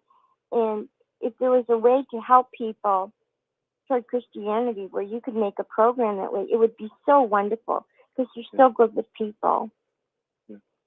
The only thing I thought about, because I told my brother, when it comes to my religious beliefs, it comes down to what Gandhi is reportedly. They asked him, I go, "Gandhi, are you a Christian?" And Gandhi said, "If you mean the words of Jesus on the Sermon on the Mount and my interpretation of it," Gandhi said, "Oh yes, I'm a Christian." And there's a lot of other people that have said the same thing. And what happens is a lot of Christians, they get into the Apostle Paul thing, and then Peter and all this stuff, and Moses. And I'm thinking, why do you need the Apostle Paul if you have Jesus? And I know it really upsets my Christian brothers. But, and I love, don't get me wrong, I love listening to what people say about the Apostle Paul, listening to Moses. I love it. But at the end of the day, when you die, Jesus is going to say, did you treat other people the way, you wanted to be treated? As simple as that. Was your yes, yes, and was your no, no? Jesus is not going to be concerned about whether you knew what the Apostle Paul said, or whether you knew about Moses or King David. I don't think Jesus... I'm of the opinion there's the whole counsel of God. And the scripture that I stand on is Romans 10:9-10. If you express with your mouth that Jesus is Lord, and you believe in your heart God raised him from the dead, you will be saved. That's the basics right there. The simplicity of it. Yeah, you're right. And I think a lot of times we scare people as Christians because we make it complicated. It doesn't have to be complicated. Christians are complicated. The problem is Christians don't know what they believe half the time. I've had to research for years to try and figure out what Christianity is. I wanted to know what the gospel was. when someone said, well, Jesus saved me, I was like, saved you from what? I didn't even know. It took me a long time to figure that out, Gilbert. And people are sitting in church and they don't know what they believe. And so when they're trying to teach someone about their faith, they're all mixed up. So they teach this mixed up gospel. They don't know what to teach. Really. And I always say that simple made complicated is evil. So a lot of times that's what happens with big mega churches, big doctrines is they try to confuse people. And when like you said that the Bible text in Romans, it's so simple. Why do you have to make it so complicated? And I even think the same thing with the Apostle Paul. I don't think the Apostle Paul was making things complicated. I think we as Christians, we put words in Jesus' mouth. We put words in Paul's mouth. We add more than what is really said, and we allude more, and we make accusations like, well, the Apostle Paul said this. No, he didn't. Peter said this. No, he didn't. Jesus says this. No, he didn't. We add, and we complicate things. That's our human nature. And so I've learned is that if you just try to keep your mind simple, like Jesus says, if it's simple, then the simple opinions of Paul, the simple opinions of Peter, and the teachings of Jesus, they sink into your heart. It's like natural. I think it's so that I tried myself not to complicate. Like, God doesn't have to be complicated. It's very simple. Well, Gilbert, if you were trying to talk me into being a Christian, what would you say? Well, for one thing, I'll say, well, you do have to admit that we live in the year 2023, the year of our Lord. So, everybody on earth recognizes that, every day, the calendar is based on the year. So we know Jesus lived. So all you have to do is read the red letters of the Bible, the red letter edition, and decide for yourself. I mean, Gandhi, what I told you about Gandhi, it takes 15 minutes. Jesus spoke for 15 minutes on the Sermon on the Mount, Matthew 5, 6, and 7. If you read Matthew 5, 6, and 7, it'll change your life. It really will. I've read it and I don't understand it. The Sermon on the Mount? I don't. A lot of it I don't. Well, when he says, let your yes be yes and your no be no. Well, that's very obvious, but there's other scriptures in there. But nobody ever talked that way before. No. Nobody in human history, nobody talked that way until Jesus came along. When Jesus said, stop judging. For the measuring stick that you judge, you'll be judged. Those are powerful words. Yes, I agree. So what I'm saying, some parts of that sermon that are very easy to understand, but there's some, like, happy is the person who's this and that, and they're miserable, but they'll be happy. What does that mean? Those are good questions, and I tell people all the time when they ask me stuff like hard questions, I go, in the universe, you have to understand that we're only 50, 60 years old. And when you get a kid, when you get a baby, and he's asking you the same question, he goes, Mom, what does that mean? There's certain things that you're just not going to learn the full meaning until you get older. So when you read something that Jesus says and you don't understand it, don't beat your head over it. Because you yourself know through life experience that there's a lot of things that you read in the Bible and you're like, oh my God, now I get it. Because you're older, you have kids, you have grandchildren or whatever, life goes on. And now it makes sense. Like, like I'll give you an example. A young kid who reads the Bible at church could read through Ecclesiastes and he would just read right through it. But now that you're 60, 70 years old, you're like, oh man, I love Ecclesiastes. Because it makes sense. Ecclesiastes was written for a person who had lived life, who had suffered, who had built things, who had children, marriage. And Solomon is now reflecting on his life. Same thing with the words of Jesus. There's a lot of things that we don't understand, and it's okay if you don't understand. It's okay. Just like a 6-year-old doesn't need to understand. Oh, excuse everything. me. I have a great idea. Why can't Gilbert do a program on Ecclesiastes? I love Ecclesiastes. I think you should do, on 6th Screen, do a show on it. Just Ecclesiastes. I'd read up on it again. That would be awesome. If you read Ecclesiastes from the Message Bible, that's what makes me understand Ecclesiastes better. It just makes it more understandable. And if you don't read it from a religious point of view, you just read it from a secular. Just read it like a book, like any other book, and then you're like, oh my God, he's right. There's nothing new under the sun, or the vanities of the vanities. You're like, oh my God, he's right. Like here I am trying to kill myself at work, and the federal government is stealing all of my money, and the IRS is pounding at my door. The vanity of the vanity.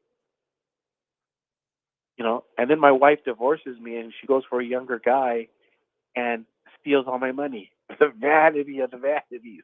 This is Solomon is throwing pearls of wisdom at you, and he's helping you recalibrate your life. Like, hey, I gotta relook at life one more time, and I gotta get all my ducks in a row. And you know what he says? That he saw that with his eyes and his experience that there's nothing better than a man eat and drink and enjoy the fruit of his labor, and all he has done. And it's true. God allows us to, God made us so we can eat 3 times a day, breakfast, lunch, and dinner. 3 times a day we can enjoy the fruit of our labor. And if we're lucky, we can enjoy it with family and friends. And at the end of the day, you know what? That's the only thing that really matters is when Jesus was down on earth, he was always cooking. He was always frying fish, making bread, enjoying company. At the end of the day, Jesus wasn't get his hands dirty and work. Yeah, he wasn't with a hammer building kingdom halls. Jesus was making fish. Because there's nothing better than a man to be able to eat and drink. That's what Solomon said. There's nothing better. What good is having a house that's really big, but it's empty? Nobody goes inside. Wouldn't it be better to have a small little place, but everybody shows up and they all eat?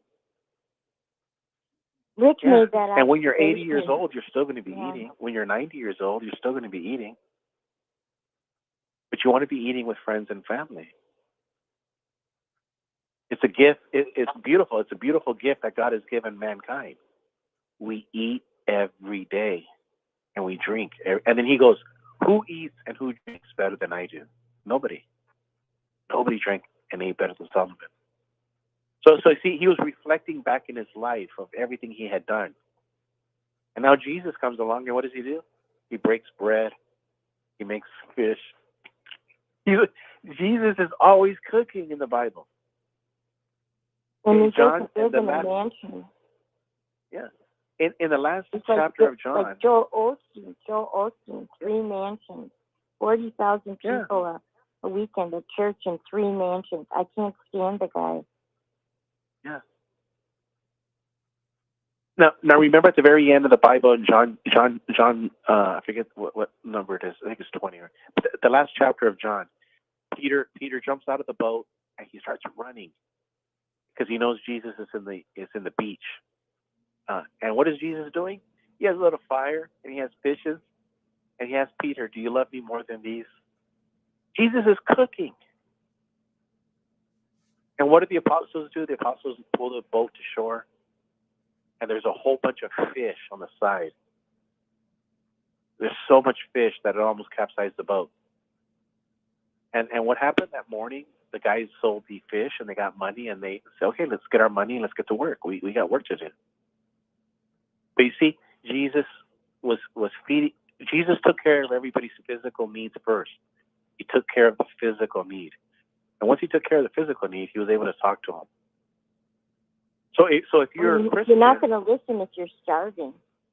Exactly. So if you're a Christian, what do? Simple. You make a barbecue. You sit down. Everybody's comfortable. And then you start talking about why you love your Father in heaven so much. People start listening. People will listen to you because you've just fed them. You see? True. And who's in control now? The cook, the chef is in control. Yeah. So that's what Jesus was telling us. That's what King Solomon was telling us. To keep our life very simple and enjoy life. You know, that's the beautiful thing about the vanities of the vanities, the Ecclesiastes. You know, and that's the beautiful thing about Jesus. He kept everything on a Jesus kept everything so simple. He didn't even have an opinion on who you should marry. Jesus never told you, because he reserved. Jesus never got involved in your personal affairs. Remember when the brothers were arguing about the inheritance, and Jesus told them, like, I'm not going to get involved in your personal affairs. Yeah, Jesus never. The Apostle Paul told you not to get married to so and so, but not Jesus. Because Jesus taught us to not get. This is why we have problems all the time. We're always getting involved in other people's personal affairs. That's what religions do. Jesus didn't do that. He was always saying, hey, no, there's something better. There's something better. You know, forget all of that stuff. There's something bigger. There's something better. He was always talking about something better and bigger. He wasn't talking about the mundane aspects of life. He was talking about the great parts of life. Could I ask you a question about something you were mentioning about Jesus' miracles? Like the miracles of the fish?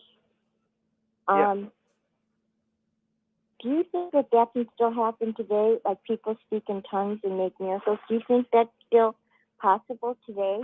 And I sincerely would like an answer if you have one. You know what? I don't know, but I wouldn't doubt it. If there was miracles, I would not doubt it. I'm not going to be the kind of person to say no, it'll never happen, because anything is possible. I agree with you there. I just wanted your opinion if you thought it was possible. I think because the Pentecostal wing of the church is growing faster than anything else, and the Pentecostals believe in speaking in tongues, which I have a hard problem with, and miracles, which I don't have so much of a hard problem with. But I just wanted your opinion. I think the tongue issue was real simple. That it had to do with languages, because everybody was able to hear the gospel in their native language, so they were speaking in languages in tongues.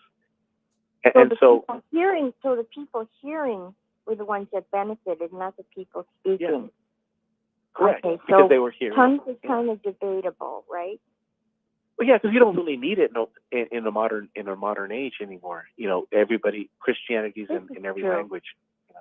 You know? But as far as miracles, when I hear people talk about miracles that they've seen, this and that, or like, I'll give you an example.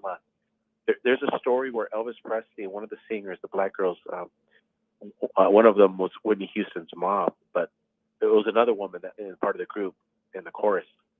She had cancer in her belly somewhere. I forget where, pancreas, whatever.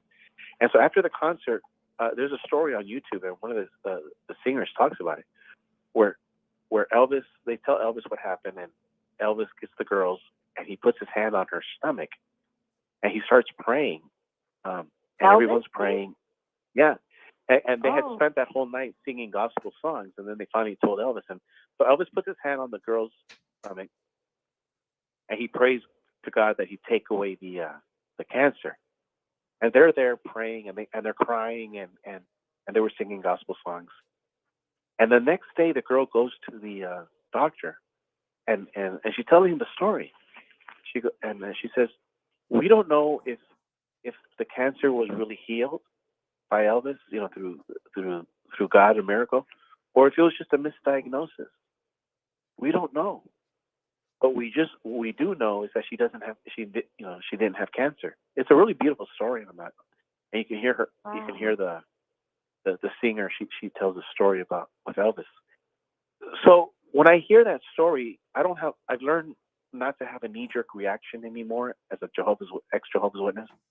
I don't have, knee-jerk reaction is going to hurt you. So if it is a miracle, hallelujah, and good. I have no reason to doubt people. And if it isn't, well, it's none of my business. You know, I'm over here and they're over there. But I do believe in miracles. I really do. But I think I'm with you miracles are like, there. I think miracles are like what Jesus said. Don't let the left hand know what the right hand is doing. I think if Jesus does perform miracles through people, the great majority of them, like 99% of them, nobody will ever know. Like the world will never know. It'll be hidden from all of us. But I think some miracles do come out. I'm back. I just want to let you all know, and I'm listening. So, Oh, okay. the miracle story, that sounds amazing. Yeah, you look it up on Elvis, and it's What about the flame in the spirit? Have you ever seen that? the what in the spirit? Flame in the spirit, where they touch you and you fall over? Well, I've had people do that to me, and everyone else fell down except me, and that's happened several times. So I'm wondering, is this for real? Are they? I don't think so. I don't because know. Let me tell you why. Because if you listen to the way Jesus talks, he talks in a way where a 16-year-old kid can understand what he's saying, and he speaks like a very reasonable man and a man with authority. And Jesus was never about Hollywood theater. He was never a Broadway. He didn't come across that way. And then, like when he did the miracles, it was he would put people aside, with the blind, and he was cognizant of people's emotions and feelings. So I don't see Jesus going and saying, in front of everybody, like, look at the show that I'm going to do. But I don't think Jesus's miracles or the laying of the hands was ever done in a way that was ostentatious or like, look at me. I don't think it was ever like that. So that's why I never subscribed to that type of stuff, because it doesn't fit the personality trait of something Jesus would do. Like remember when he healed? Pretty much the way I do, and I appreciate your honesty in all this. I don't mean to pick you apart or anything. Remember that little girl that Jesus resurrected from the dead? He had 12 apostles, but he only let 2 of them come with him, and it was a private affair with a family. And then he tells the little girl to wake up and then get the little girl something to eat. And so it was a private affair. And then the girl comes out later. That's fine. So when the miracle happened, it was a private affair. And he did some publicly, but like when he resurrected the young man, it's because he was an only child. He saw the woman grieving, the mom grieving, and it broke his heart. Jesus was crying. So he did that, but it was never like, hey, look at everybody, come over here, look what I'm going to do. So and he was modest. Jesus was modest. What about Lazarus? That was very public. That was only one. Yeah, that was very public. Yeah. Yeah. And he cried, but it wasn't publicly. Yeah, but what I mean, like ostentatious type. It wasn't like Las Vegas production, or it wasn't like a Disney thing. Jesus was modest when he walked with God. He was modest. So even in his miracles, he was modest. That's a very good way to put it. Even in his miracles, he was modest. Thank you. Yeah, he was modest. So that's how if something is modest or not. And that's why I believe miracles do happen. It's just I just think that the left hand can't see what the right hand is doing. We hear about them, we don't witness them, because we're not supposed to see it unless and to answer the reason why we are not allowed to see it is for the same reason that you as a mother or a father, when you're talking to a child, you don't let the other kids get involved. He's like, no, I'm talking to my son. You little girls, go away. Or I'm talking to my daughter, boys, go away. when a father is talking to his child, he doesn't want all of the other kids there. It's the dad is talking to his boy. And I think that's how miracles are. If Jesus is going to do something, I don't think he's going to want all of us around. He's like, no, I'll deal with you when I deal with you. Right now I'm not talking to you, so go play. Okay. Well, I thank you for, yes, it does. And I thank you for your honest and astute answers. Really. Thank you. Oh, you're welcome. Wow. That's, okay. Yeah, disciplining is more of a one-on-one thing. I hear what you're saying, yeah. Because you have kids. And I used to go to a Pentecostal church where people would be slain in the spirit, including me. And it's did it when ever work people, on you? Were you ever slain in the spirit? yeah. So, but I was also encouraged to speak in tongues. So I allowed myself to be able to speak in tongues, and I was coached through it. So, and when people lay hands on you, sometimes the person will do a little bit of a push, and it's to encourage you to allow yourself to lean back. And if you're not mentally ready to do that, you're not going to go down, to lay down. I don't go down, Linda. I've tried. I wanted to, and I don't. And so Okay. that makes me feel, I don't know. I'm not criticizing them. I want to understand. I do. That's why I'm asking the question. I'd like to see a video of that on Linda. Yeah. Right. Who knew? She was Pentecostal, I'm telling you. I went to many different churches. What's really cool about it is if you lay down and you're wearing a dress, we were talking modesty with this other guy earlier, and about what you wear and everything. Usually somebody is nearby to lay something over your legs, because if you let yourself lay down, sometimes your skirt will come up or whatever. But it's you feel that. You feel somebody put like their own suit jacket over you and lay it on you, or a shawl or something, and that feels very like somebody has their eye out for you. You're being watched over. So you feel people around you. Sometimes you'll hear them praying with you as you're laying down, and you hear the pastor or whoever move on to somebody else and put their hands on somebody else and pray over them. So it was quite relaxing for me when I was in the mode of, or the mindset of, when you get slain in the spirit, you're being healed or receiving healing from God himself, like a spiritual healing. And you might not know what exactly it's for, and you might not know what you're speaking, but it kind of just doesn't matter, because you're in the mindset of, this is a language between you and God.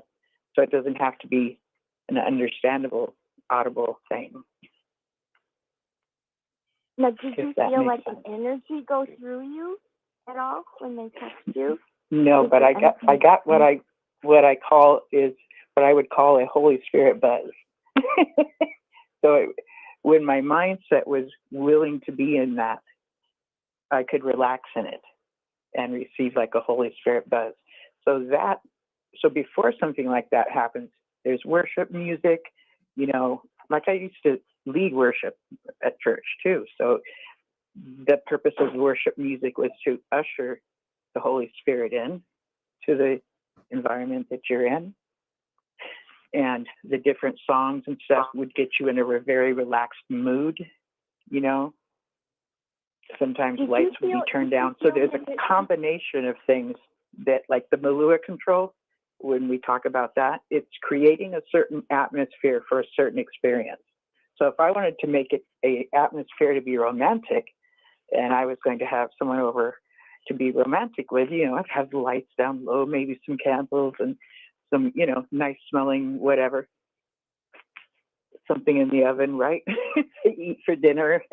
So I would be creating an atmosphere for intimacy. So this situation in a church was doing the same thing, but for the atmosphere of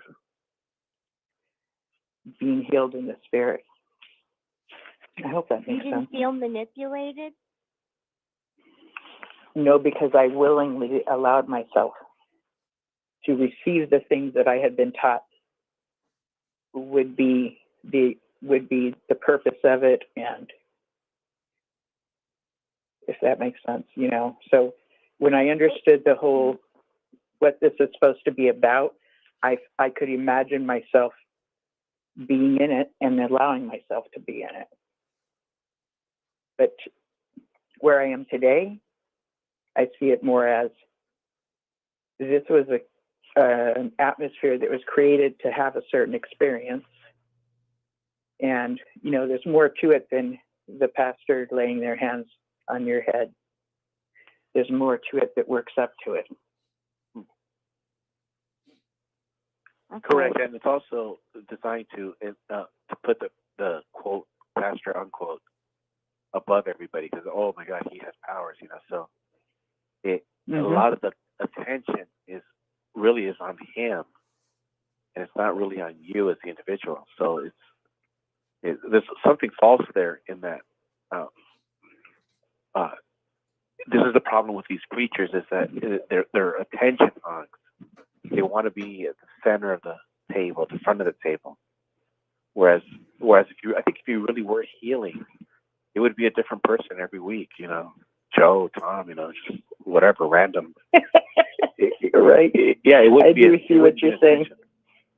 Yeah. But trust me, when I first started going to church and I saw somebody speaking in tongues, I didn't think that was normal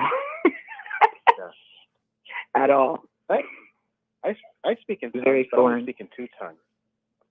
I speak in tongues, but only in Spanish and English. But other than that, that's all I got. Yeah.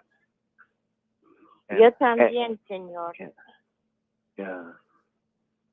But yeah, it goes back to it goes back to what I told you about, about the modesty issue.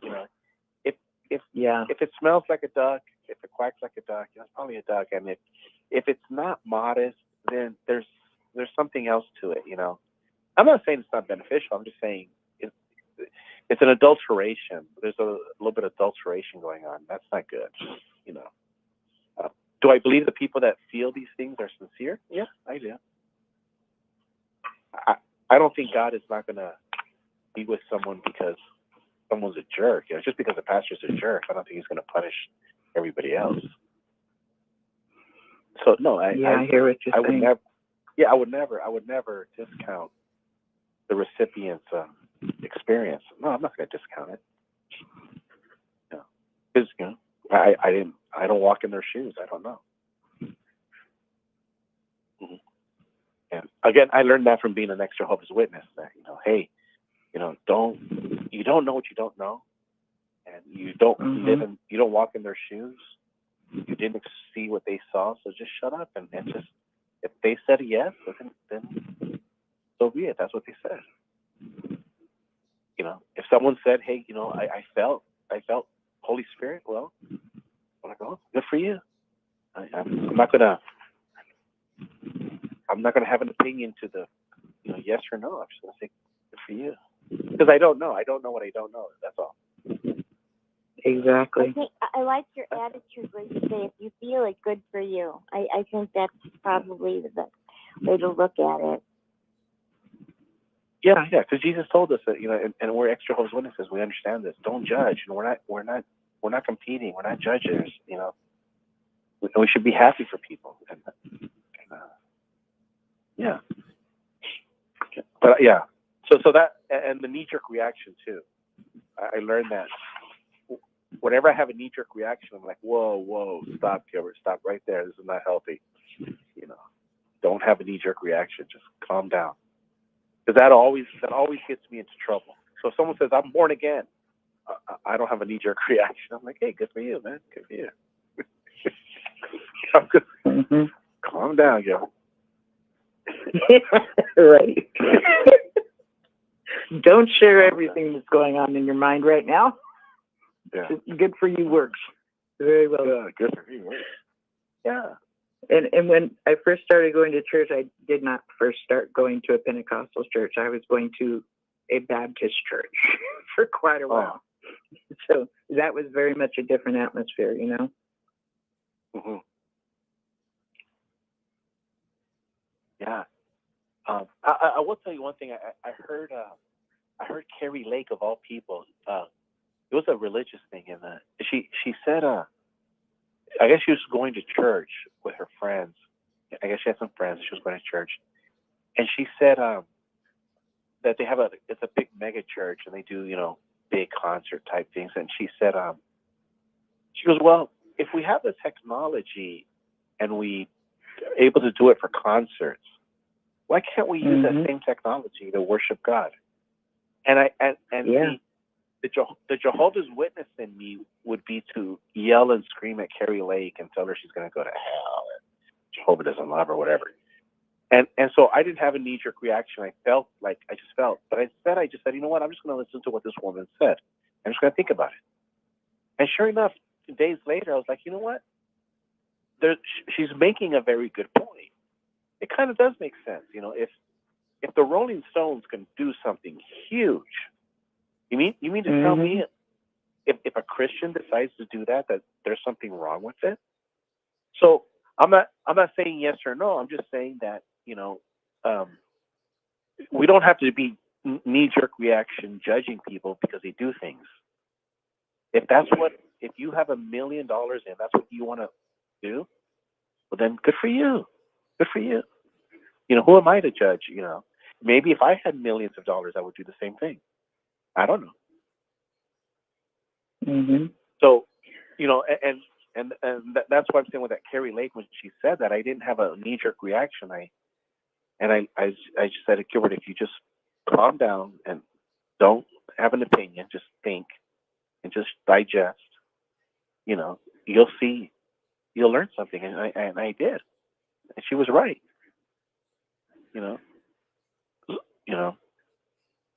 So, but I can also get that same kind of buzz just from myself singing as I reflect back, because you know how there's that thing called the runner's high?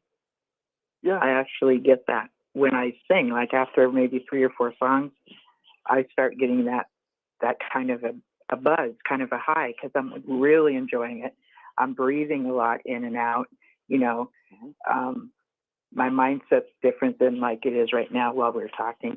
So I can create that experience too by myself. And, yeah. And I was... it can cause a certain experience in the audience, or you can get it on your own. I'm sorry, go ahead. No, I saw a video last night because I like to watch classical music, and Andre Rieu, he's a real famous composer, Andre Rieu. But anyways, so here's a guy, he's playing Tchaikovsky, Mozart, and everything, all the classics. And then he brings these, at the end of the show, he brings these women on. Always he's flamboyant now with his orchestra. That's why he's so famous.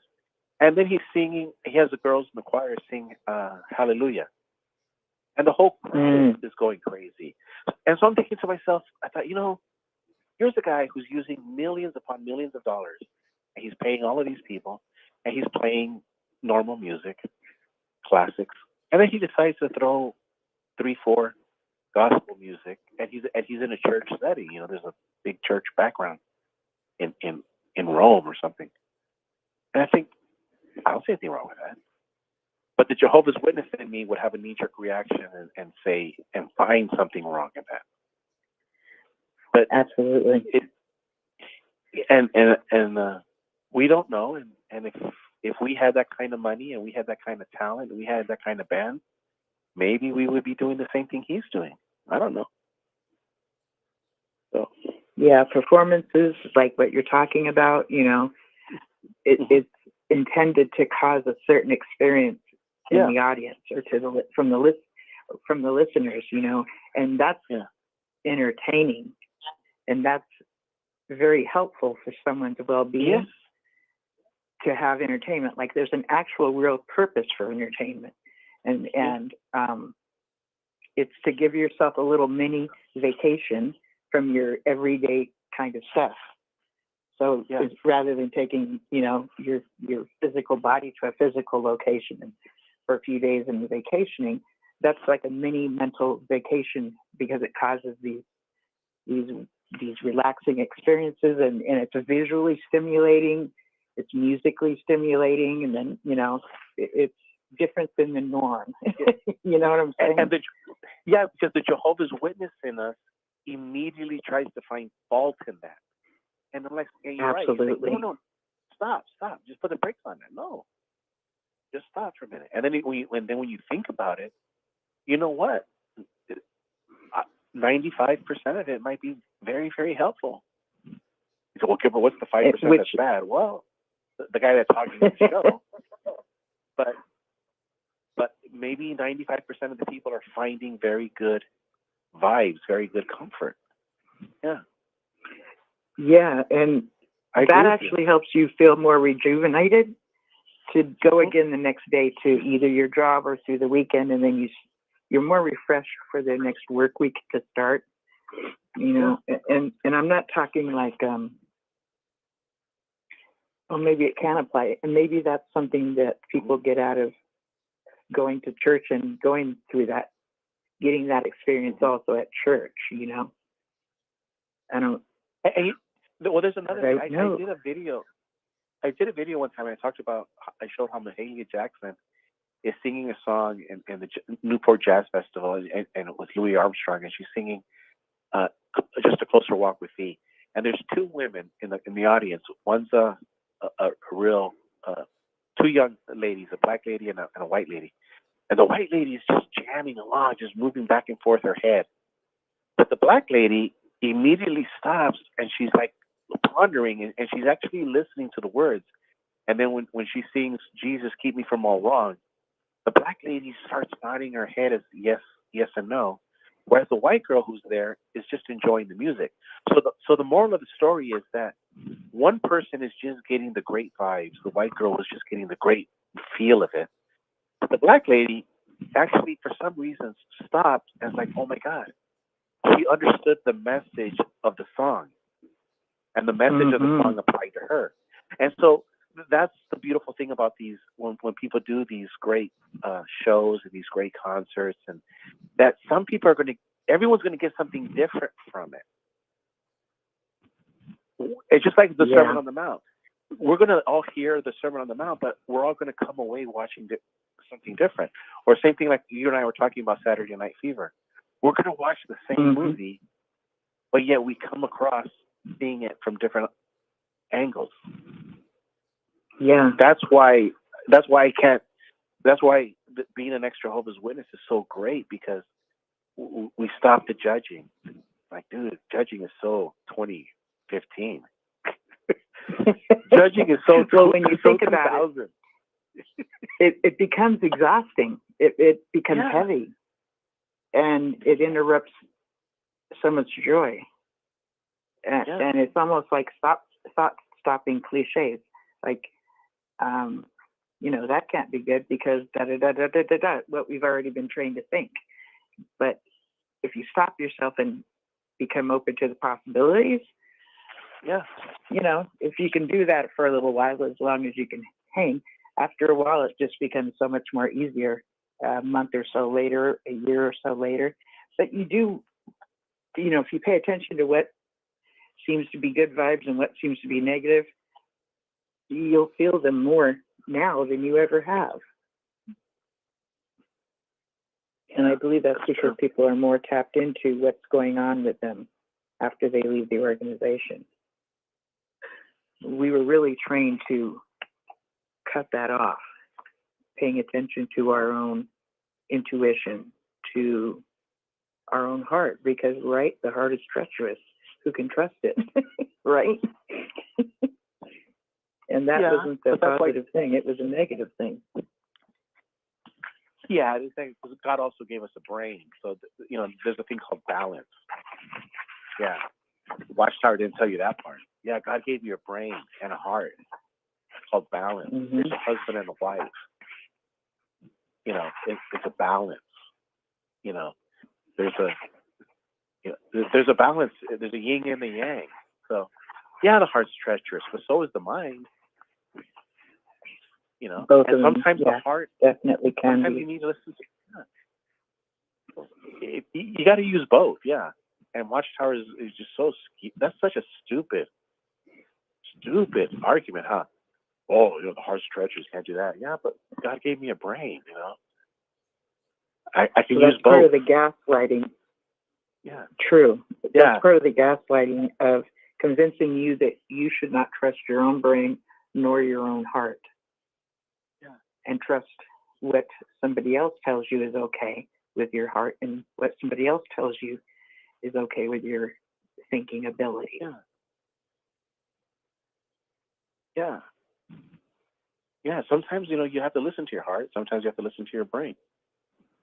Yeah, but you have to listen to both of them. And then you say, okay, well, no, this time I have to listen to my heart. No, this time I have to listen to my brain. You're not stupid. And that's the thing. Like if you're so stupid that you can't figure out, the difference. We're not. Yeah, they actually. Yeah. You're not stupid. And they you have don't. A heart. You have a brain. Right. Yeah. You can figure this out. You're right. Exactly. And it's not saying that you're stupid. The message I got and I watch happen is see where it's gotten you. Yeah. See where your heart's already gotten you. See what your way of reasoning has already gotten you to, and it's compared to your way or God's way. And it's it's very black and white. It's either this or it's that. And God's way seems like the better way. Okay, so now they're going to coach us through the God's way. And so we look at a lot of these things that are presented to us as God's way. Well, it feels wrong, it looks wrong, but it's God's way. Okay, I'll submit to it and do it God's way. Yeah. And that's really going against everything that you are. But after you do this so many times, you're actually training yourself to stop paying attention to your heart, to stop paying attention to the way you reason things out and go with how it's been being presented from the organization as far as how it should look. Yeah. Oh yeah. That's where the gaslighting is. That would be the gaslighting. Gaslighting is where you are convinced that you yourself are almost like you're not wise enough or smart enough to follow your own intuition or your own ways. It's safer for you to follow somebody else's guidance. Usually it's a setting of like to make you not trust yourself or to make you think you're losing your mind, so that somebody else who's going to take advantage of you has you become reliant on them. Yeah. No, I'm with you on that one, man. Yeah. And that comes from the movie that was actually a play before it was a movie called Gaslight. Oh, really? Mm-hmm. And you know what? That's where that term gaslighting comes from. Yeah, I'm pissed off now because, then you're assuming that I have a bad heart. When you assume, you make an ASS out of you and me. No, I have a good heart. I trust my heart. So no, like how dare someone say? See, that's freedom right there. Yeah, I trust my own heart. Yeah, I trust my heart, and I know my brain checks it, and I know I'm not stupid. But to think that my heart is bad? No, my heart. Yeah. No. I know I'm not perfect, but no. Yeah, I'm getting offended now. I'm getting offended just even thinking that they tell you, oh, the heart's treacherous. No, your heart's treacherous, not mine. Speak for yourself. Yeah, so you can say that now with confidence of who you are today or who you are in Christ. Who you are in your own wisdom. Think about it. aren't you? I mean, I'm getting offended just thinking about those words that Watchtower was telling us. And they all lead to you really should not trust yourself because it's not good enough. And the whole personality thing, put on the new personality, that one drives me nuts. So take off everything that you are. Take away everything that makes you who you are and be somebody else. Yeah. Wear somebody else's clothing, because you can't just come as you are, because you're not good enough. Put the suit on, this one size fits all or most, and it usually doesn't fit very well. And witnesses try very hard to live in that new personality.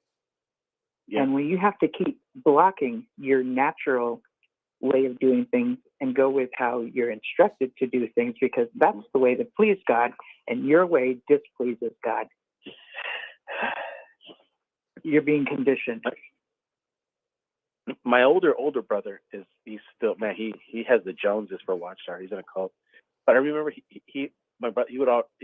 my other brother Jesse would say one time that he a lot of times he would argue, they would get in fights, and then my older brother would tell Jesse, he goes, why are you just like Dad?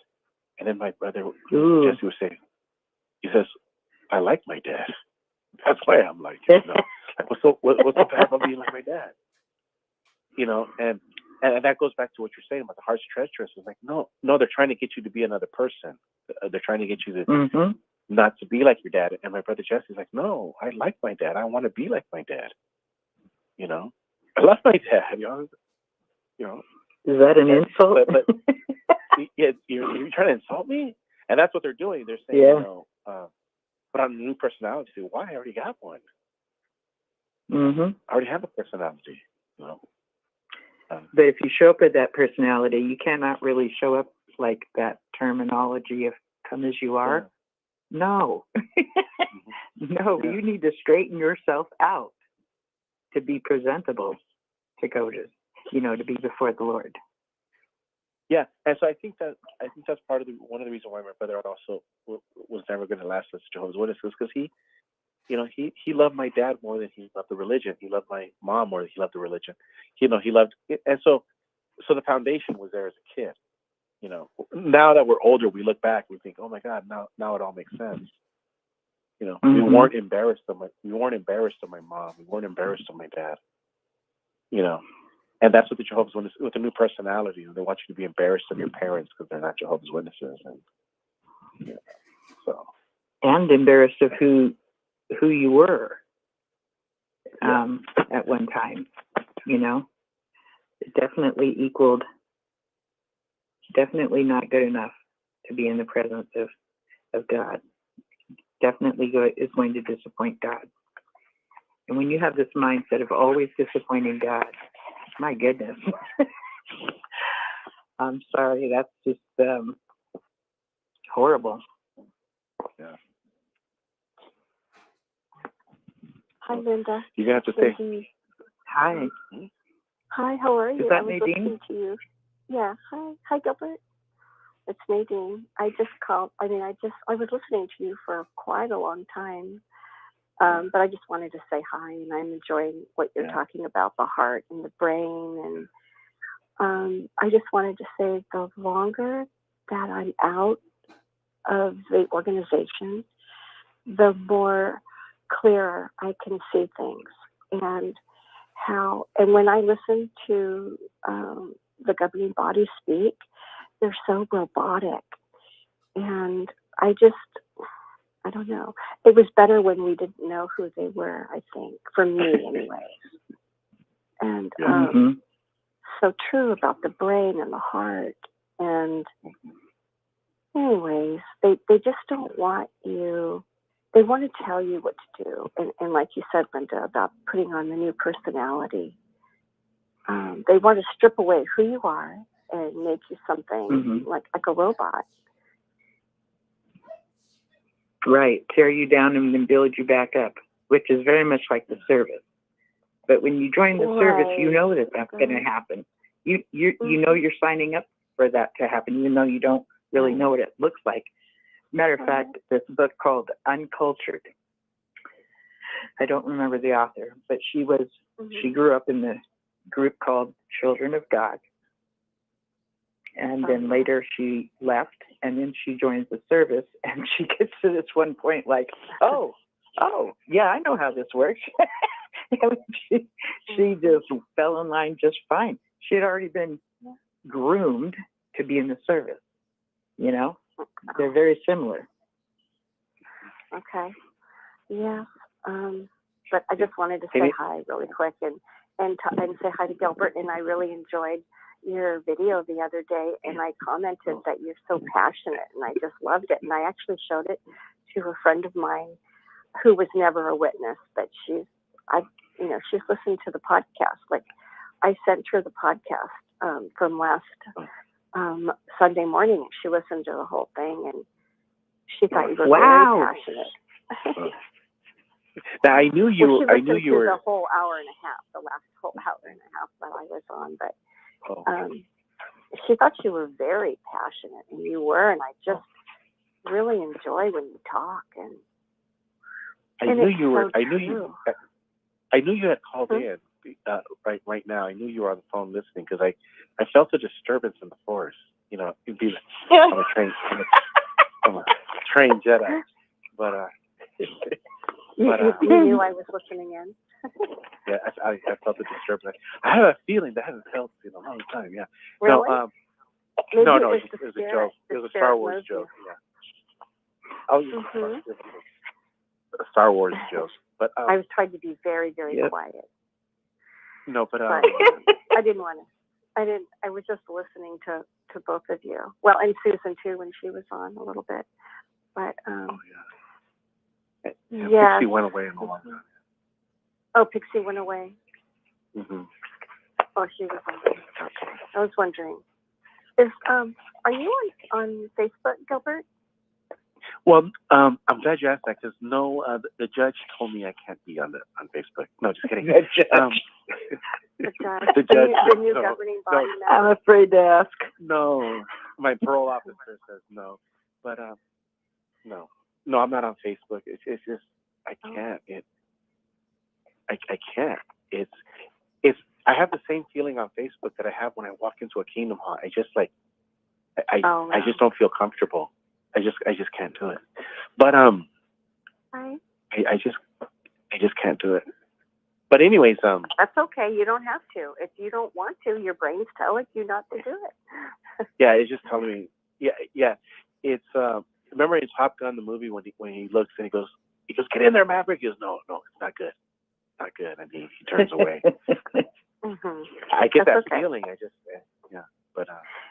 but I'm happy on YouTube. Yes.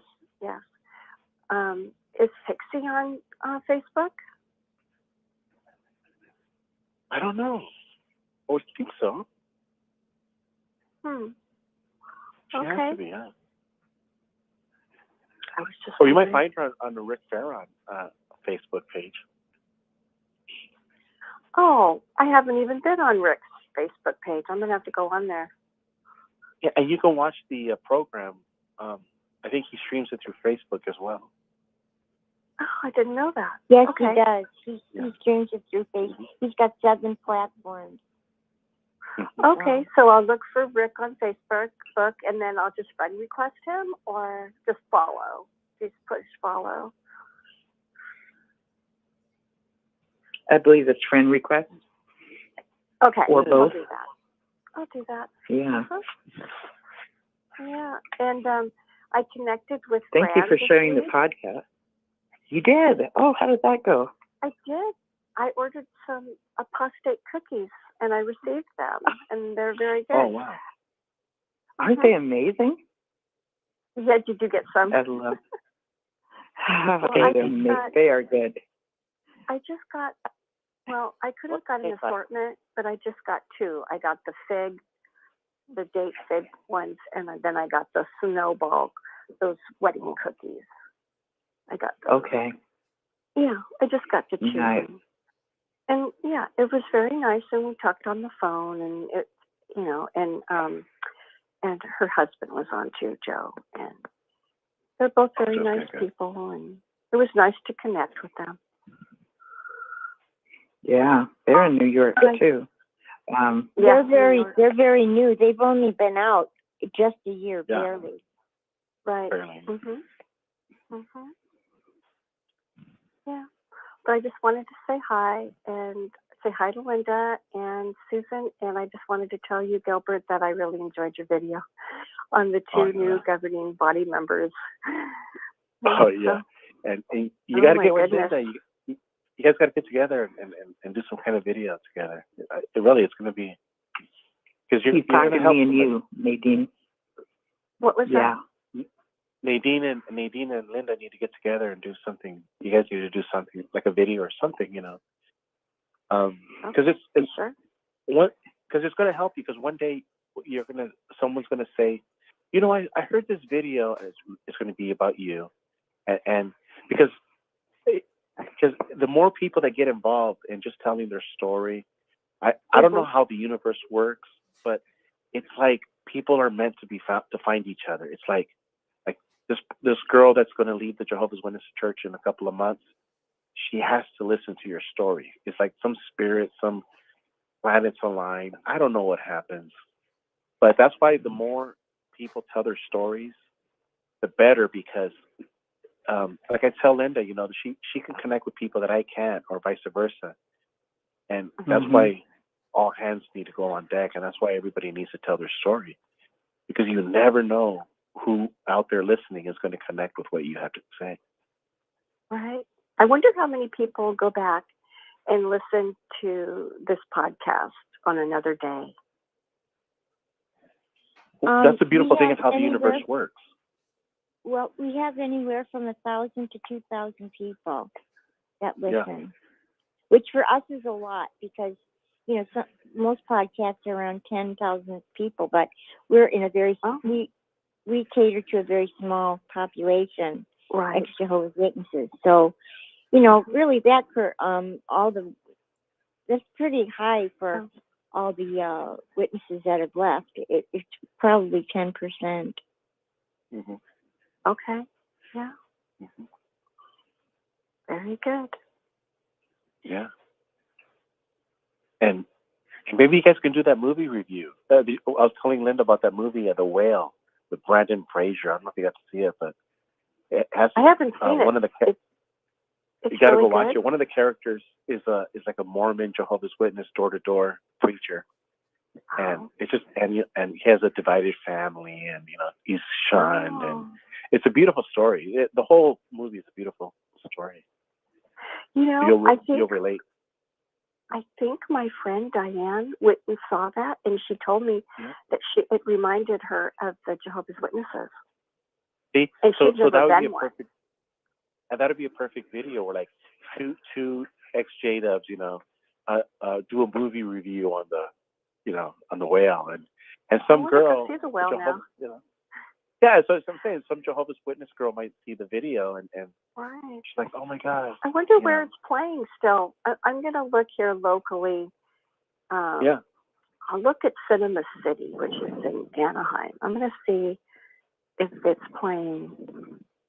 Yeah. She said it was good. Yeah. She said it was that was quite a while, maybe a month ago she told me about that. Yeah. So I don't know if it's still playing. He's getting the Oscar buzz. Everyone's talking about him getting the Best Actor award for it. Okay.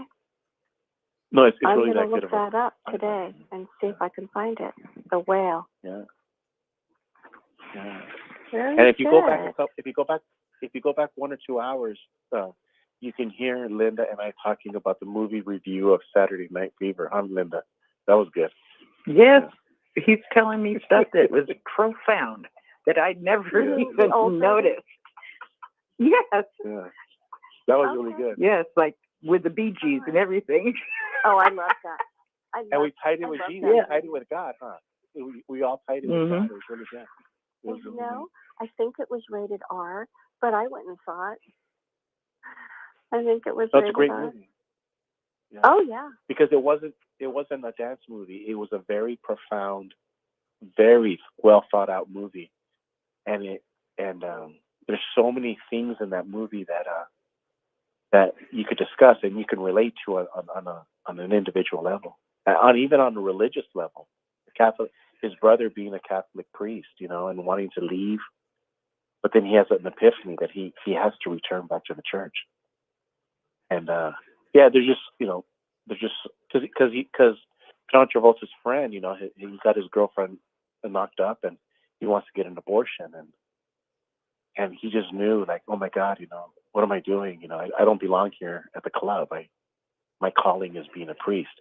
So there's all kinds of things happening in the movie that you just.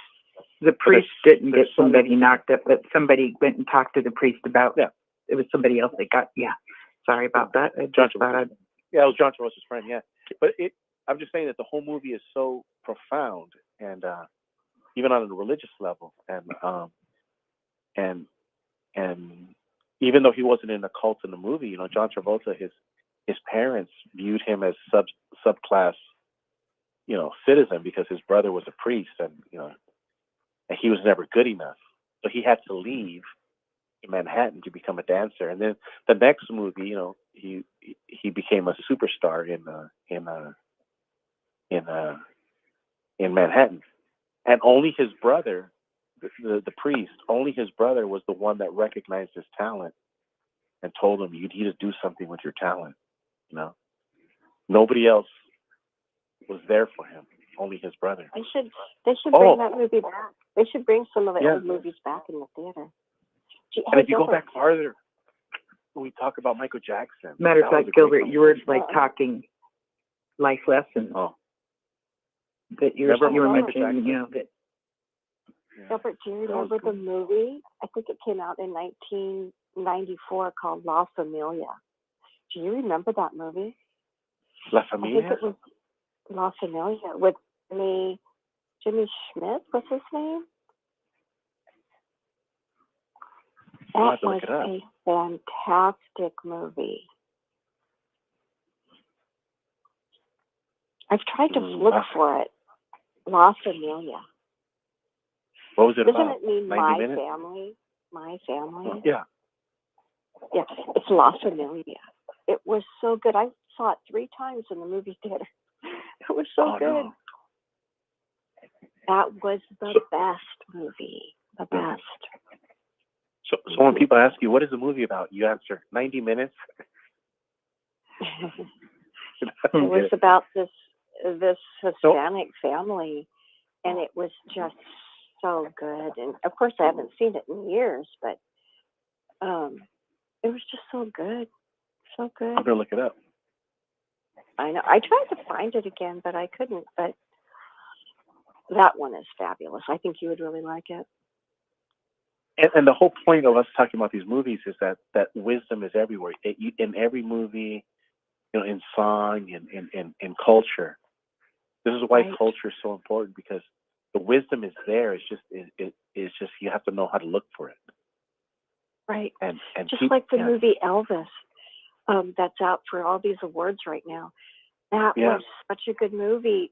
It showed how Elvis was so involved with, the gospel. He loved the gospel and singing, with everyone when he was growing up, when he was young. Oh, man. Did you see the movie Elvis? Yeah, but we had an Elvis story a couple hours back, and that's going to blow your mind too. But yeah, that's the whole thing, is that there's so much there's so much to learn, and that's the thing about the Jehovah's Witness thing, is they purposely keep you away from culture, but there's so much wisdom to be learned, and they're shortchanging on purpose by design their members. Yeah. Like I said, the longer I'm away from it, the more clear I can see things. Yeah. And at first, Absolutely. it was like a fog. You're in a fog. Well, I was in a fog, and I just couldn't see. But the longer I'm away from it, I can see clearly. Yeah. Yeah. That's how I would explain it. For me, that's my personal, my view, what happened with me. I agree, and that's with me too. the longer I'm away from that constant indoctrination, the more clearly I can see things. And I think that's because it gives us an opportunity to gain our own wisdom and to learn things from other people, other cultures, other viewpoints, whereas we were so insulated, so isolated. It was pretty much set in such a way that most of what we heard was from the org and very little from the outside world. Right.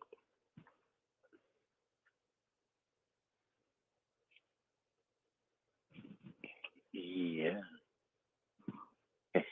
So I'm wanting to set up a time with with you, Nadine, for us to do a video at a time that's more convenient than when this show starts, because I know you go to bed earlier. And then I was thinking I would share it with 6 Screens and, do that.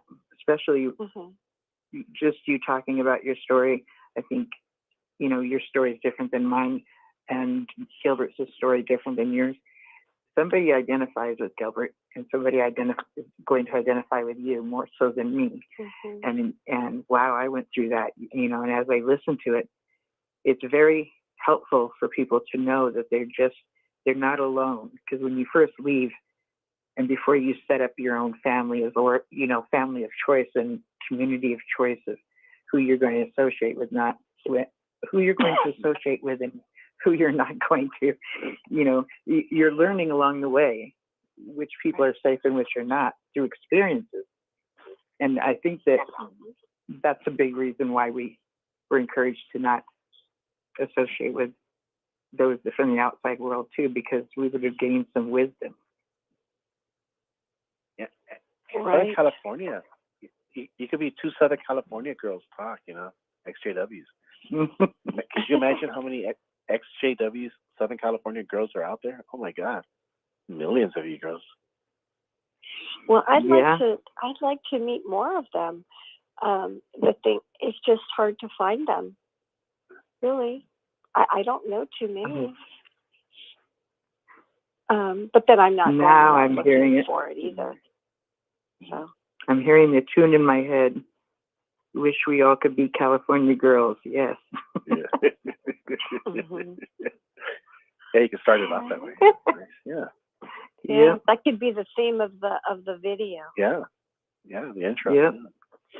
Yeah. It could be.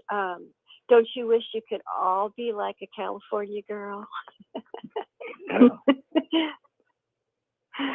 Oh, that's so funny. Somebody called in earlier who's usually in the chat. It was her first time calling. And she was like, "Hey, California girl." Oh, that's funny. Right off the bat. Or at least I think she said something similar to that. That could be the theme or the name of the video. It could be California Girls. Because your experience is different than Midwestern Jehovah's Witnesses versus California. It's a totally different experience altogether. Yeah. Remember the movie Airplane when they repeat the same statement? No. But no, it really is, and that's what I'm saying. People can relate to that. Mm-hmm. Absolutely. Like, Yeah. I think my story is more like a social story, a personal story having to do with friends and boyfriend, and it's not. And other podcasts are more deep, which are into the religion, the Bible, understanding the Bible, and the prophecies and all of this. And mine's more what happened to me personally. You know what I mean? Well, you know what? This is very important because a couple of hours ago, Susan was talking about how in the 6 Screens when she had the hotline, like the great majority of people were calling exactly about that subject. I'm telling you, Nadine, that like 7 out of 10 people that leave the Jehovah's Witness religion has to do with boyfriend, girlfriend, some kind of sexual, whatever, or non-sexual, but relationship issue. I think that's the Mhm. great majority of the reason why people leave, or the spark. I think about maybe 2 out of 10 leave because they found they knew how to pronounce God's name in a different letter or something. I don't know, like, hey, or Right. or they found Jesus somewhere else. But no, 7 out of 10. Come on, people didn't get this fellowship because they started believing in Jesus. No. They got this fellowship for different reasons. And so those stories are very important because people can relate to them. And there's a lot of homies. There's a lot of homies that are physically out but mentally in, and they still believe that they're sinning. They still believe that Jehovah's out to get them. The boogeyman. I think I was physically in and mentally out for many, many, many years. Even when I was younger, I wanted to just tune a lot of it out.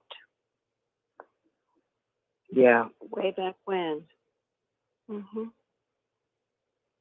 And that was, I can remember thinking the same way and actually doing that, tuning out what was being said, because I really just didn't want to be there.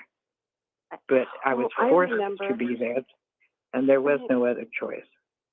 I remember having to go out into the parking lot quite a bit and just start breathing outside because I felt suffocated in the Kingdom Hall. I felt like I was being suffocated. Oh, you were dealing with anxiety. Yeah. And so I would go out. I would either go to the restroom just to go in there and for a few minutes, or go outside. In fact, there was one time this was one of the last talks I went to, and I went outside during before the Watchtower, and this brother that I've known for years and years, he's an elder, he came running after me. Nadine, are you leaving? Are you going to come back in? And I'm like, yes, I'm going to get my sweater and then I'll be back. And it was just like, why are you running after me? It's so controlling. I didn't want to go back in. I just wanted to leave at that point. But I remember having to go outside. Were you a teenager at that time, or? Oh no! This was probably one of the very last meetings I went to. Was probably maybe 4 or 5 years ago. I would say 4.5 probably. And I've known this brother. He's been around for years and years and years, and he's the one that he just didn't want me to leave. I think because maybe he knew I hadn't been to the meetings in a long time, and he wanted to try to get me to come back to the meetings. But I remember him chasing after me. Nadine, are you leaving? Are you coming back in? And I'm like, yes, I'm going to be coming back in. I'm going to go get my sweater right now. I just wanted him to leave me alone. And because I just needed some time. I found myself going outside a lot. Out, before the Watchtower started, just to get some air. Yeah, that makes sense. Did somebody else say Nadine, or was that you, I did. Gilbert? I wanted to ask Nadine a question. Oh, who is this? Can Nadine hear me? Yes, who's this? Nadine, when you were having all these anxiety attacks, why did you put yourself through it? Why didn't you just leave then? That's what I want to know. Well, I don't know. A lot of times I did leave. A lot of times I would just stay for the 1 hour and then just leave. It's complicated. It's complicated. Oh, they had paid attention to that, so Mr. Elder dude was chasing you. Oh my gosh. For a long time, when my mother was still alive, I felt like I had to please her. Yeah. And, but I did drift away here, every now and then I would, but so finally I just didn't want to go back ever. I know it's like guilt. They got guilt. They hard drive that guilt in. You know what you were going through, Nadine, is the rock band The Police sing a song that says, "We're spirits living in a material world." Remember, we're spirits living in a material world. Mm-hmm. So Mm-hmm. what you realize is that, and I'm not saying this so much from a spiritual perspective, but you realize, I think it was during Winston Churchill talked about that, where there comes a point in a man's life when he realizes that he's more than a human being, that he's a spirit, that you're living in a spiritual world. And he talks about, duty and everything. But the point is that there comes a point where you realize that, oh my God, spirits are like birds. They flock together. And so when you're there, it's like your spirit is like saying, I can't take this AM or FM frequency. I work on microwaves. You're on different levels. Mm-hmm. And so that anxiety, that shaking that you're feeling, you realize that it only happens when you're here, or it only happens when you're there. And so it's kind of like when you look at yourself from a third person perspective, like you look at yourself from like a out of body experience, you see it. You're like, oh my God, why is it that I get this feeling only when I'm here and I'm here and I'm here? It's because it's a spirit, like a spirit inside you. And you guys clash. It's like oil and water. I really like that explanation. Yeah. I think that you're right. Yeah. That clears it up. Yeah. I didn't feel right. And then I have watch out, Linda, I'll save that one. But there's an experience at an assembly that I was at in Norco, and when I was a teenager, but I'll save that for later. But yeah, where I actually left the assembly. So, but I think you're absolutely right about that. Now you know why I'm comfortable. Now you know why I was so excited to remember. But I'm not laughing at you, Nadine. I'm laughing. Now Nadine understands why That's the reason why you're running for governing body? Yeah, that's the reason why. Now you understand. Yeah. But they should have picked you for the governing body. That would have been great. Thank you. Right? With all your experience. Gilbert, what's wrong with these people? No. You know what? They hired 2 more robots. Yeah. And so they it's look like just robots. The spirit in you. Yeah. I like hear when I your am being dad. Judgmental. This is So my XJW coming out. They look like robots. I'm being judgmental. Yeah. No. I like it. But robots living like beings. They're living like beings. And whenever they talk, they sound like robots. Yeah. And I'm just like, I can't listen to this. I can't listen because they sound like robots. Why can't they sound like a normal human being?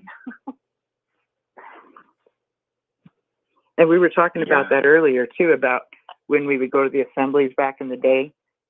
It had a different dynamic than it does today, and today is more they sounded like more normal. Da da da da da da. Yeah, da da da da da da da. It's this da da da. It's even.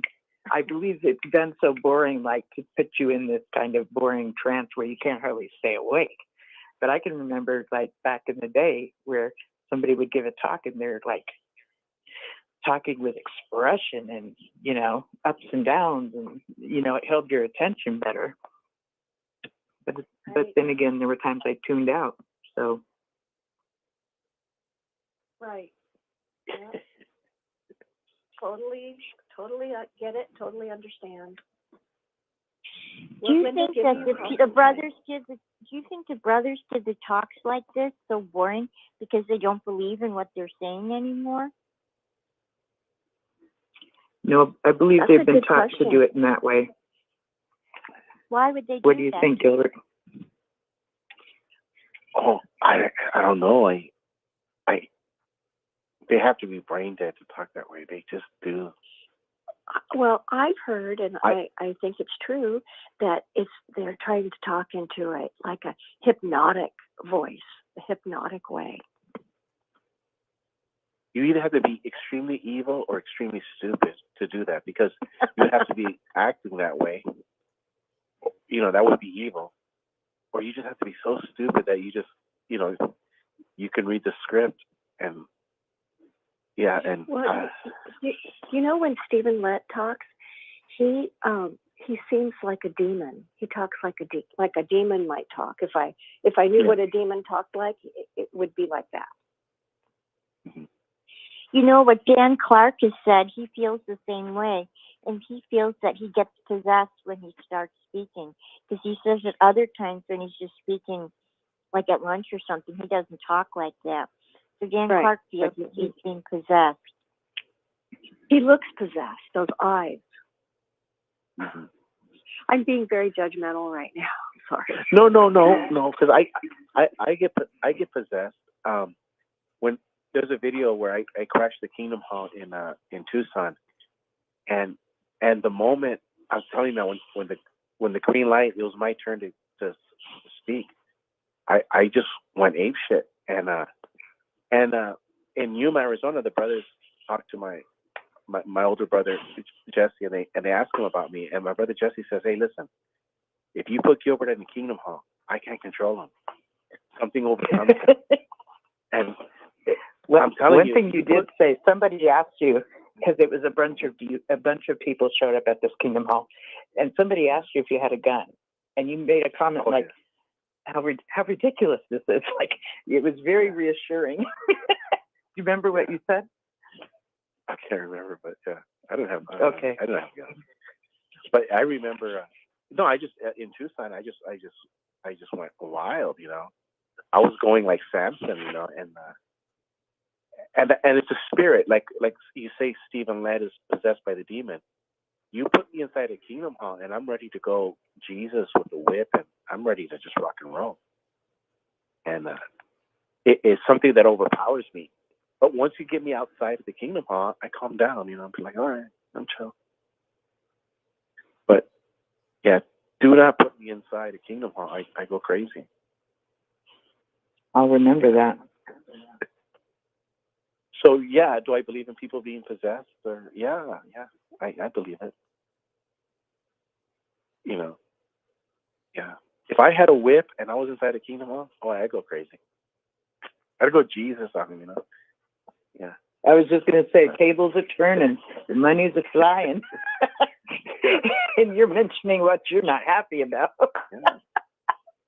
This is God's house. This is my Father's place, right? Hey, Linda. And it's on video. I did it. You can see it on video. Yes, it is. Go crazy. Linda. I think it had like 83,000 views so far. And Or when I went to calling Warwick, my name? When I went to Warwick and they had the water. Are you on Facebook? Yes. Linda James only, not a pasta baby, just Linda James. Yeah. OJAMES. Yeah. Now Nadine doesn't know about the Warwick protest we did in 2017, did she? Or 16, 17? But yeah, November 5th, 2017. Are you familiar with that, Nadine?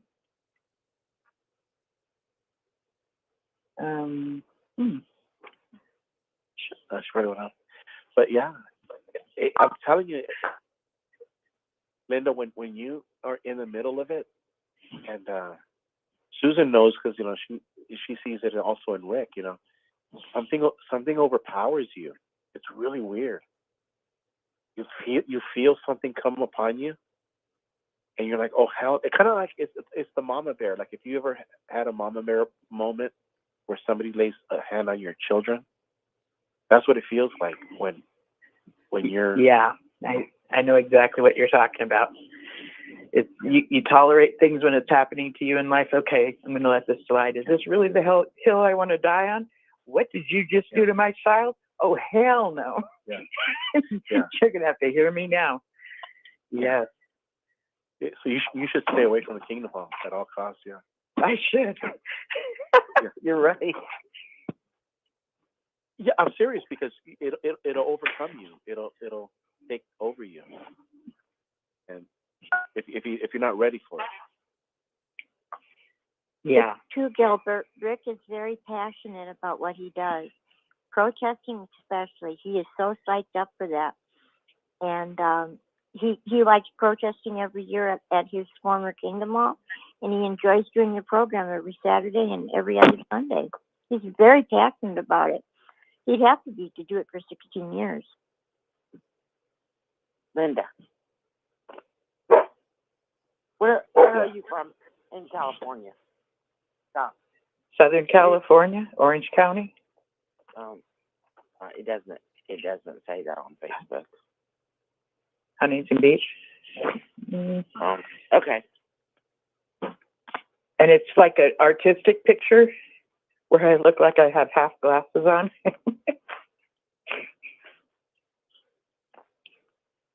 Linda James.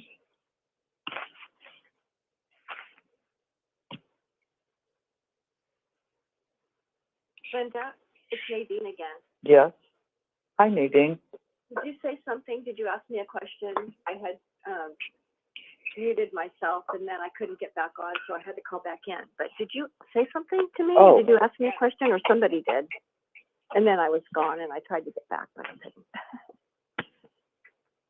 Now I'm trying to remember what I asked you. Do you remember, Gilbert?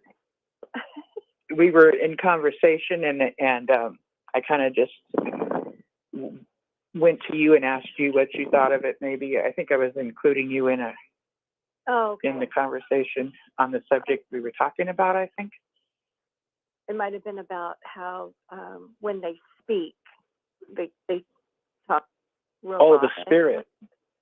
How they're possessed by, we talked about the spirit, how Oh, Stephen was were you possessed. were you familiar with the protest they did in 2017, which was November 5th, 2017?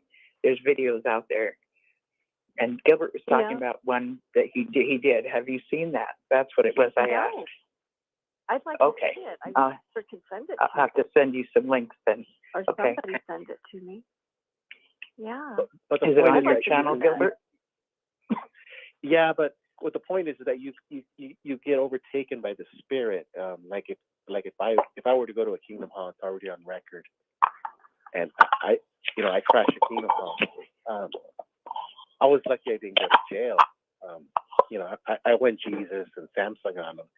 So, just if that governing body member you talked about, if he was possessed by the demon, the same is true with the people that are fighting for freedom. They get possessed by like a spirit of freedom, a spirit of independence, and if you're at the wrong place, I mean, it overtakes you. Like if you put me inside of a Kingdom Hall, no, you need to leave. Yeah, you don't want me there. And it's not a safe place for me to be at, because it literally physically overpowers you. So I can believe that with Stephen Lett when they say, "Oh, he's possessed by a demon." I believe it because I feel the same way when I go into a Kingdom Hall. I'm ready to rock and roll. I'm like, this shit is on. I'm ready. I feel that force, that presence, that spirit.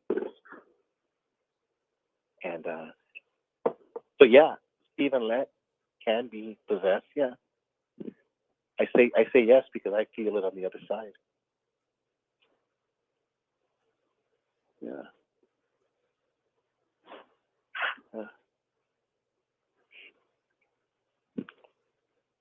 It even scares my older brother. Yeah. And when you're talking about being possessed, and I'll just say this because I grew up being scared crapless that I was going to become possessed by a demon. I really think that what Gilbert's talking about is more like I get like being possessed with a spirit of, enthusiastic spirit, or a spirit of I'm taking names. Yeah. Or the mama bear spirit. Different... Remember we talked about the mama bear? Yeah. Your mama bear spirit. So a personality type, not like a demon. I truly, especially if you are a Christian and you consider yourself having the Holy Spirit, living in you, that's not possible. It's not possible for you to be possessed by a demon. No. They can't happen because the Holy Spirit's already there. Yeah, I just know. Yeah, it's a feeling that you get. But I like I told you about a woman who has children. You get overpowered by a spirit if somebody were to put any kind of harm on your children, and that's what happens. Just like a woman will feel that I will feel the same thing inside a Kingdom Hall, and it's not a it's not a good thing for me to be there. That's why Watchtower wrote me a letter, says, we don't want you in our property. We'll yeah. So I had it framed, but no, the spirits are real. You got the letter before you went to the Kingdom Hall. Yeah. And it is framed, and I think it's awesome. Yeah. It's like badge of honor. I'm going to place it right there. Oh. So yeah, I do believe that. Talk to anybody who's in the military. They feel spirits. And George Washington had a spirit of independence. And he won a war. Dang. I mean, he didn't do it. By not by being come on guys, let's just get along. No, that guy was filled with spirit. Kind of like in a football game. The cheerleaders. We got spirit. How about you? Spirits are real, and you can feel them. When it's a matter of truth. When it's showtime. When it's showtime, and you have to perform, and you feel it. And I think, Stephen, that could be the same thing. It's showtime, and the spirit and the demons take over. I would not discount that.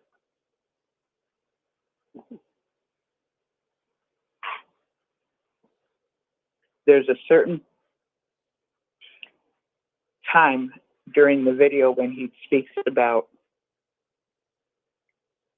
infants being enemies of God. And a couple of people have captured this one certain, like I would call it a screenshot. And he literally looks almost just very evil looking. Remember right about the time he said that. Remember a couple of hours ago we were talking about Revelation and how. So now that reminds me of wasn't there like something in Revelation about these spirits that speak ungodly things that come out of their mouths? I think I gotta find it. That you're describing Stephen Lett. You're like, oh my God. Oh, that's when the frogs come out of his mouth. Isn't that the scripture where the frogs? Yeah. I don't know where that is either, but you can't make this stuff up. No. That's amazing, Susan. You knew that he was talking frogs. Oh wow. Okay. Yeah. Wow. Maybe the book of Revelation was written for Jehovah's Witnesses. No, just kidding. Well, you mean about Jehovah's Witnesses or for Jehovah's Witnesses? Or about Jehovah's Maybe it's written about them. What they're going to end up with. I remember being taught that the Bible was meant to be given to the congregation, and by congregation that meant governing body. Because the governing body is over every single congregation of the organization. And so the governing body is to interpret it. Not us, not the elders at our hall at all.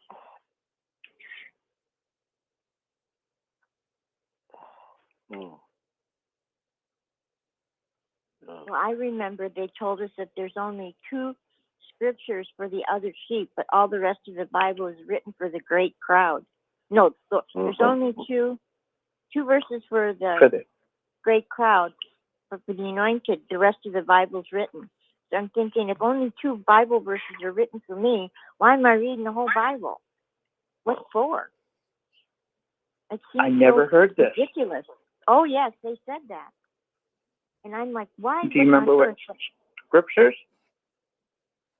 No, They that was just another proclamation of theirs. That, you know, Okay. most of that only 2 verses applied to the other sheep, and the rest was written for the remnant. 2 verses. I'm like, whoa. I think they What did a themselves trip. more harm than good. Pardon? It's like I was thinking, what a trip. It's like, stick with me and you'll go far.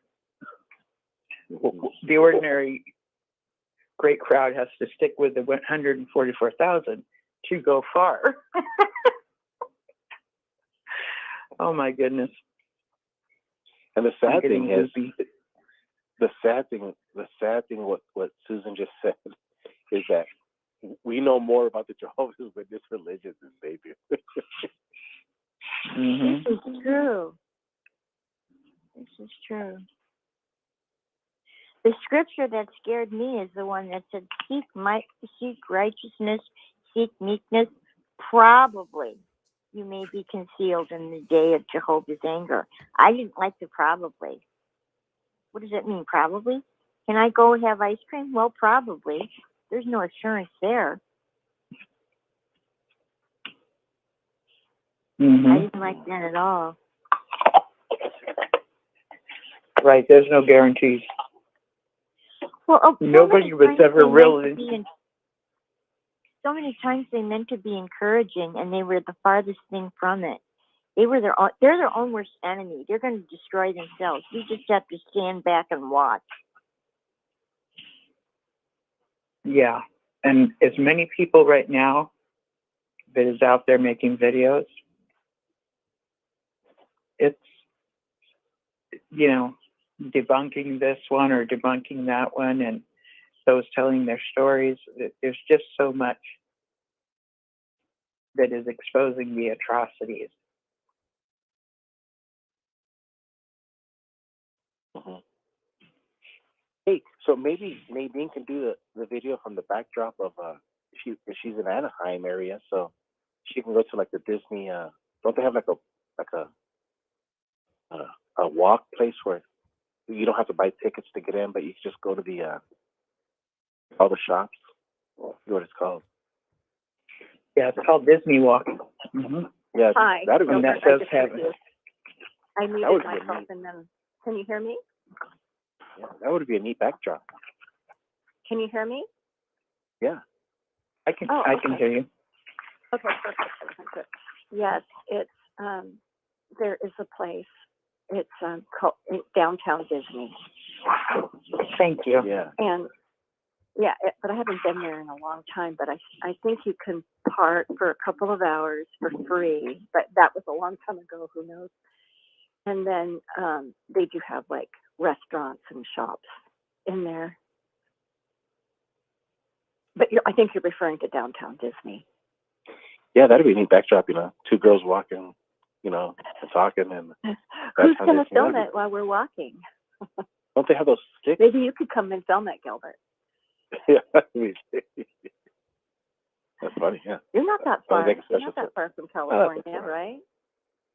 Phoenix, hop, skip, and a jump away. Yeah, this is great.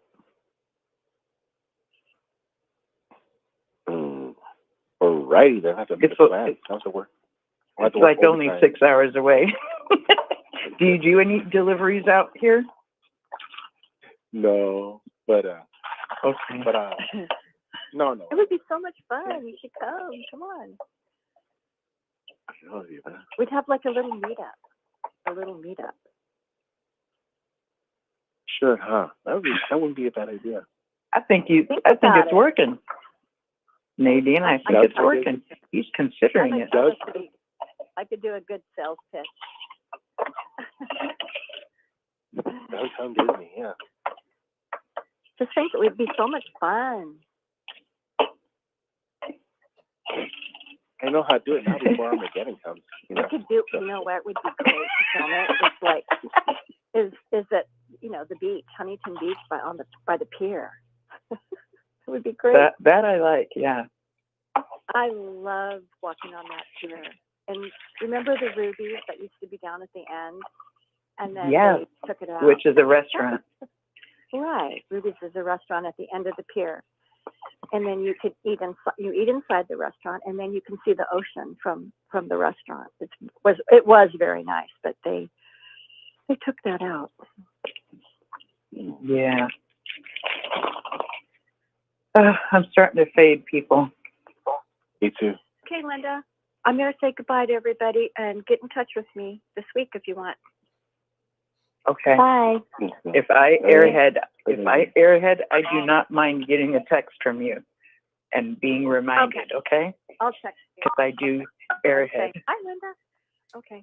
All right. I'll talk to everybody next week, probably. Well, except for you, Linda.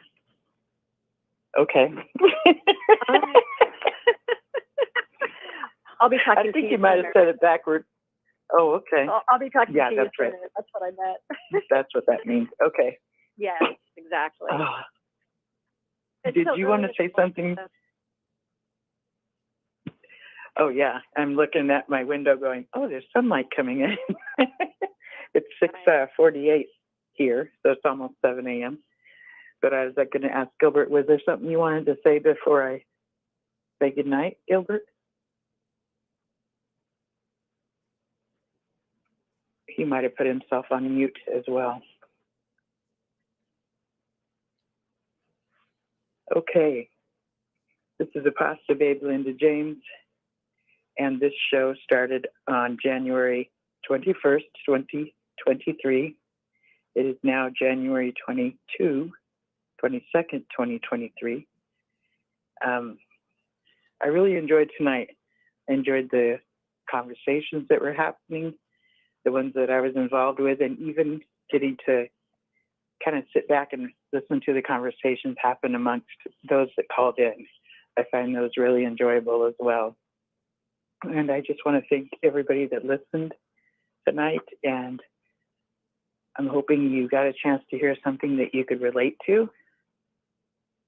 And I also want to just tell you that I really, really look forward to Saturday nights getting to do this show, Healing After the Watchtower. It's truly the highlight of my week, and I truly, truly appreciate you all. So I will see you next week. This is Pasta Babe Linda James, and good night.